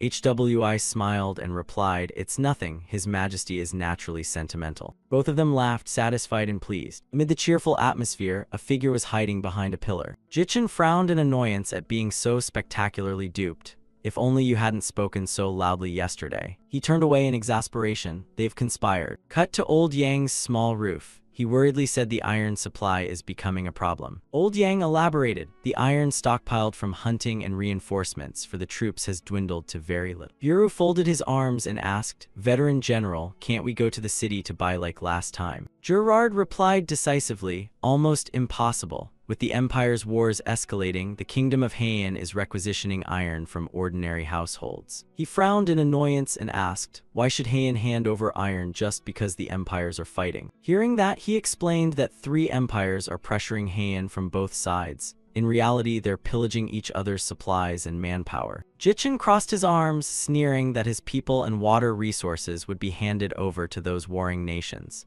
Insane. Buru shouted angrily, "So what do we do now?" Suddenly a voice cut in. "Well." Gadon stepped forward from behind and said, "Actually, the reason we came here is to mine. We've got a site in mind. What if we mine that place?" Buru asked in surprise. "Really?" He nodded in admission. "Yes." Suddenly Jichen spoke up in protest. "No way. You've got some nerve to question me. When and who will work the mine when we're short on manpower?" The dwarf beside Gadon stepped forward to answer. "Our clan will handle that. Our population is overcrowded, so we have migration plans. Manpower won't be an issue." Jichen asked sternly, getting to the point, "Surely you want something in return?" He answered frankly, "Methods to control fire and techniques for folding steel." At that moment Old Yang shouted firmly, "Absolutely not." He roared in fury, "You lot, how dare you trade knowledge? After all the effort I've put into teaching you, you still haven't grasped it." Which left the dwarves bewildered and stammering. "Oh my." A commanding voice rang out. "Furthermore, this is Gory's territory." He announced plainly, "I won't stop you from coming, but you must pay appropriate taxes." The dwarf in the back protested loudly, "What? That's outrageous." Before he could finish, "How dare a human demand that the clan's top figure pay taxes?" He immediately took a straight punch to the face. The dwarf then fell to the ground in pain. He was thrown far away and lay motionless at once. Buru, fuming, roared, "What nonsense is this? These oafs won't stop unless we beat them. Give them a break and they'll act up again." He, burning with rage, ordered, "Drag that brat over here. Today you'll all die with me." Then Buru turned and left, not forgetting to shout, "Those stone lumps, crawl over here quickly." So the dwarves had to support one another and follow, under everyone's gaze. When Jichen saw things settled, he spoke. "Once the mine is established, there will be supplies." Raizo turned to say, "But the dwarf clan doesn't compromise with humans." Gerard nodded in agreement. "That clan has high pride. It could even lead to war." He replied calmly, "Leave that issue to Buru and Yuru." He grinned wickedly with a terrifying face. "Leave it to us." Gerard forced a smile and asked, "So what's the plan for now?" Jichen looked over and spoke. "Gerard, I'm assigning you the first task." His eyes filled with passion, thinking to himself, "Finally it's time to show my skills right." Gerard knelt on one knee reverently and spoke. "Lord Filion Gerard awaits your command, mighty sovereign." He gave the straightforward order. "All right, Gerard, step forward." He obediently prepared to follow. But upon reflection, Gerard sensed something amiss and looked up. Jichen didn't hesitate to instruct, namely to intercept the iron shipments that are being transported to the Empire and bring them here. Only then did he hear the full content, and he immediately became utterly horrified. He was still stunned and stammered, "A god, sir," and you replied nonchalantly. Gerard's face went stiff as he thought, how can someone talk about robbing the Empire so casually? He stared at the other man and asked himself where that bottomless confidence came from. Gerard snapped in frustration, why must it be a divine engineer of all things? Jichin raised an eyebrow and said calmly, who else would it be? He bowed his head, mind in turmoil. Damn it, at this rate I'll have to go rob the kingdom. Suddenly his eyes widened as if he'd thought of an escape plan. He sprang to his feet and declared, Your Majesty, that is impossible. Jichin heard that and countered why. He explained sternly that the iron shipments were transported by ship through the Heian Kingdom's port. Gerard laid it out clearly. To raid them before they board the ships, you'd have to enter the Heian Guild grounds. A vision formed as he described it. If Gerard recklessly led troops and swung his sword to seize the cargo, he'd have to run across the planks spanning the harbor to the big ships. But Gerard would then be surrounded by a mass of archers, even if he reached the port, getting past the strict defensive barricades to remove the goods. They would certainly be wiped out, so it's impossible even if a divine swordsman were there. Jichin listened to the analysis and grew serious. Gerard bowed his head and said firmly, Your Majesty, whether it's mountain bandits or sea raiders, if you command it, I will perform it with the honor of the Lightning Order.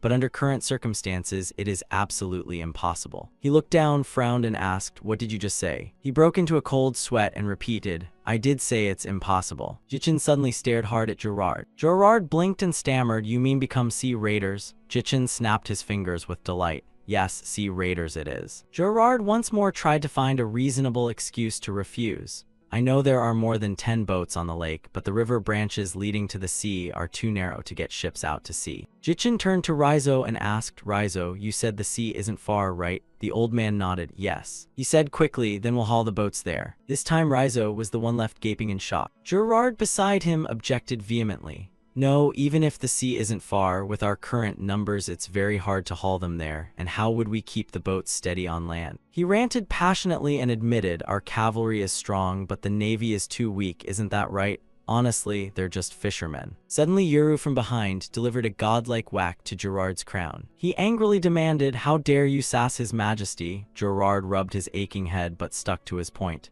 This is absurd. Yuru crossed his arms and said gruffly, If ordered, then do it.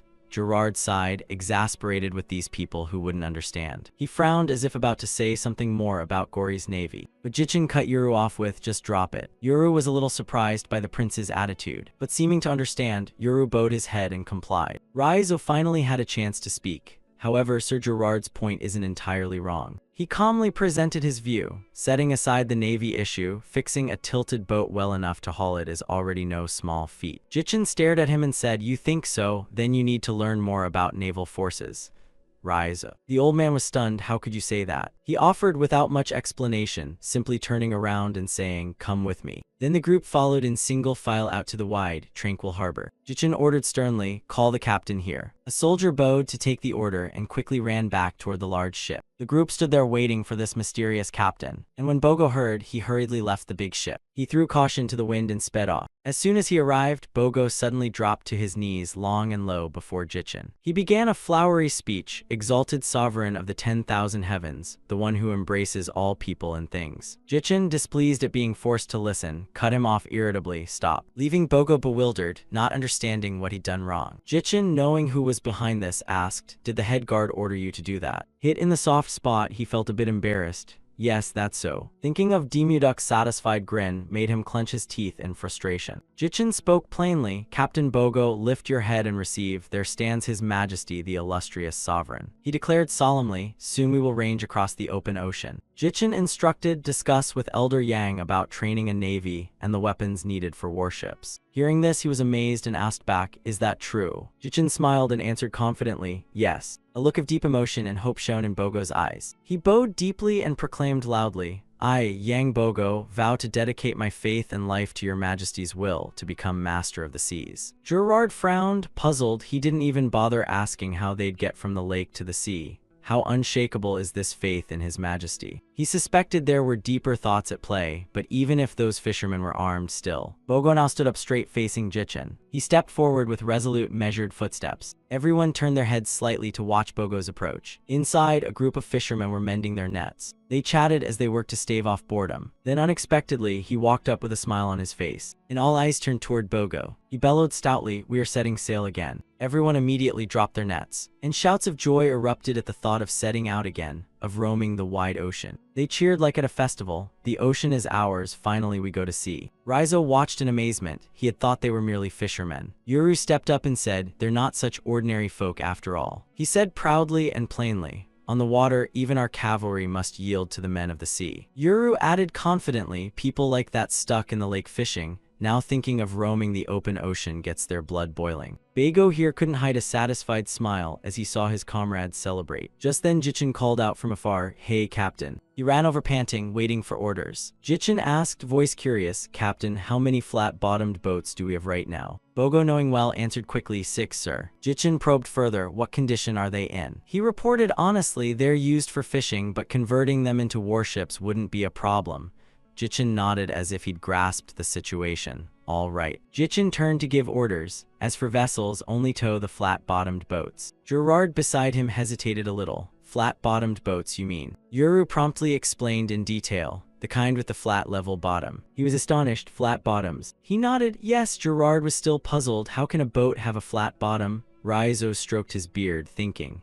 Even if a flat bottom prevents capsizing, hauling it still requires mobilizing many people for days. But an event occurred that made the old man's gaze dart over in shock. While Raizo rushed over and froze, Gerard next to him wondered aloud why there were orcs here all of a sudden. He stammered. Surely not. The soldiers now struck the orcs with their weapons and shouted, move it, line up straight. He widened his eyes, thinking of one possibility. Could they be planning to use orcs to haul the boats? Gerard couldn't hide his amazement at the bizarre sight. Dozens of orcs, stronger than ordinary men, were being dragged along by 3 or 4 soldiers like that. Suddenly he stopped short, but Gerard shouted excitedly, by the continent's conventions, fiend beasts must be slain immediately when captured. Moreover, commanding orcs is absurd. Jichin sighed and replied, whether fiend beasts or livestock, it's the same thing. Which left him speechless, not knowing how to respond. Yuru nearby sneered, whether fiend beasts, cattle, or people, they're all the same.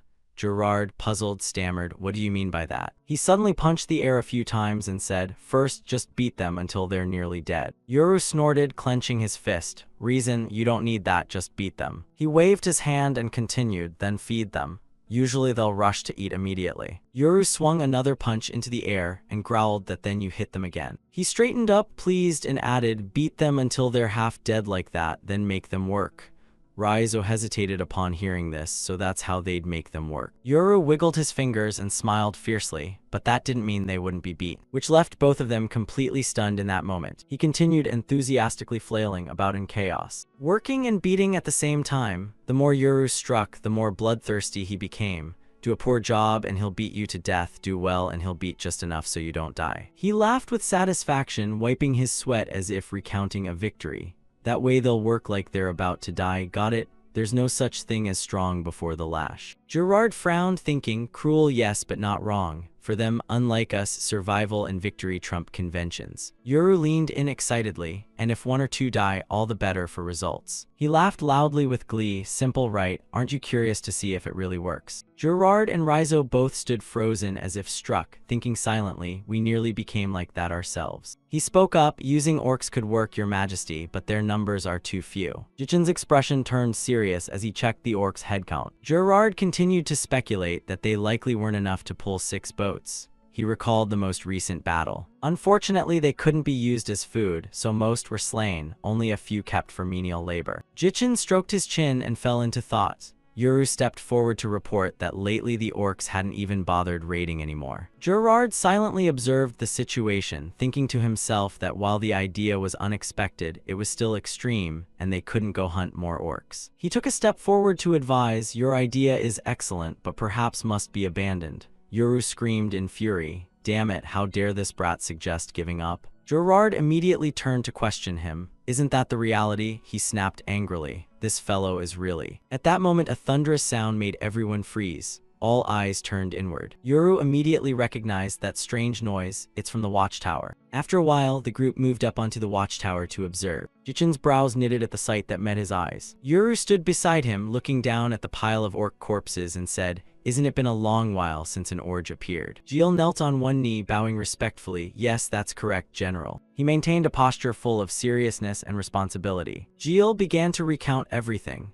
While on guard ahead, more than 10 people had run here chased by the orcs. The earlier scene had been utterly horrifying. He added that after the archers shot them down, Commander Buru had long since led the cavalry out on patrol and carried out additional rescues. Buru folded his arms, brow furrowed. Is that so? Jichin glanced back at the sprawled orc bodies. He sighed wearily, what a pity. And immediately, a roar even louder than the first rang out. Jichin swiftly turned and called decisively, Yuru. He immediately bowed his head, waiting to be assigned the task. With a stern face, he issued an urgent order, bring the orcs here alive. Yuru was momentarily puzzled and paused for a few seconds. But then he bowed in loyal obedience, yes sir. Yuru flicked his hand forcefully and shouted, cavalry prepare to march. The soldiers immediately obeyed, quickly moving into position. Jil then pointed downwards, saying, Your Majesty, over there, General Buru is returning. In the distance, he rode a horse to lead the way for the group escaping the orcs. Once the people reached safety, they collapsed to the ground, panting and exhausted. Buru strode in and reported loudly, Your Majesty, I have rescued all the people who were chased by the orcs. Jichin sighed wearily, unwilling to speak. It left him momentarily stunned and stammering, Your Majesty. Yuru hurried forward to ask, right, and the rest, how did you deal with them? Did you capture any alive? Buru snapped back irritably, what are you talking about? Why bring back orcs that you can't eat? Jichin's brow twitched with anger at that. He was terribly embarrassed, stumbling over a few meaningless words, true enough, yet the liar behind him was a bit. Suddenly a sharp shout rang out, General. Below, Aung Sam was riding in eagerly. He laughed loudly and proudly, I have wiped out the orcs. Yuru, standing behind, was left speechless, his face drained of color. Aung Sam entered, knelt on one knee, and reported, Your Majesty, I have handled it thoroughly. Not a single orc was left alive. Jichin froze and questioned, not a single one left. He didn't grasp the situation and proudly repeated, yes, that's right.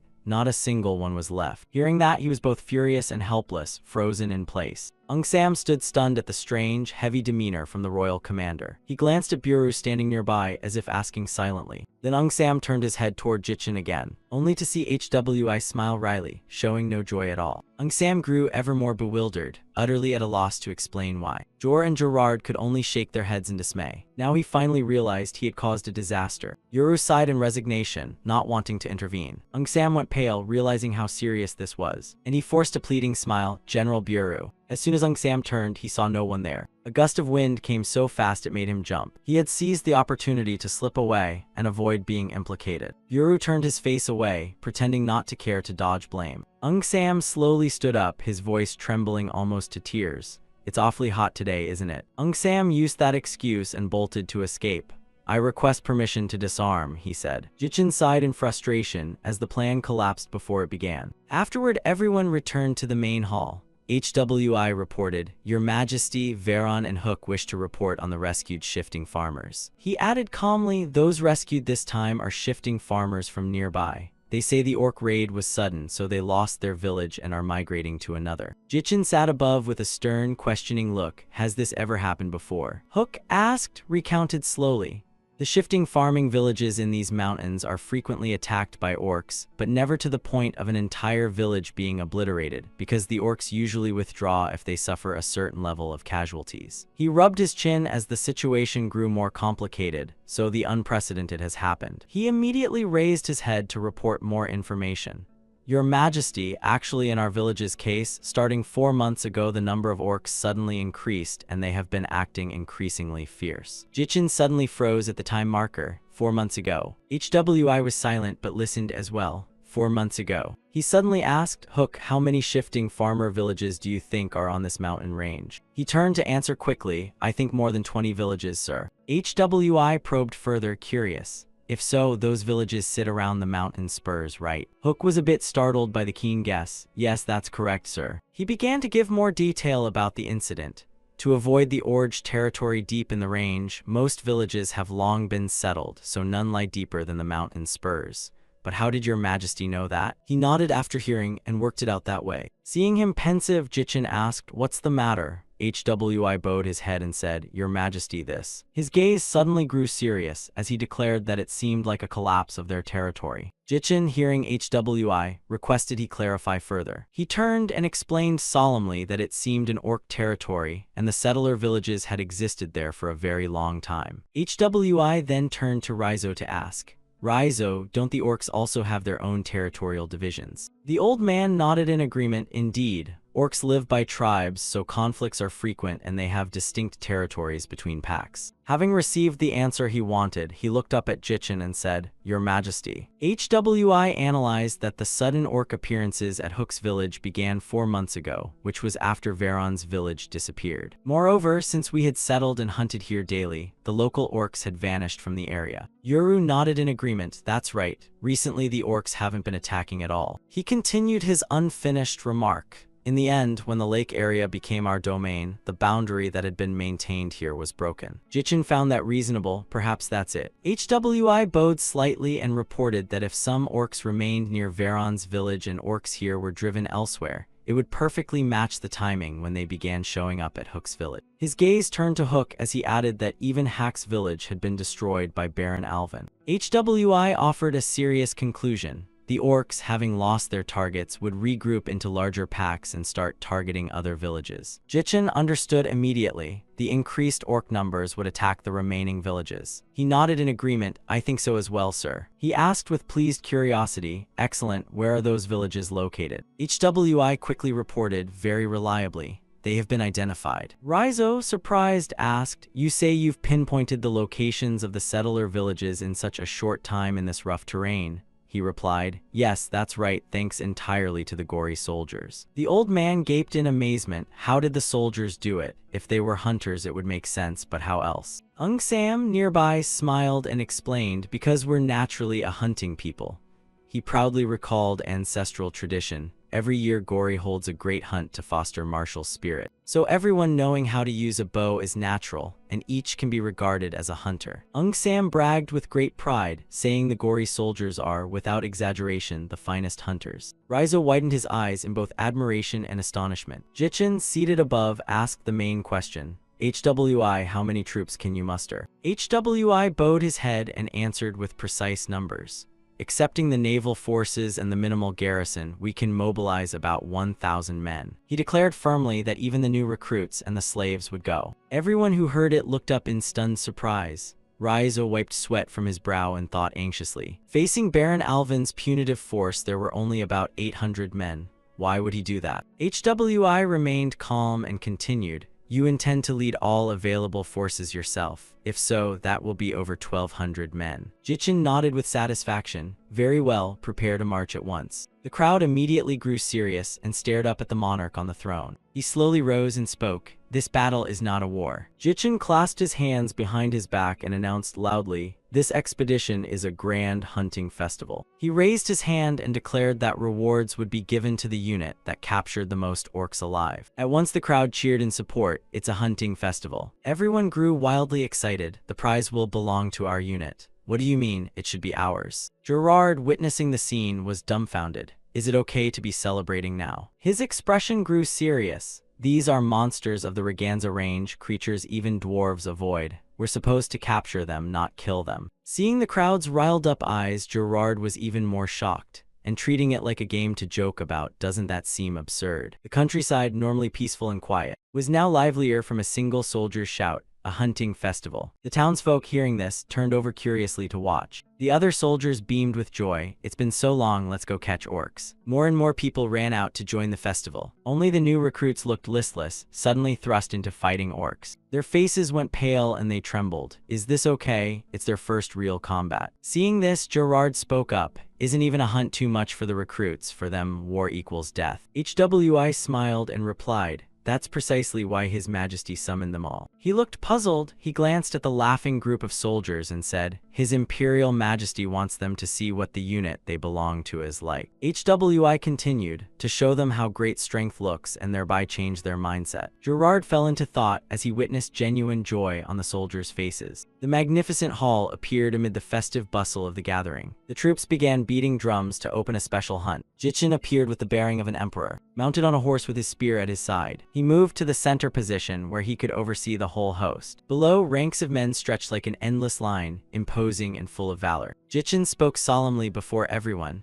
We are not engaging in war. With a razor-sharp gaze fixed forward, Jichin declared, it is merely a hunt. He roared firmly, challenging, "Does anyone want to be the fool who gets felled by the prey?" All the soldiers shouted, "No, sir." Jichin thundered, "Do you want to be the fool who gets bitten and wounded by the prey?" They all affirmed even more determinedly, "No, sir." He suddenly fell silent, but his presence radiated with tremendous force. His eyes were sharp as if piercing the vast sky, and below stood companions who hesitated not a bit. Jichin curled a lip in mockery. "Anyone wounded by the prey is a damn fool." Immediately the entire legion shouted loudly, "You are absolutely serious about the rule. If even one person is injured, we will hold the commanding generals to account." They showed not a moment's regret for their decision. Jichin gripped the sword's hilt firmly and pulled it out with force, raising it straight like a banner of resolve to go catch the orcs. The legion's shout echoed like rolling drums, heroic and powerful. Gerard stood frozen in the crowd, unable to match their spirit. He stayed glazed in a corner, watching the army march forward. Gerard pondered in silence, haunted by the fear that war means death. He looked at those eager smiles and marveled that such fear was gradually being erased from people's hearts. At that moment, Gerard stood opposite Jichin, a smug, confident curl at the corner of his mouth. It left him both shocked and admiring. Gerard suddenly recalled the promise made earlier, to trust and follow him, that he would show the true power of the Gori. Jichin tightened the reins and called out to the whole army. He raised his sword high as a banner of resolve and shouted, "To battle." The soldiers immediately turned toward their young sovereign. Jichin urged the troops forward, forcing open the city gates. He was the first to depart, leading the entire army into the fray. And immediately the thunder of hooves rolled through the air. The mighty force under Jichin's command officially set out. The camp area peaceful under warm sunlight. Zune saw the approach of several orc footsteps. A whole army of orcs, heavily armed, poised to attack the camp. They wasted no time and surged forward en masse to attack. Their lead savage was so fierce he spat liters of saliva around, but a moment later his face turned ugly, because the orcs were simultaneously driven backward. The villagers all defended with might, shouting to one another, "Block them, don't let them climb up." One of them roared, "Die, you wretched orcs." Yet at that moment an orc seized a villager's weapon. A smug grin spread across its mouth, while the man opposite was visibly terrified. The brutal orc pulled hard, and the man was flung from his footing. The scene was so sudden that those around could only shout one word at the top of their lungs: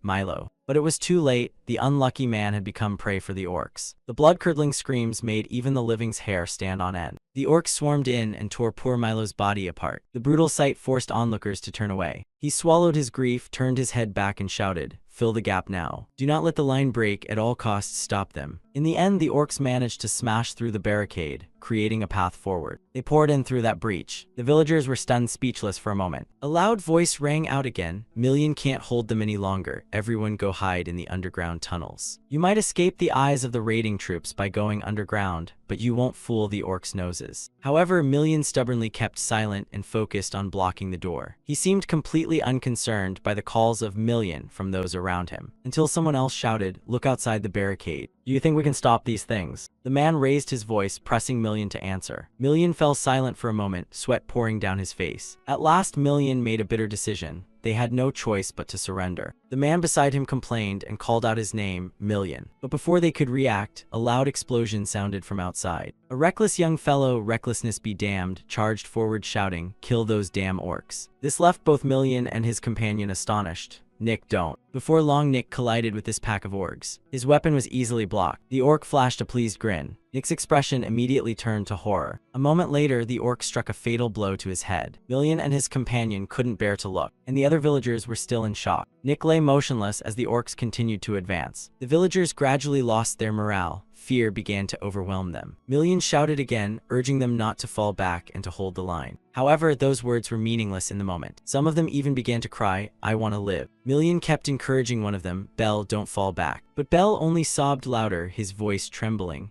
"I'd rather have the dwarves come than this." He completely gave up, crouching on the ground and declaring, "Even if I become a slave, I still want to live." His fear left Million helpless. He could only call out Bell's name. At that moment, strange noises rang out from the sky. Milan's voice trembled as he made a declaration, "Bell, perhaps your words are about to come true." Everyone around stared wide-eyed in astonishment. The orcs, curious at the sight, also turned their heads back. They were surrounded on all sides by Gori's army. Million broke into a sweat, muttering, "The dwarves have arrived," and the appearance of the Gori soldiers, as he judged, looked inhuman. Leading Gori's force was none other than HWI, driving them to one side. He urged his horse forward, his troops closed behind. The orcs were cut down by Gory's cavalry like playthings, fresh blood spattering as they were slaughtered. Heads flew through the air like balls. The Gory army advanced with thunderous momentum. They moved in disciplined ranks, kicking up white dust that hung in the air. Orc corpses increased as his troops closed in on them. Jichin shouted orders, beginning to herd them like swine. Kill them in the cruelest way, decide who to capture later. Close the ranks skewed, strike as brutally as possible. They took the orders and moved quickly to engage the orcs ahead of them. The force easily shattered this orc formation. The orcs grew fearful and began to flee. The orcs paid no attention to anything else, only running headlong. Meanwhile, on this side, Buru and his troops were lying in wait. He showed his eagerness plainly, loudly commanding his men to wipe them out. When he finished, Buru took the lead, charging ahead with his group.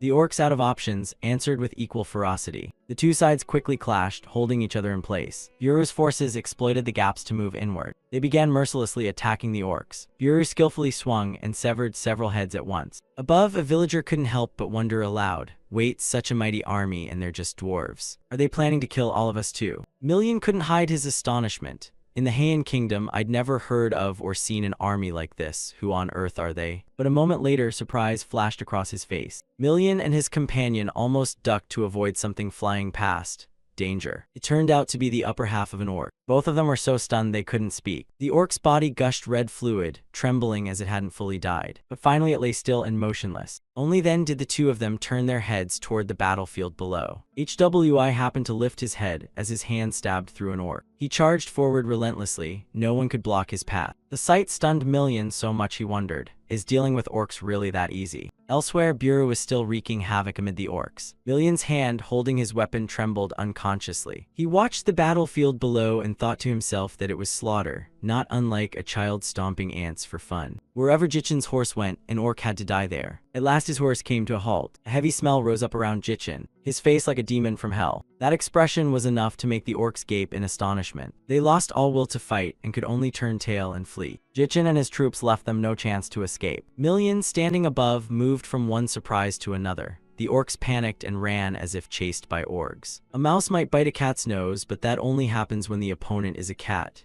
If the opponent is a fierce tiger, even the will to resist disappears. Jichin raised a sword high. He loudly ordered his entire force to begin encircling and capturing them. They all shouted in unison, enthusiastically answering the command. Only the orcs were scrambling to run in chaotic attempts to save their lives. Tranthene barked another order, throw the iron net. No sooner said than a gigantic iron net was hurled out. Members of the unit dragged the net over the heads of the orcs. They were visibly stunned but couldn't react in time. Yuru, excited by the momentum of battle, said, "Good, we should show off a bit too, everyone get ready." Under his command, the archers all drew their bows at once, and arrows were loosed powerfully, striking the orcs in the head, shoulder, even the butt. Unexpectedly, Yuru turned around and shouted, "Damn it, which brat hit the head? I told you to shoot the butt to stun them." "Aim for that big butt," his men shouted back in chorus. "Yes, General." They prepared the next volley while riding. This time they hit the orcs in the butt. Still unsatisfied, Yuru bellowed, "These bastards, who told you to shoot through them? Can't you adjust your force?" The men again answered in unison, "Yes, sir. Yes, General." He replied loudly, "Don't cry out, General, at every little thing. Adjust your force yourselves." Then he personally drew the bow taut, like this, see. One of Yuru's shots sent 3 arrows flying at once. 3 orcs were pierced in the butt at once. They cried out in pain. Then all 3 collapsed to the ground. Yuru watched, satisfied. The sedative works very well. Yuru stood behind observing and muttered, "All that and that's it." He turned and loudly announced, "Let's get ready too." Yuru's command was immediately passed on. "Everyone prepare." A cart was pushed up from below. Buru eyed the cart approvingly. "A person worth their salt should know how to think," he remarked. He took hold of the piece of cloth. He gave it a hard yank, and the moment the white cloth was pulled away, the goods beneath were revealed. Elsewhere, there was a clamorous flurry of urgent commands as they prepared to haul them in. Bogo couldn't hide his surprise as he sensed that something was off. The soldier below was still flustered. "What's going on?" He stepped closer and barked, "Hurry up and prepare the nets. What are you lot doing?" At the sound of Bogo's voice, the young man turned back. "Yes, Captain," he kept his bold tone. "We're weaving the nets, why so slow?" The soldier pointed ahead as he explained, "No, it's not that. The nets are." Bogo followed his gaze. "Nets, what do you mean?" Back at the battle, the orcs were covered by a large net, and they lay like fat prey unable to struggle. Buru jabbed a finger forward and laughed loudly. "That's right, that's it. Iron nets are hard to weave and take time, whereas fishing nets you just bring along. Look here, it's wider and lighter than iron mesh, so it catches things much better. Hearing that, the man beside him couldn't help but worry. But won't the captain say something about this? As he finished speaking, a laborer dusted his hands off. Captain Zhang, don't worry whether it's fish or pigs, the more we catch the better, right? He slowly drew the weapon in his hand. Buru's eyes turned serious as he muttered, so now what? He leapt up and shouted, time to harvest. Buru slammed his fist into the ground with a heavy strike against the orcs below. That acted as a signal for the other team members. They surged forward, beating them mercilessly with their weapons. Each of them took the chance to vent their rage on the orcs. The insane scene below was watched closely by the townsfolk above. They were terrified out of their wits, only able to weakly mutter, too cruel. Bell was the next to mutter his comment, could it be that even we? Million could not hide the fear on his face as he thought to himself that fighting the orcs would be preferable to this. Evening came on quickly, and the air around was nothing but dust. The surviving orcs had been completely subdued, accepting their bindings and sitting obediently in rows. At that moment, HWI stepped forward and reported, Your Majesty, the campaign is complete. Jichin glanced back, then neither fast nor slow called for Yuru. He quickly acknowledged the order. Yes, Ambassador, no, Your Majesty. Jichin followed with a question. Do you intend to carry them all away? The question left even him momentarily stunned, mouth agape. Jichin repeated his question calmly. I mean, did you drug those two-leggers to sleep and plan to carry them off yourself? This time Yuru froze completely, so flustered he couldn't form a sentence. That. Jichin issued the order coldly. Whether you carry them or not, you will take them along with you. Yuru was bullied to the point of tears, begging for mercy.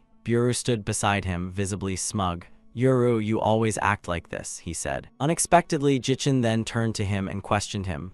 Buru. Buru still didn't understand what was happening. He waited eagerly and let out a loud, expectant whoop. He pointed at the shredded net lying on the ground and asked, What's that? He awkwardly answered, a net. Jichin calmly explained, nets are for catching fish, not for catching pigs. He immediately became flustered, not knowing how to explain that matter. Jichin didn't really need that explanation. Until that ragged heap is woven into a proper net, Buru's team is banned from eating fish. Buru wanted to argue but couldn't think of a reply. Your Majesty. Only his groans could be heard. Your Majesty, exalted Emperor. The cries of the brothers Buru and Yuru echoed, Your Majesty. But in Jichin's mind other thoughts churned.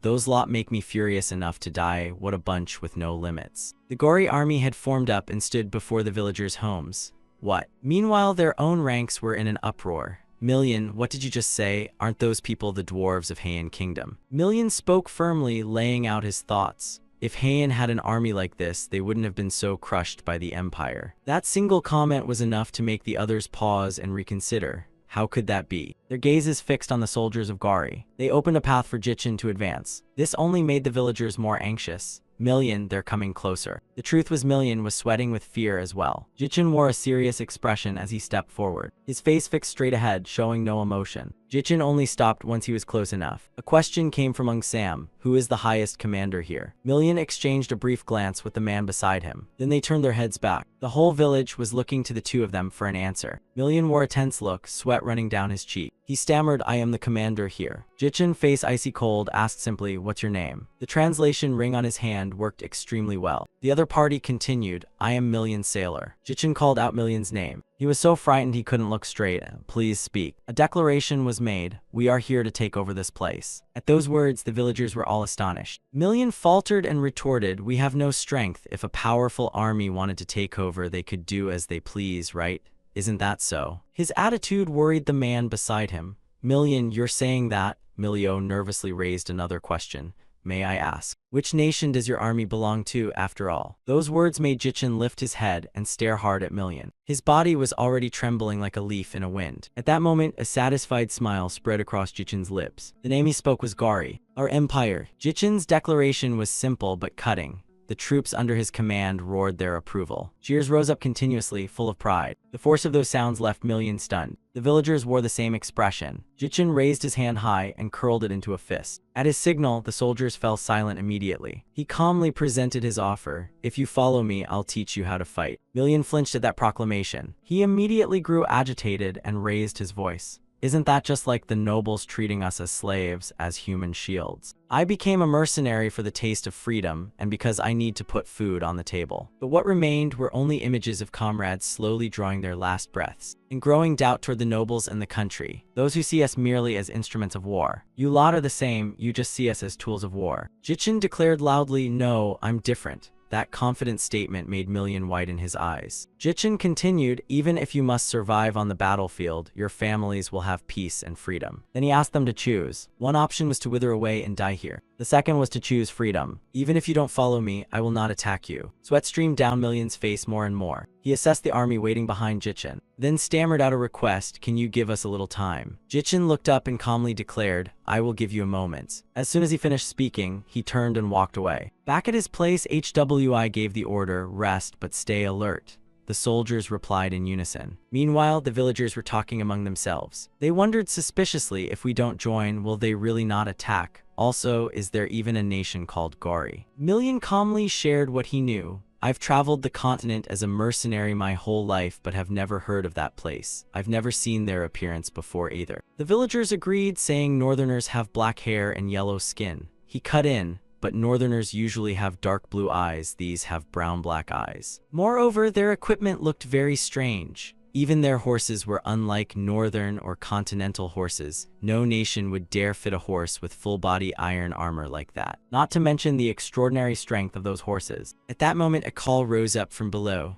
"Uncle Million. How strong are those people?" Million answered honestly from what he knew. "Bell, I don't really know either." He asked in bafflement, "You've even taken part in the Empire's wars, haven't you?" But Million chose to remain silent. Bell changed his question, his expression still very serious. "So how would they compare to the heavy armored infantry, famed as the strongest on the continent from the Amory Empire?" Million was momentarily stunned after hearing that question. He recalled the bearing of that army in his mind. It would be hard to compare. Hearing that, Bell felt a bit disappointed. As expected, the Empire is as Million had curtly explained. "No, I meant the opposite. Even if it were the Empire's heavy armored infantry, wiping out all those orcs without losses would be impossible. Not only did they destroy them, they captured them alive." Hearing this, Bell couldn't help but feel unsettled. So who exactly are they? Besides the Empire, there's no nation with such a large cavalry corps, is there? Million used all his knowledge to explain. "They're not from the Empire. The Empire has no reason to come all the way here like this. They only need to pressure the Heian Kingdom. The question now is their terms. Why impose such conditions?" From afar, a voice suddenly called Million. He hurriedly turned his head back. The two figures running up were Veron and Hook. They greeted each other warmly, questions pouring out. "Million, so good to see you again. Are you well?" "I'm fine, but how about you guys?" Their sudden appearance made the villagers uneasy. "Million, who are these people?" He explained calmly. "They're friends I often meet in the woods when hunting." But this raised another suspicion. Why are they here? Million directly voiced his question. "Veron, where did those people come from and why are you with them? They don't look anything like the Heian Kingdom's soldiers." Veron wore a serious face as he explained. "Million, there's little time, so I'll be brief. Our village is gone." A string of questions followed. "What? Were you captured and made slaves by them? We're worried for our future, so we." Veron hurriedly offered another explanation. "No, it's not like that.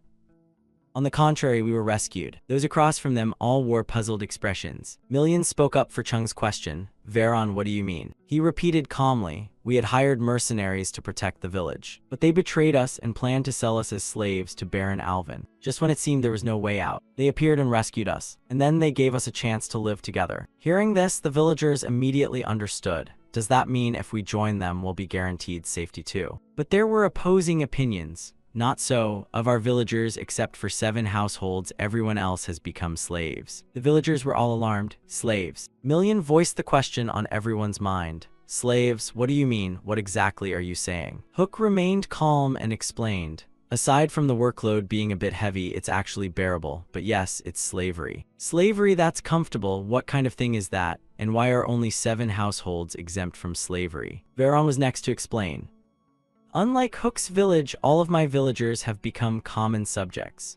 The reason lies in the difference between choosing to shoulder responsibility yourself and the freedom in Gori or not. In Gori, we have the right to enjoy freedom, but it must come with responsibility. That means being ready to trade your life for the sword and fight. Million gaped at that. Take up a sword, you say? Veron didn't hesitate to explain in detail. Their view is that to protect freedom you must resist and fight to win. To do that you must take up swords and unite to create strength. That's the core foundation for sustaining a nation. Ultimately, the root is that each of us must have the courage to sacrifice and first know how to protect ourselves. That's why you take up a sword in Gory. Those words made him consider seriously. For us shifting farmers, taking up a sword is like courting death on the battlefield. I only took up a sword as a mercenary for food. I never thought about its meaning.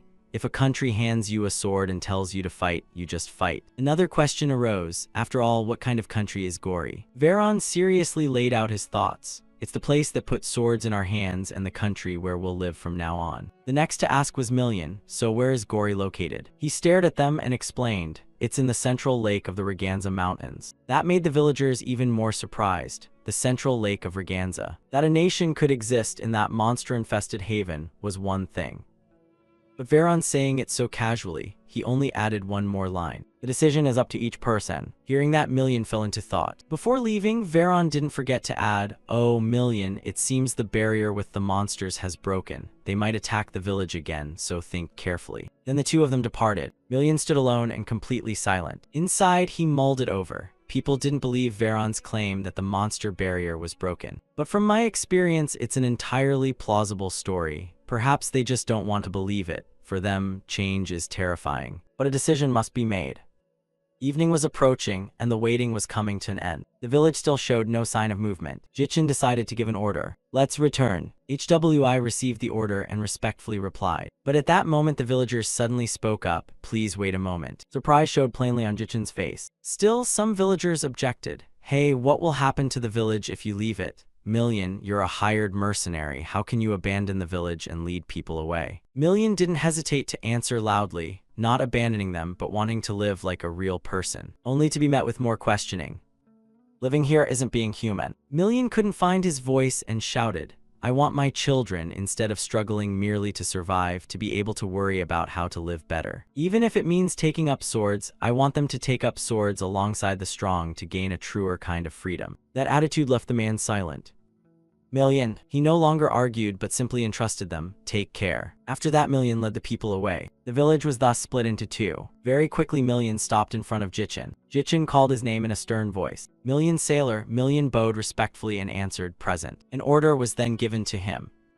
"From now on, those who join during hunts will be under your charge." This left him so astonished he could hardly believe his ears. Jichin turned to the man beside him and called out. Jichin made a request. "If there's anything you don't know, help the junior. He's momentarily confused. Is it me?" Jichin remained silent and gave no further answer. But that alone was enough for Gerard to fearfully grasp the situation. He immediately dismounted and appeared beside Million. Only then did he voice his question. "May I ask who that lord actually is?" Gerard hesitated a little, choosing how to explain it. But not to leave him in doubt, Jichin explained that he was the illustrious Emperor of Gory and also your monarch. The shocking declaration stunned everyone present. Dusk was beginning to fall. Jichin turned to his subordinates and declared, "We will continue to hunt orcs. Bureau, you are to drive the orcs back to Gory. You don't need to join the main force. Return here instead."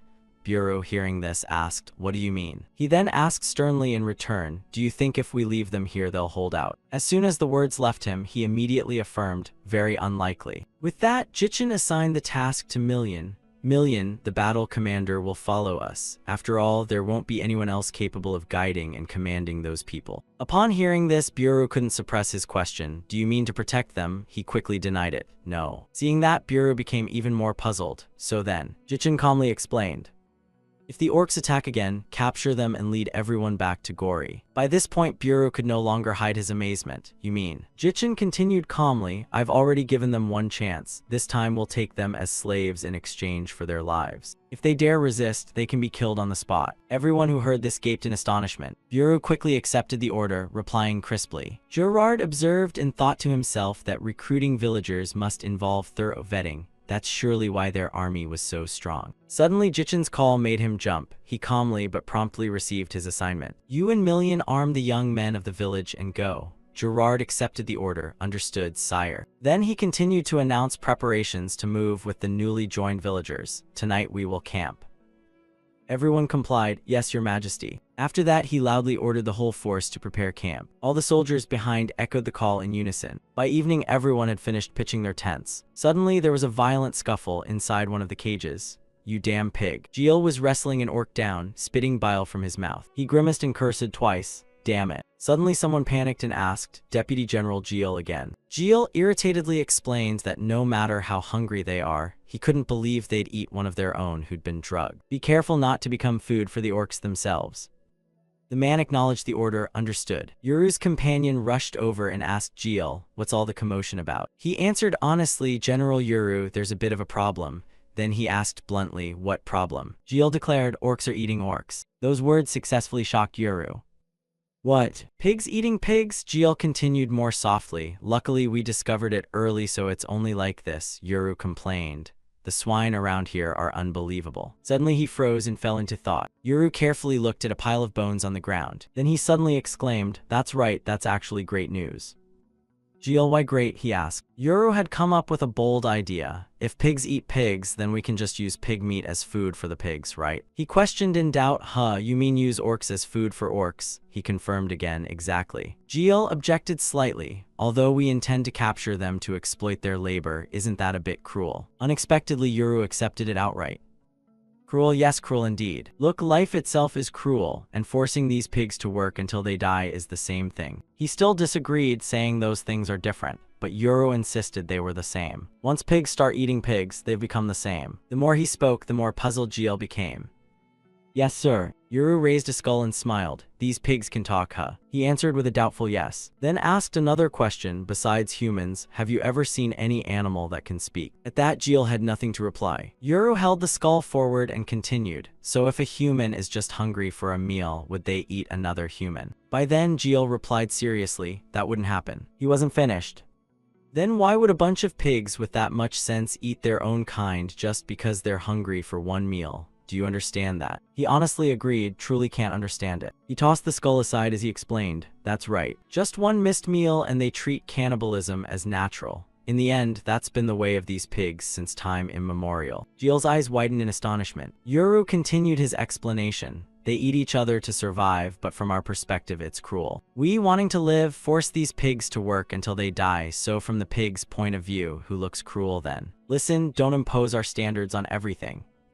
Every creature has its own survival standards. It's all a matter of perspective. You can't force one view on another. Life itself is about devouring others to survive, because the nature of life is cruel. Besides, we're short on food now. Isn't this actually quite convenient? We're just following the pig's way. Understand? At this point, Jiel understood clearly. Yes, General. Seeing that, Yuru patted his shoulder and said, then get to work. He obeyed promptly. Then he strolled off at his leisure. At that moment, Jiel wondered. The feeling was both right and wrong. He turned his eyes toward Yuru as he left, and a question formed. But since when did the Lord become so smooth talking? The next day the army was fully assembled, and only then did Jichin speak up to ask, is everything ready? Everyone answered in unison, Your Majesty, the illustrious Emperor. He began assigning tasks to Gerard. Gerard, train the stamina of the newly joined youths while on the move. However, don't let them join actual combat. Let them observe and feel our battles instead. He received the order and replied crisply, yes. Then he continued explaining to the others. Prepare thoroughly for possible casualties and provide the best support for their families.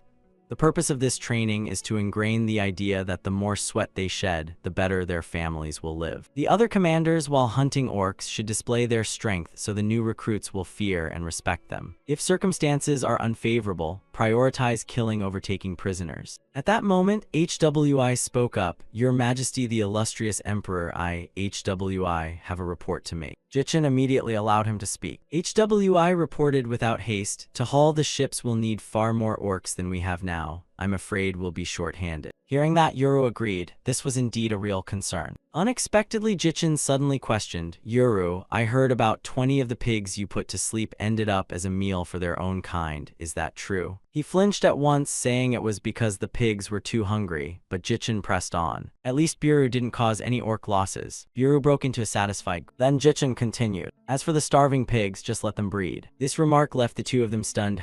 He calmly explained, it takes 5 months for an orc to give birth. Although they need more time to mature, I've heard that within 2 months they can develop well enough to work. Yoru hesitantly asked again, but they're still just young orcs, aren't they? Unexpectedly, Jichin replied coldly, once you've decided to exploit them, abandon any guilt, especially with creatures that eat their own kind and humans like these. In the end, Buro and Yoru could only obediently accept the orders. Then HWI asked, so how do we make them breed? Jichin proposed a solution. Give them a strong aphrodisiac to drink and lock them together in one place. He received the order and replied respectfully, understood, Your Majesty. With matters settled by Jichin, everyone set out. Their army marched on. From then on, Gori's forces kept herding orc packs away. They smashed and captured people. The weak villagers couldn't avoid being seized by them. Suddenly, a spear thrust straight into its face, and a soldier killed that orc. The villager finally sat up, panting, surrounded on all sides by soldiers with advanced combat skills. He froze in his tracks. The farmers turned civilians were taught how to fight and went to battle alongside the Gori army. An order was given to the people, move your feet quickly. And those who refused to join were ultimately taken as slaves. Thanks to that, they gathered over 10,000 people. Gori became a nation with more than 10,000 citizens. Time passed, and in a certain city, all the townsfolk poured out onto the street. They bowed before the returning army. Everyone nervously glanced up. Before them stood Levi and Gwyn. Two people were whispering to each other. Who would have thought Baron Gwyn, leader of the Eagle Legion, would come here? He plans to seize those who distributed rations to us. Hearing that, the other's face drained of color. A sigh went up. So we're to suffer some more, are we? The evening light slowly descended upon the castle. At that moment, Gwyn gave orders. Linemen, muster 200 troops to collect a temporary tax and fetch suitable maidservants for me. The lineman on that side simply replied with a yes. He then turned to another, Biskin, summon the major merchants in this region to the manor. Biskin bowed and meekly accepted the order. Yes, my lord. Having said that, he turned and walked back. Gwyn looked at the castle before him and thought, what fools, waging punitive raids just to feed monsters, and then getting their homes and goods pillaged by bandits. Then Gwyn turned his face elsewhere, thinking to himself that he must quickly send people to investigate the Raganza Mountains. Gwyn didn't notice he was being watched. The observer felt alarmed at the scene. Damn, I must report this to His Illustrious Majesty immediately. Throughout the kingdom, everyone was doing their duty. At a small house, Jichin summoned Raizo. He responded, Your Majesty, give your orders. He ordered sternly, now that we're encamped here, we need to learn about the Heian kingdom. Tell me everything you know about Heian. Raizo obediently agreed. Yes, Your Majesty. The Han Kingdom is known as the cradle of the continent's culture, with origins and history estimated at around 8,000 years ago. Hearing that, Tran Thien was slightly surprised. 8,000 years? A nation that looks like it could collapse any moment has such an ancient history. Raizo continued, yes, because the Divine Hanisia Empire classified documents about Han's founding as forbidden texts. I cannot know precisely. But the mainstream view among scholars is that the descendants of the gods appeared around the Raganza Mountains, a place famed as the center of the world where they established nations. Jichin muttered thoughtfully, descendants of the gods, that's quite similar to Beekdal's history. But why were they placed on the forbidden list? Raizo replied, because from the standpoint of the Divine Hanisia Empire, 7,000 years of history, only if they were the first nation founded on the continent could they assert their legitimacy. This information shocked him, still, to hide another's history like that. But looking at Heian now, it wouldn't be surprising if it collapsed today. So what kept this country alive for so long? Raizo quickly explained that it was thanks to agreements among the empires. Jichin focused on that remark, agreements. He continued, the Heian kingdom was once the flashpoint that ignited 2 continental wars around its territory. So for a long time, this place became a fiercely contested battlefield among neighboring empires. The Divine Hanisia Empire and the maritime Slegian nation had each occupied it in turn. But due to checks from other empires, their periods of domination ended after 1,000 years and 360 years respectively. Eventually, Heian regained its independence. At this, Jichin understood. Raizo added, however, it's more accurate to call it a treaty among empires than true independence. He pondered over the pile of information he'd just heard, then unhurriedly drew out a sheet of paper. It was a detailed map of the continents. Seeing it, Raizo's eyes widened. He exclaimed in surprise, isn't this a continental map? It even has detailed markings for each nation and army. Since when did you prepare this? Jichin didn't answer but pointed behind him, where a small pouch lay on the ground. And then Raizo understood, it's Gerard's. Jichin then proposed, to help me understand better, point to the map and continue. Raizo quickly complied. "Yes, I will." He pointed at the map and began to explain, "This is the Heian Kingdom. As your majesty can see, it's surrounded on 3 sides by empires, so geographically this place is bound to be a focus of containment. And the central lake of the Raganza Mountains where we stand is here." Hearing that, Jichin cut in, "There's no nation below that area." That made him hesitate. The nations also strictly forbid encroaching the southern area of the Raganza range. He pressed further with a serious face. "Why is that?" Raizo explained, "The area is called the Dragon Forest, the nesting ground of dragons. Other continents have dragon lairs too, but the lairs here utterly reject human footsteps. And as I know, the number of dragons there is incalculable." Hearing that, he finally understood. Raizo's face grew contemplative as he nodded in confirmation. Jichin then pointed and said, "That is our territory." Raizo blinked in surprise. "What?" Unexpectedly, Jichin declared seriously that from now on the whole area would be our territory. Raizo gaped and blurted out, "The forbidden land with dragon nests, this will only get harder from now on." Jichin kept asking, "If there's a treaty among empires, it should be inviolable. So why does this country struggle with provisioning for wars and tributes?" Raizo slowly answered, "Heian's tribute to various empires is part of that treaty. No one may monopolize it, but each side can assert its power and influence there." Here, the 3 northern regions of the Heian Kingdom were handed over to the empires as permanent fiefs. In the end, they were just gates for exploiting and plundering the country's wealth. Another question was raised by Tranthine. Even so, Heian just sat idly by. He answered slowly, "As your majesty can see, because it lies at the center of the empires, this place is also a commercial hub, so the profits the nobility reap are substantial." You pressed on, "You mean as long as it benefits the nobles they will give everything up, while that burden falls entirely on the common people?" He replied with regret, "Sadly, that is indeed the case." Jichin continued sternly, "Baron Alvin came here likely to conscript the shifting farmers to serve the nobles' interests." Raizo confirmed slowly, "Yes, exactly so." At that, you clicked your tongue in disappointment, failing to protect your people. This country is no longer a real nation. A rotten country where the nobility shirk their duties yet force the populace to shoulder the responsibilities is no longer worth bothering with. After a while, Jichin went out to the docks. "You asked, Fleet Captain, how are preparations for the sortie coming along?" Bogo replied respectfully, "Your Majesty, General Bureau is actively breeding the hybrid pigs, but the numbers are still insufficient." Hearing that, Jichin scoffed, "Slower than I thought." Meanwhile, Gerard was secretly pleased. No need to play pirate for a while. Unexpectedly, Jichin suddenly turned to Gerard and asked, "You look rather cheerful, don't you?" He flusteredly protested, "Cheerful? What are you talking about? This delay is truly regrettable, sire." But Jichin glared threateningly, which made him afraid. Gerard hurriedly stepped in to ease the mood.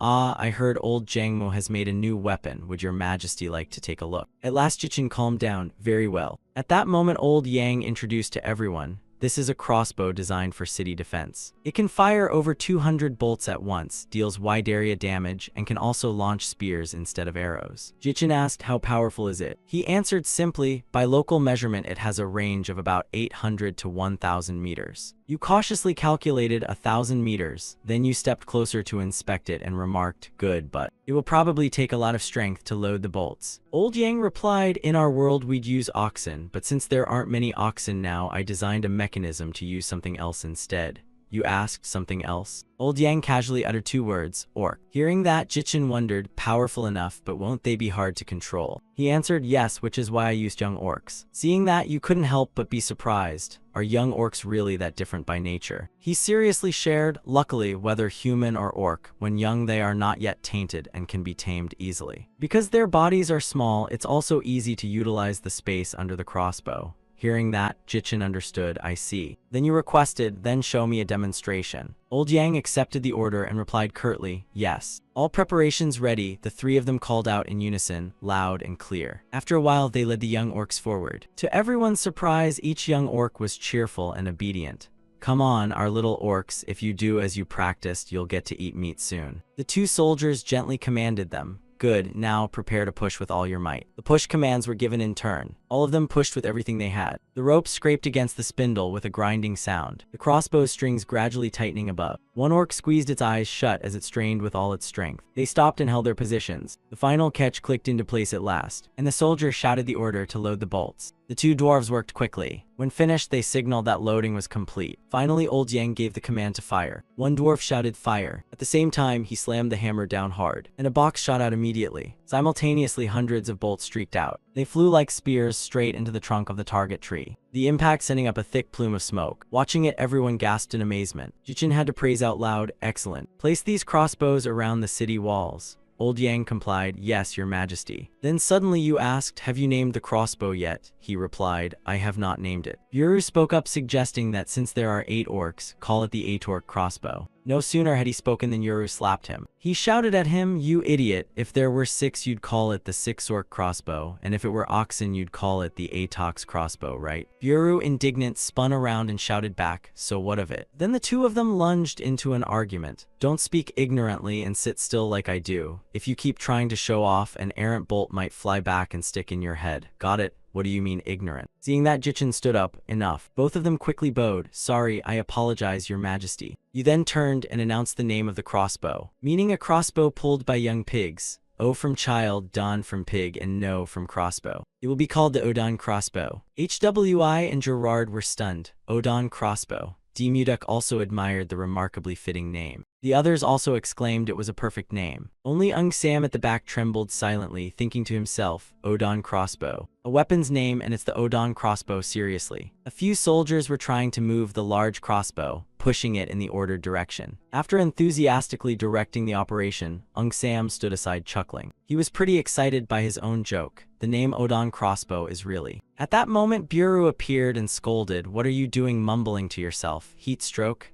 As soon as he saw him, Ung Sam greeted General Buru. He straight-facedly uttered the odd phrase, Odon crossbow. Buru's brows immediately knitted. "What tongue-tied have you?" Emboldened, Ung Sam loudly said, "Shut up." But what did he understand of that? "What are you saying?" So he explained jokingly, "It's the language of an island nation west across Dijon, and it means keep trying." Hearing that, Buru couldn't hide his surprise. "Is that so? Shut up. That actually sounds powerful and pretty good." Ung Sam even solemnly chimed in, "General Buru, shut up." A moment later, Buru turned and left. "Fine, fine, shut up then." He still carried with him the excitement and a hummed song, leaving behind his own wicked face. So learning a foreign language was for this moment. After finishing the mission, Ung Sam returned to report to Jichin. He put on a proper air and proclaimed loudly, "Your Imperial Majesty, the placement of the crossbow trainees is complete." Just then, a thunderous voice rang out. The one called Liar said, "Shut up." Ung Sam's face went pale as he glanced at the one who had spoken, and what met his eyes was Buru's faint, knowing smile. Ung Sam forced a polite smile back, swallowing his discomfort. Yes. Above, Jichin had noticed something odd. "Buru, what's that?" Buru didn't hesitate to report. Reporting, "This is a phrase from the Western Island that the liar taught me. It means try harder." Then he even cupped his hands as if cheering, "Your Imperial Majesty, shut up." This action made Ung Sam's face go ghastly, revealing his unease. Just as he glanced upward, he caught sight of Jichin's murderous expression. Ung Sam frowned, thinking to himself that since Gerard wasn't here today, the Lord wasn't using the translation item. Thinking that, he pressed his lips together, if that's the case. Suddenly, Ung Sam jumped up and shouted, "Crossbow trainees, you don't know, shut up." Buru beside him laughed approvingly. "Right, there's crossbow trainees to bolster our strength after all." His spirits instantly lightened. He felt completely at ease. "All right, if I don't vent this way, I'll die of frustration early." But just a second later, Jichin tossed a ring over Buru. He took it, his face betraying suspicion. The moment Ung Sam's eyes fell on that ring, he lost his composure. Buru wondered aloud why he was given it. Jichin replied calmly, "Put it on and you'll see." So he complied and slid the ring onto his index finger. Ung Sam's pupils contracted almost to slits, sweat breaking out. Buru slowly repeated the words he'd heard, each syllable uttered very clearly, "You don't know." Suddenly, Buru understood the full meaning in his head. "You know nothing." Those words drove him nearly mad. He looked at Ung Sam with a bullet-like glare, and everything was exposed. He could only stammer in his defense, that matter was. Once more, Buru uttered the remaining phrase, "Shut up." The translation flashed in his mind, clamping his mouth shut. A killing intent rose and spread throughout the room, forcing Ung Sam to flail his hands back repeatedly. "General." Buru's face twisted with anger then. Ung Sam knew nothing else to do but curl up and run immediately. However, he hadn't gone far before Buru grabbed his hair and yanked him back. Buru slammed his head hard against the ground. He could only lie still and endure the beating then, because Buru's full force punch was coming down from above. At that moment, a soldier burst through the door running in. "Urgent news, Your Majesty. The scout unit sent to the Alvin territory has brought urgent word." He trembled and squeezed his eyes shut, while the others stopped and glanced back. Given the emergency, Buru shot him a warning glare. We'll talk later. The two stepped aside so the soldier could report in detail. The soldier clasped his hands and explained the situation clearly. Your Imperial Majesty, it is said that a man named Baron Gwyn has just arrived in the Alvan territory. His forces are moving in to scout this lake area. Indeed, Gwyn has brought hundreds of soldiers into the forest. Jichin received the report but did not reply immediately, instead pondering carefully. At this, Buru, blood up, urged, Your Majesty, grant me 100 men and I'll chop them all up into fertilizer. At that moment, HWI interjected with a reminder, Buru, the issue now isn't whether to kill them or not. They are certainly an official investigative party looking into the death of Baron Aelin. No matter how rotten the Heian kingdom is, if even the investigation team is killed, the court will be alarmed and mobilize a large-scale army. Then our exposure would only be a matter of time, he still firmly objected. Wouldn't that be the case either way? Or we could disguise ourselves as fellow bandits and smash their corpses like last time. Unexpectedly, what Buru got in return was Jichin's silence. He quickly turned to await HY's opinion. The others were also mute, heads bowed, not daring to speak. At this point, Buru had to snap, Your Imperial Majesty. But just then Jichin stroked his chin and said, It seems we have underestimated the Heian kingdom. This is a time for us to gather strength, so it would be bad if this place were discovered. However, since we rely on this lake for water and everything else, we cannot simply flee. Therefore, we must remain here, but make sure the enemy cannot know this place exists. Buru's suggestion is the worst-case scenario. If anyone has another idea, speak up. After this, everyone in the room remained utterly silent. Suddenly, HWI bowed and spoke, Your Imperial Majesty, there is a way. A way that can achieve 2 goals with 1 arrow. You immediately showed interest. What's that method? Quickly, he revealed the answer. Exploit the features of this place. At the same time in the forest, a heavy downpour began. Gwyn, his face icy, looked down the road ahead. He led a force of 100 men deeper inside. Nearby, a group of soldiers were on guard. One of them spotted something odd. What's that? Immediately, the leader signaled for silence. Then he led the squad over to inspect. Just then the bushes rustled. A few seconds later, a young deer lifted its head, and the soldiers were momentarily terrified. One nearby voiced anxiously, It isn't running, should we catch it and present it to the Lord? Someone else suggested doing so. However, the deer took a few steps and then staggered. Captain Landlaw approached and said it had been injured in the leg and couldn't move. He was about to gleefully grab it when something slammed him sideways. Truly a gift from the heavens. The sight left the soldiers dumbfounded. An orc appeared, wielding a huge club, and felled the man. It led a whole herd charging behind it. The screams echoing from the forest made Gwyn startle. He signaled to warn the troops. The entire force halted. A soldier widened his eyes in horror. An orc. The men began to panic. Why are there orcs here? Didn't the local guards say orcs don't use this path? Gwyn angrily questioned the local watchman. What on earth is going on? The man stammered in panic. Oh Lord, this path clearly never had monsters pass through. Gwyn snapped and pressed his sword to the watchman's throat. You miserable wretch. If anything happens, I'll chop you up and feed you to the beasts.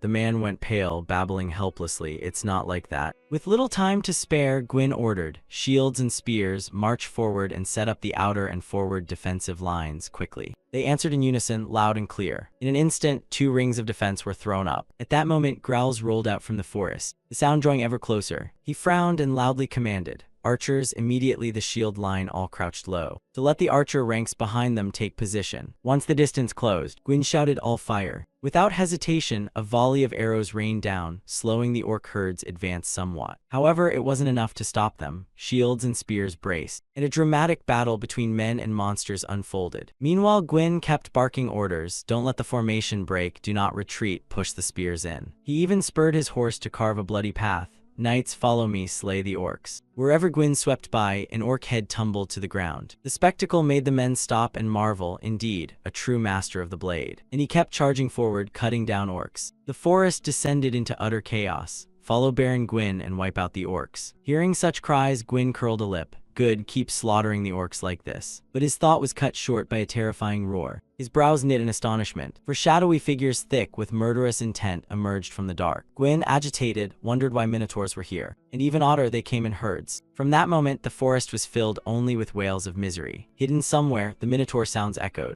It had a nose ring as if it were chained. Just then someone gave the rope a hard yank, making the minotaur pause. It calmed noticeably when it saw the person before it. The shadowy figure slowly emerged in a deep, gravelly voice. Stay right there for me. And the mysterious handler of the Minotaur was Buru. While Buru restrained the Minotaur, a soldier approached. General. Good news, our plan has succeeded. Hearing that, the corner of his mouth twitched up. Is that so? A smacking of tongues followed. No wonder, Big Brother HWI indeed. Recalling the previous emergency meeting, HWI had proposed a plan. We're exploiting the characteristics of this place. Jichin, a bit puzzled, asked, characteristics? He nodded in confirmation. The reason the kingdom's forces couldn't reach the Raganza range was because of the monsters. Those coming this time will surely use local ranger civilians familiar with the terrain and situation as guides. Chances are they'll avoid the monster's domain and head here instead. He asked, neither fast nor slow, and then HWI replied tersely, so we heard the monsters onto that path. Those words sent the other officers into a momentary panic. Even Jichin found it hard to believe using monsters to drive them away. He firmly confirmed, yes, exactly that. Use the captured minotaurs to chase off the orcs. If that's not enough, just release the captive orcs as well. Buru wanted to object, if we release them, won't we have to recapture them later? Who will pull the oars then? He was met with a reminder, Buru, think about the top priority first. Buru, chastised, hesitated briefly. That is true. HWI continued the strategy. One more important thing, Your Imperial Majesty. Jichin's eyes brightened. What is it? He laid out a prerequisite. This newly appointed Baron Gwyn must absolutely be kept alive. Buru scowled and interjected angrily. What? If we leave him to be monster bait, the kingdom won't suspect a thing. Why intentionally spare him? Yuru beside him realized the point. Is this not obvious? Think, if Gwyn dies, won't the kingdom send someone stronger? That would make our job even harder. Better to spare Gwyn and scare him off so he never dares come here again. After that remark, he received much praise.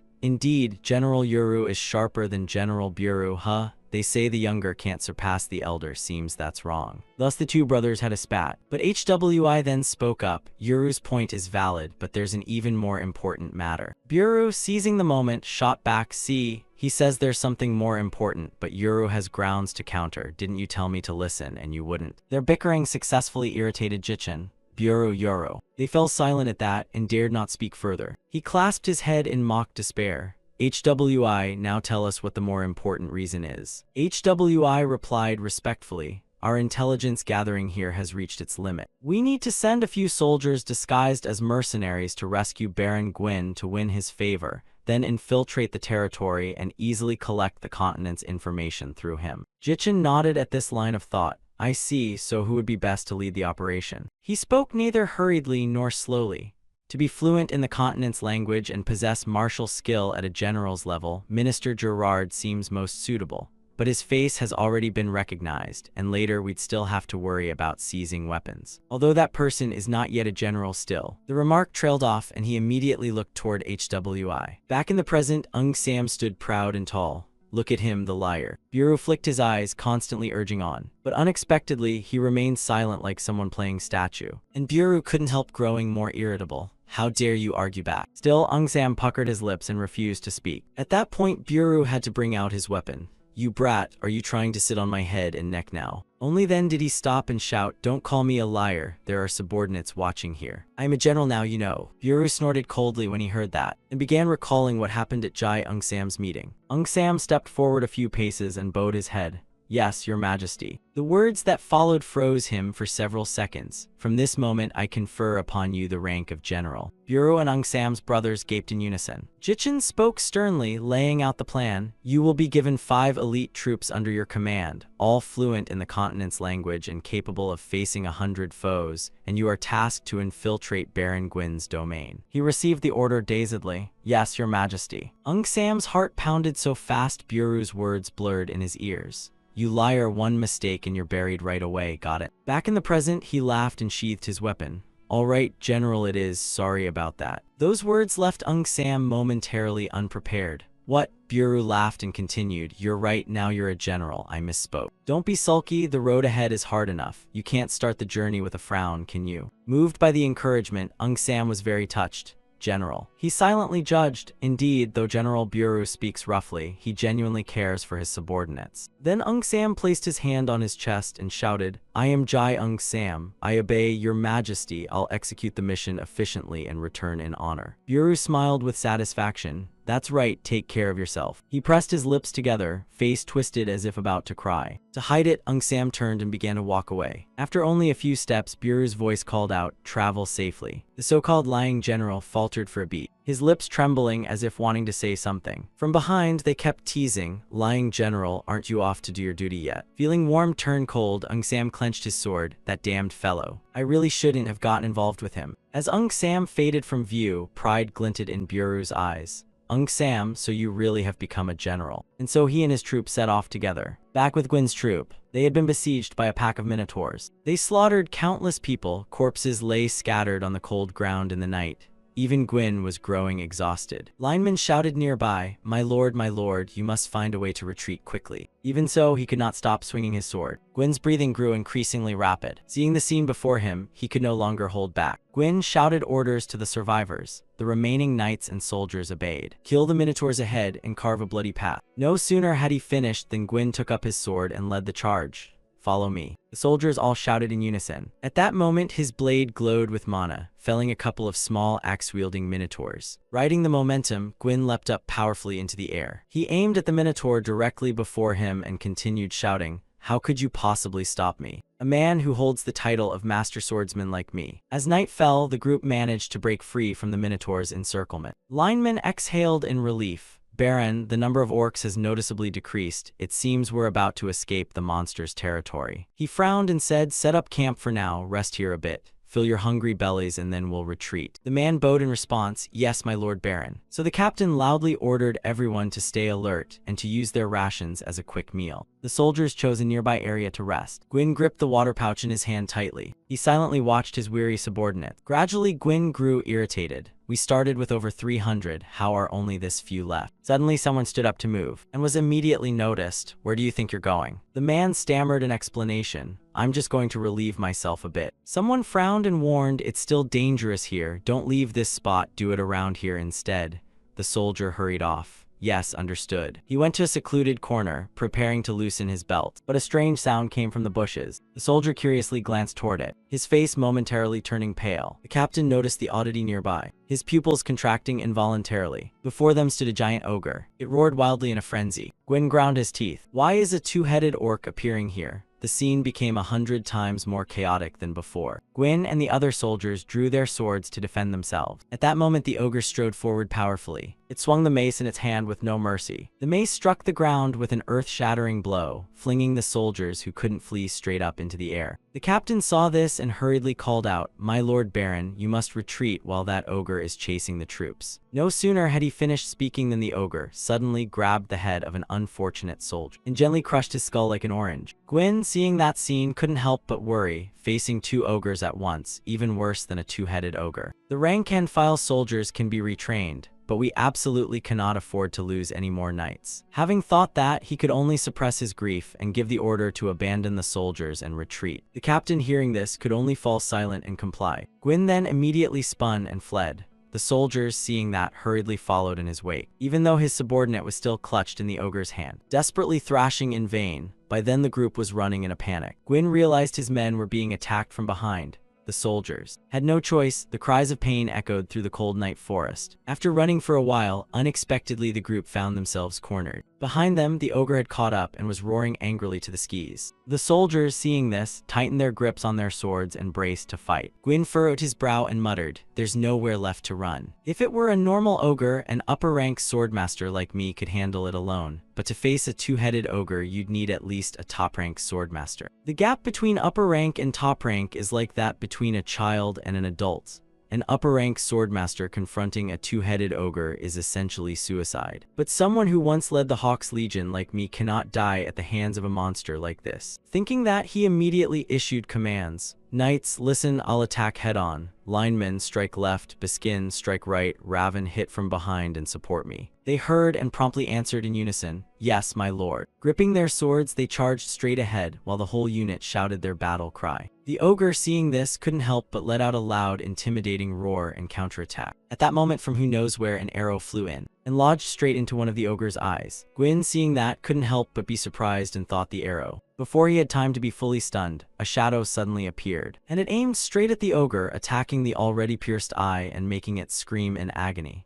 The ogre, enraged, wildly swung its huge club about. Meanwhile, the owner of that arrow had already succeeded in closing the distance to it, and used the sword in his hand to deliver a clean, razor-like cut, gently slicing across the ogre's neck at that spot. Blood sprayed everywhere. Its heavy body crashed down to the ground with a thud. After killing the ogre, Sam's figure gradually came into view. He slid his sword back into its sheath with nimble ease. Gwyn didn't speak at once, his eyes wide in astonishment. Sam turned and offered a friendly smile. "Are you all right, my lord?" After a moment, the two stood their ground, watching each other warily. Gwyn still seemed doubtful. Even a surprise attack couldn't fell a two-headed ogre in one strike. Surely it must be a top-ranked swordsman. Just then, footsteps suddenly sounded from behind, startling him and causing him to turn his head quickly. Gwyn and his men involuntarily turned to look at Sam in surprise, for at that moment the comrades had stepped forward toward him. This made Gwyn frown and question inwardly. Could they all be swordsmen of equal rank? He hastily voiced his gratitude. "Thank you for saving us. I am Baron Gwyn. Who might you be?" Hearing that, the boy smiled slightly and replied, "So you're Baron Gwyn, I am." Suddenly,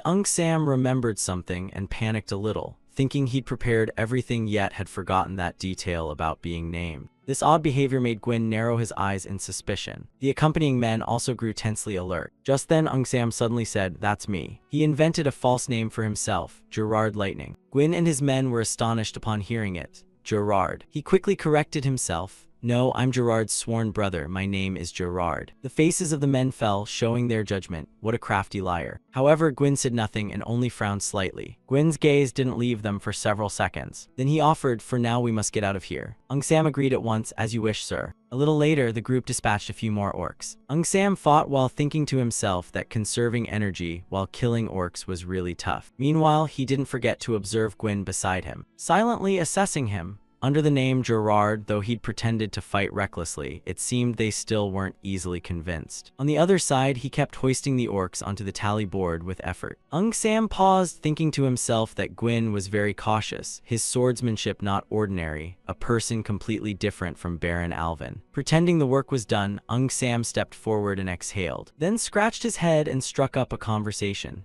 "It seems the monsters around here have been cleared out. What do you say we rest a bit before moving on?" Gwyn agreed. "All right, everyone rest for now," they replied in unison. After choosing a resting spot, a voice questioned, "You say you're Gerard Lightning's sworn brother?" Sam smiled as if it were true. "Yes." Gwyn nodded and praised, "Your swordsmanship is exquisite." Sam felt a little embarrassed. "You flatter me." At that moment, Gwyn asked, "By the way, what brings you all the way into this deep forest?" The boy had prepared an answer beforehand. "Actually, someone went missing after entering the Raganza Mountains, so we had to come search for him ourselves." Gwyn's brows knitted in curiosity. "What on earth were you doing in the Raganza Mountains?" Sam bowed his head slightly, his voice noticeably softer, saying he wanted to explore an unnamed dragon lair. That remark left him thoroughly puzzled. Even if Sir Gerard were a swordmaster, going alone into a dragon lair was suicide. "So have you found Sir Gerard yet?" At that mention, Sam froze for a few seconds. Next, he took something from his inner pocket and held it straight out for them to see. At the sight of the object in Sam's hand, Gwyn couldn't hide his astonishment. That was unmistakably a swordmaster's identification token. He confirmed gravely, "Yes, this is Gerard's token." Lineman couldn't help springing to his feet. "How do you have it in your possession?" The iron-mustached man, hearing this, angrily shouted in accusation. "Are you doubting our captain?" The soldiers reflexively reached for their swords. Lineman, still arrogant, snapped back, "Why, get your hackles up. You look like commoners. Commoners who insult nobility get executed on the spot, you know." He sneered in disdain. "Saved from death, and now you think you can boss us around." He was annoyed like a dog stepped on. "What did you say?" Sam's tone turned cold as he ordered, "Sit down." The iron-mustached man snapped to protest, "Captain." Sam frowned and muttered under his breath, "Want to die?" The iron-mustached man glanced sideways at him, then reluctantly obeyed and sat down. Gwyn's men, seeing this, also fell silent and complied. Sam then completely turned his attitude around. The recent fight with monsters had everyone on edge. The iron-mustached man grumbled angrily behind his breath, acting as if Sam had less right to find and take Gerard's things than they did. Gwyn's group, hearing this, all bristled with murderous intent. "Gerard." Lineman showed displeasure and growled a warning. "You dare call Sir Gerard outright? Who exactly are you lot? The iron-mustached man looked startled, fearing exposure. Sam, quick-witted, suddenly laughed out loud to draw attention, instantly capturing the full attention of the men opposite. Then he explained, when I swore brotherhood with Gerard, my younger brothers were there too. Because we're close in age, I took Gerard as a junior brother and we became friends with my other brothers. So it's easy to misunderstand. This revelation left the man visibly surprised. You say you took Sir Gerard as your junior brother. Sam bowed his head slightly, a smug smile curling at the corner of his mouth. Yes. This made the accompanying henchman admire and accept it. That line of reasoning is indeed a general's lie. To bolster his credibility, he even jerked his head to signal his followers. Spot on. The iron-mustached man acted the part so well that he sprang up to endorse it. Yes, we and Gerard are brothers in arms, eating and suffering together. The group happily chimed in.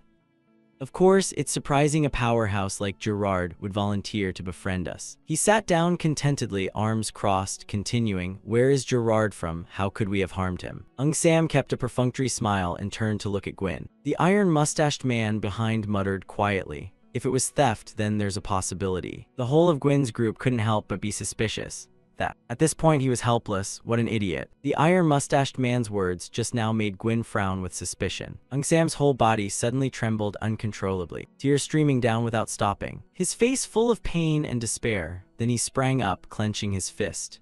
Dragon, how dare you harm my little brother? One day I will avenge my little brother Gerard. This display left Gwyn's men silent and staring. Sam continued his performance without restraint. At that moment he changed his stance, daring to risk danger to avenge a non-blood-related little brother. And of course, in Gwyn's eyes, he truly was a real man. Meanwhile, Sam's people grinned in admiration. The lie acting had reached a supreme level. Gwyn stood up and sincerely wished Gerard success in his revenge. Sam replied somewhat helplessly, thank you, sir, it's just that I greatly resent my own weakness before dragons. He fell into silence. After thinking for a long while, Gwyn rubbed his hands and spoke, I see, so that's it. Lineman looked puzzled and asked, how so? He reminded them the disadvantage for the troop was the route. Clearly the guide said this was a safe path. He ground his teeth at the thought. Trusting a poor itinerant guide was indeed a mistake. Unexpectedly, Gwyn immediately objected. No, that guide wasn't wrong. Lineman asked in confusion, why do you think that? At this point, he began to review everything. There were clearly signs of people on the path we took, but how could humans move about in a place swarming with monsters? Lineman gradually realized the problem. Unless they were tired of living, they wouldn't dare. The remark was left hanging. Gwyn answered directly afterward, that must be it. It would be more reasonable to assume the monsters had invaded human territory. Those words enlightened everyone in the group. Not stopping there, Gwyn offered another argument. The monsters weren't just entering unfamiliar territory, they were moving in herds. That indicates a great danger has struck their lands. Lineman chimed in again, if it's a great danger. He quickly supplied the answer, it would be dragons. Everyone gaped, dumbfounded and utterly shocked. Based on what had been said, Gwyn could believe it. If not for a dragon's rage, it would be hard to make sense of these events. The man beside him suddenly wondered aloud, but why would dragons suddenly become enraged? After a moment's thought, he looked toward Sam, then spoke calmly, Sir Gerard, your sworn junior is a notorious treasure hunter. He intended to rob a dragon lair. And when discovered, Sir Gerard surely fought with all the honor of a swordsman. But how could a mere mortal defeat a dragon? The issue here is that Sir Gerard left a small wound on that dragon. The murderous aura from the enraged dragon then agitated the monsters. And as a result, we have to suffer the consequences. That logic was so solid the soldiers swallowed it hook, line, and sinker. They crowded around Gwyn, praising him nonstop, truly a lord at work. Your words are absolutely correct. While Sam's men showed obvious helplessness, just a lie and yet such an elaborate interpretation. But this fit perfectly with his plan. The stage had already been set for us. Night was falling at Jichin's fortress. Bureau ran back to report, Your Majesty, the operation was a complete success. Baron Gwyn has lost most of his forces. General Jai rescued Gwyn from danger and they are moving together. We also captured the orcs used in the operation. Not to mention, we rounded up other orcs and monsters drawn by the scent of blood. Saying this, he grinned, so our numbers have grown considerably. Hearing this, you mentioned the final step. Now we only need Sam to win Baron Gwyn's heart and enter the territory. Bureau kept praising, though General Jai boasts a lot, his abilities are certainly reliable. One thing's for sure, he's doing very well indeed. Back with Sam, he was grilling the iron-mustached man. Samdapio, do you want to be buried alive? The man whispered back, I wouldn't dare. How could your subordinate dare? So Ung Sam launched into a tirade. Judging by your attitude, it seems you don't want to live anymore.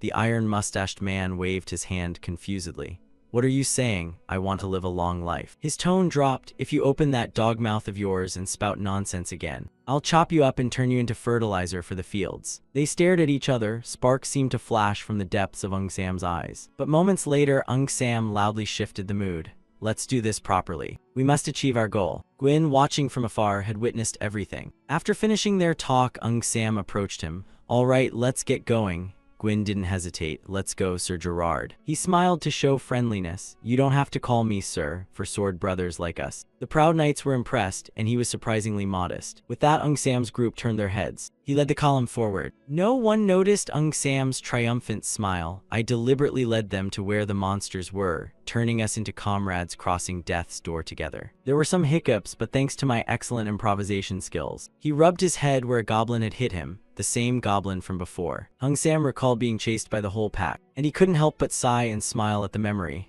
It was really dangerous to mess with a baby goblin. You should warn first. Before he could do anything, the iron-mustached man kicked it away in a hurry. He sent the poor goblin flying up into the air. Ung Sam stared blankly at his iron-mustached companion, who had just interrupted him. He, on the other hand, smiled proudly. I did well, didn't I? Very soon after, a piercing shriek rang out from the forest. The pitch-black night revealed several pairs of glowing red eyes. At this point, Ung Sam had no choice but to run. Everyone flee now. They immediately sprinted away, legs folding. He cursed inwardly, that ringleader. Meanwhile, only 2 guards stood watch at the city gate. One of them noticed something odd. What's that over there? The man beside him looked just as puzzled. What do you see? From afar, it looked like a column of smoke racing toward them. It turned out Gwyn was being chased all the way here by the goblins. Open the gate quick. Lineman quickly announced himself. It's Baron Gwyn. Open up now. The 2 guards gasped in astonishment. Lord Lineman. Behind them it was no longer goblins. As they drew near, the pupils of the guards' eyes dilated and went rigid.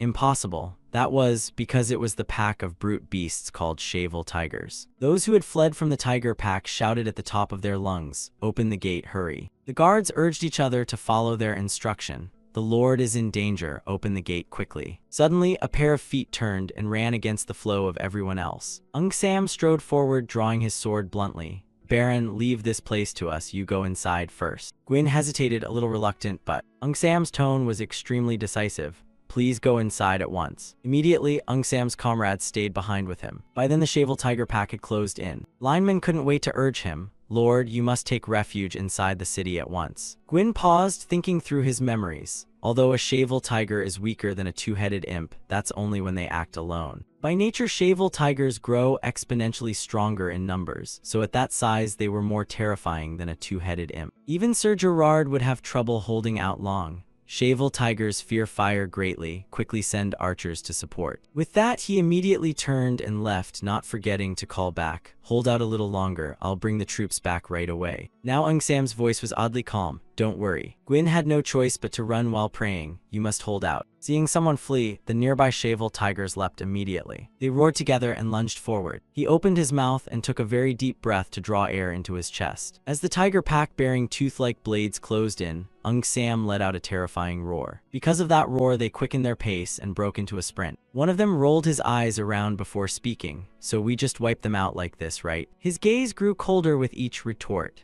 No, we mustn't reveal our full strength now. If several swordmasters travel together, won't that arouse suspicion? Their opponents frowned in bewilderment at Ung Sam's implication. Then why did you bother to show up at all? He did not shy from revealing his purpose because this was a good chance to earn Baron Gwyn's trust. Because we've already shown we protected Baron Gwyn in a moment of danger. We only need to display enough strength to be worthy of Gerard's sworn brother title. Then just casually enter the city afterward. With that, he brought his sword down on a shavel tiger. This drove them into a furious roar that echoed through the sky. Suddenly, an arrow appeared from nowhere and lodged in a shavel tiger's forehead. Ung Sam's comrades had been providing long-range bow support. Bold move. Then all the underlings charged in, risking their lives. Man and beast collided in a chaotic scene. hard to tell who would win. But very quickly the humans gained the upper hand, bringing them down with spears. Moments later, a rain of rockets was fired down in support of the melee. The rocket heads were set alight and aimed between the people and the Shavel tigers. They still refused to surrender, baring their teeth in a threat. The growing blaze quickly blocked their path. Those that caught fire screamed in agony, so the Shavel tigers had no choice but to turn and flee. They retreated deeper into the forest before everyone's eyes. At the same time, Gwyn brought reinforcements. Sir Gerard, I'm fine. Sam immediately put on a show of wiping his brow. With Baron Gwyn's help, we barely managed to drive them back. He stepped forward and couldn't help but show his gratitude. Thank you, sir. Sam was modest and deferential before Gwyn. I only did what needed doing for the Baron and the townspeople. Hearing that, he involuntarily paused for a few seconds and took a deep breath. Gwyn's pupils contracted repeatedly from stimulation. He kept wondering, he truly couldn't understand how Shavel tigers could chase right into human territory like this. Lineman shared Levy and Gwyn's thought. Isn't it true that they only gather in packs when their young are killed or kidnapped? Hearing this, he unconsciously swallowed a mouthful of saliva. Gwyn looked up at the high mountain and spoke in a deep voice, perhaps stirred by the dragon's rage. Sam now felt something strange and immediately turned around. The man being looked at immediately dodged the subject and whistled. But the pouch on his back had already begun to stir. A baby tiger suddenly crawled out with an awkward little roar. His memory immediately returned to Lineman's panting report. Baron, it seems we've shaken off the goblins. Gwyn wearily replied, maybe all the monsters I'll ever see in my life have appeared today. Meanwhile, Sam was grinding his teeth, dying to swear on the spot. Sam DePio, what a name. But what caught his eye was the sight of the man cradling a tiger in his arms. The baby Shavel tiger was nibbling on his thumb. Sam curiously went over to inspect. What is it? The man held it up, grinning widely. A kitten I found behind a tree stump. He gave the man a displeased glare. The fellow just smirked nonchalantly. Finally, he stuffed the baby tiger back into his pouch. Kitten, you're not going anywhere right now. Sam could only watch, irritated inwardly. In the blink of an eye, a month had passed, and the imperial villa was still as green as ever. Jichin wore a stern expression and questioned, what is the current number of warhorses? Yuru stepped forward to report in full. Isn't this the season of clear skis and fat horses? Among the mares, 4 have entered their 6th month of pregnancy, and about 120 pukal horses here are expecting. Hearing that, he nodded and exclaimed, that's a lot of pukal. Seizing the moment, he quickly proposed another idea. The local stock is too weak to bear barding, so I hadn't planned breeding them. But I think it would be good to use them as unarmored mounted archers for recruits. A new concept for horse breeds immediately sprang into Jichin's mind. He involuntarily paused and fell into thought for a moment. Finally, Jichin's attention shifted to Buru. How are the recruits' training progressing? He managed to say a few words, then sighed. Training is proceeding smoothly, no problems. However, because the gap in capability with Gori's army is too large, I have been gradually increasing training intensity. He frowned slightly and asked coldly, how large is the gap? Buru thought for a moment and gave an estimate, roughly 1 to 20. Jichin immediately declared loudly, with the current force of 1,500 troops, not counting the navy, it's insufficient to prepare for war. 2,000 soldiers must be assembled to form a real fighting force. He bowed his head and respectfully acknowledged the order, yes. Seizing the moment, he pushed the timeline. Within 1 month, shorten the ratio to 1 to 5. Buru raised his arm and replied solemnly, yes, your majesty, you need not worry, they'll be dead for sure. After that, HWI continued reporting in sequence.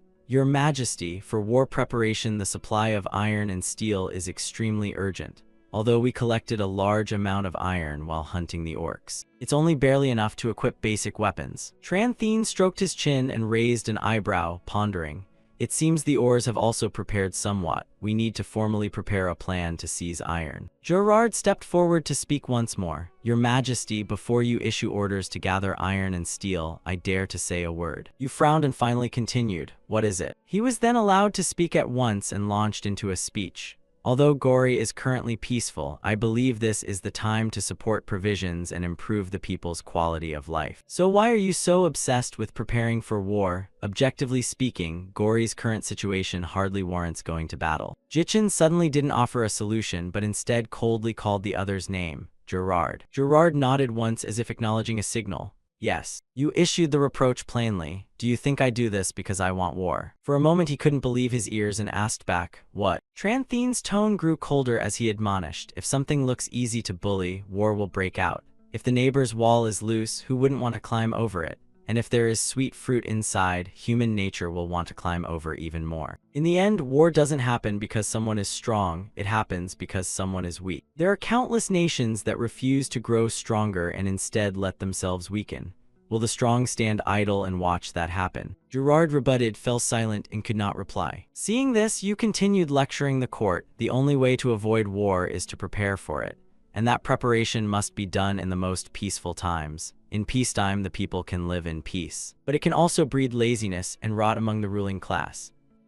That will soon bring danger to the state and its people. Remember that preparing for war is the best policy to prevent that threat. This applies not only now, but as long as this nation endures, it is a truth to be preserved forever. Mark my words. Demuduk understood Tran Thien's words and immediately let a loud cry. By the will of His Imperial Majesty, we will preserve and pass this down for generations. Immediately after, everyone echoed the old man's phrase in unison. We pledge to follow the decree. At this point, he could only weakly assent. We pledge to follow the decree. With that settled, he couldn't stop turning his thoughts to a new matter. But it's been a month already, still no word from Ung Sam. Cut to the magnificent castle, where the wineglass kept being refilled to the brim and the pouring never ceased. Because Gwyn was still staring at Ung Sam with a probing gaze. It wasn't until someone at the table finally spoke that the strange atmosphere was broken. My Lord Baron. He began in a very blunt tone. Do you need someone to wipe up the spilled wine on this table? Gwyn paused and stood motionless for a long moment.